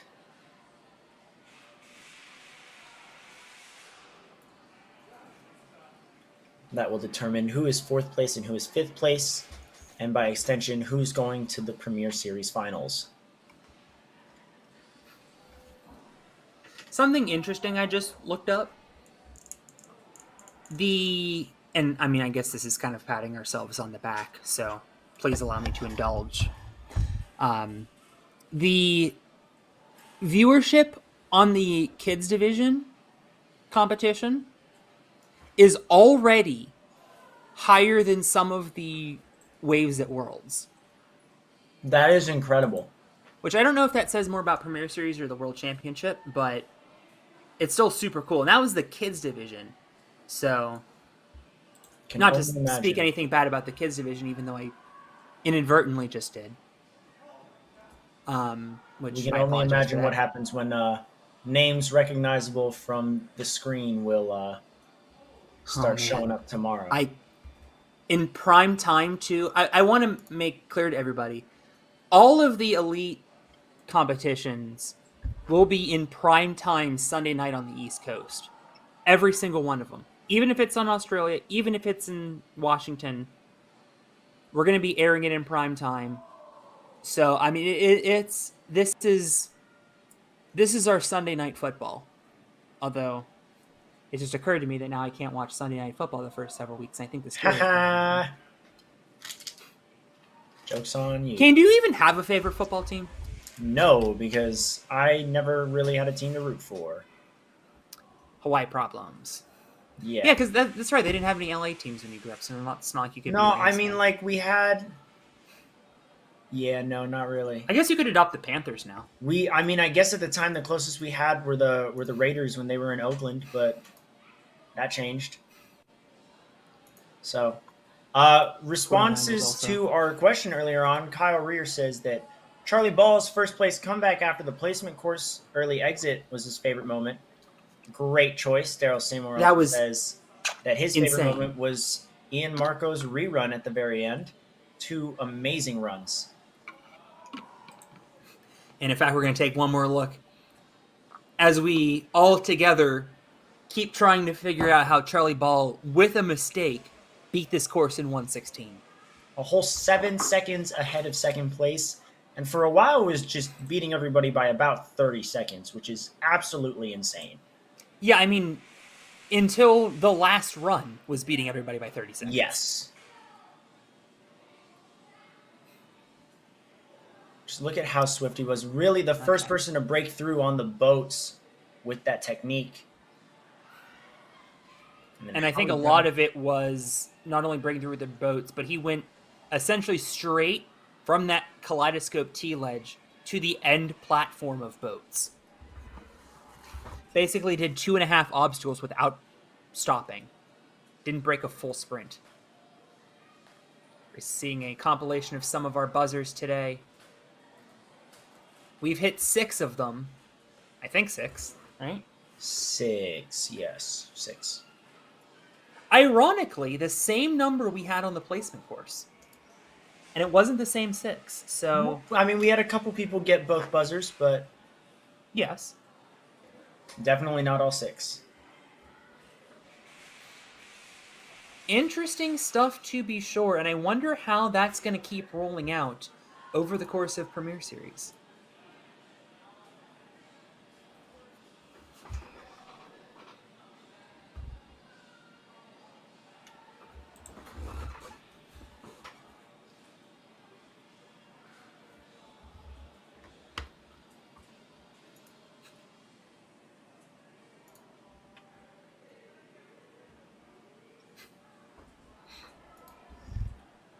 Kane and I still remain in our cage here, unable to leave. To be fair, when I agreed to do this, I said I will do it for as long as you need me. I will do it with a smile, and I have not changed that sentiment. I've been enjoying every second of this.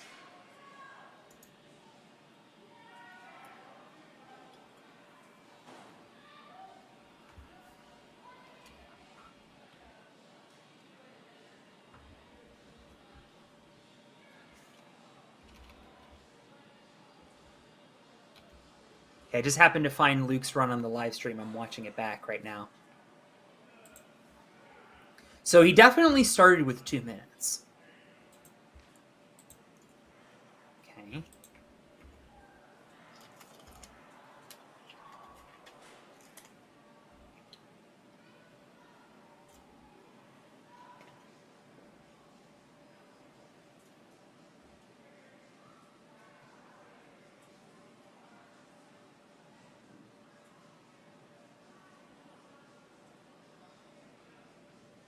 Okay, so he falls off of boats with 55 seconds left.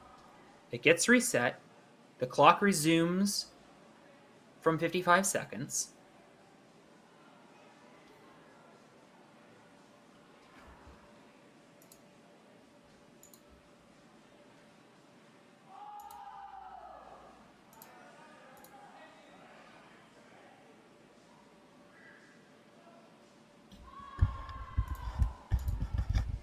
If you had to estimate it, how long do you think we're at? Let me see if I can also find his run. Now I'm curious. It's like 52 minutes ago. Oh, okay. Okay, so he falls the second time at 34, and that was when I made that foresight with the crash pad comment. I keep forgetting about the not forgetting, but I'm just not used to having to stop timers for reviews like that when we when someone gets a retry, because it's our first time using retries. I didn't even think about that element of it until now. So the clock goes dark with 13.79 seconds left. Interesting. And then randomly says 202.1. Yeah. I noticed that, and I was like, okay. Which, by the way,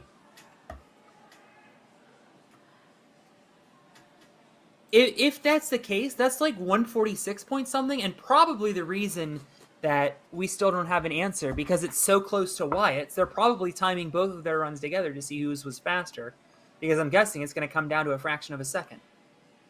I mean, if they're timing it next to Wyatt's, wouldn't that make it not relevant since Wyatt just got bumped out? Oh, wait, you're right.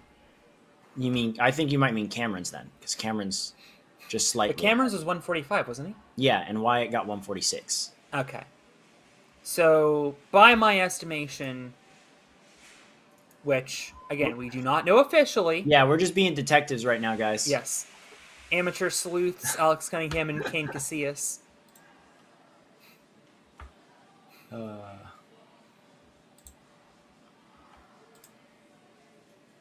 There was that fall on boat that he just had.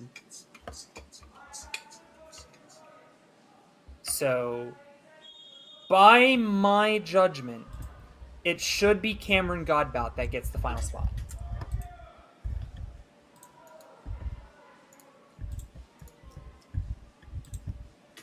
I'm going to be a mathematician now and try and see how many people are going to be in the amateur divisions. We don't have them combined onto one list. We just have them separate right now at the moment. So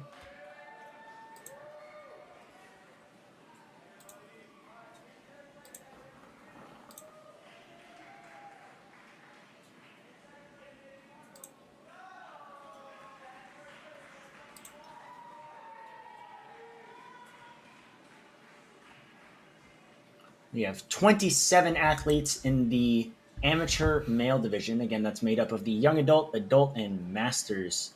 7? 27. Okay, thank you. Yeah, no, That's not 7. That would have been pretty rough.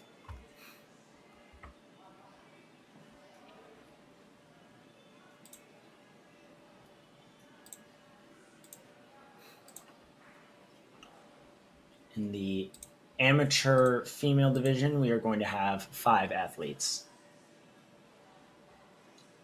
I retract my 7th statement.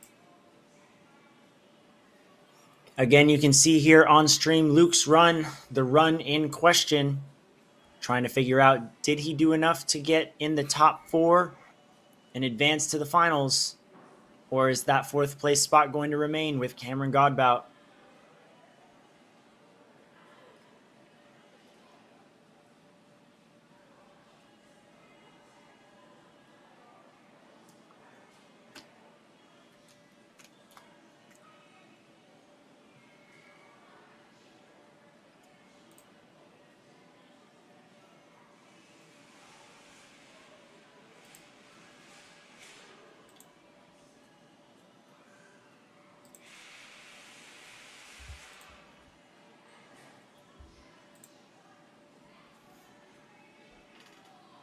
Definitely one of the craziest, most eventful competitions I've spectated in a while. This is certainly an interesting situation.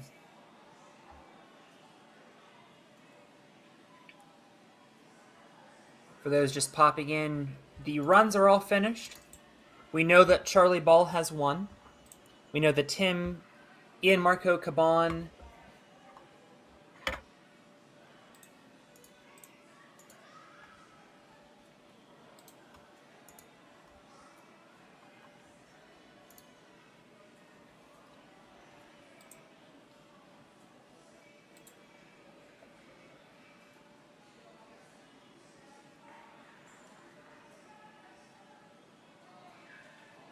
is this official?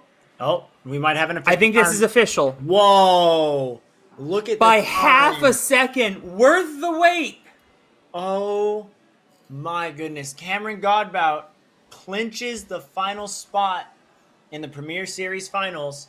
But look at the time differences between Cameron Godbout, Luke Frateroli, and Wyatt Herman alone, all within 1 second of each other. Incredible stuff. And after all of that, heartbreak hotel for Luke Frateroli, who is going to miss out on that spot by less than half a second. Now, remember, this isn't the end-all be-all entirely. We could see some of these gentlemen compete in other qualifiers, but at the same time, gotta hurt being so close and yet so far. For both Certainly Luke true. and Well, Wyatt. with that, we are going to sign off for the night. Kane, get some rest. Yes. You'll be back here at 9 a.m. tomorrow. We Final hope you'll join us too. Final congratulations go to Charlie Ball, Ian Marco Caban, Benjamin Perino, and Cameron Godbout for advancing to the World Ninja League Premier Series Finals, which is going to be back at Ferox Athletics. And for Kane Kasugi and Philip Scott earlier in the stream, I am Alex Cunningham, wishing you good night from Brooklyn.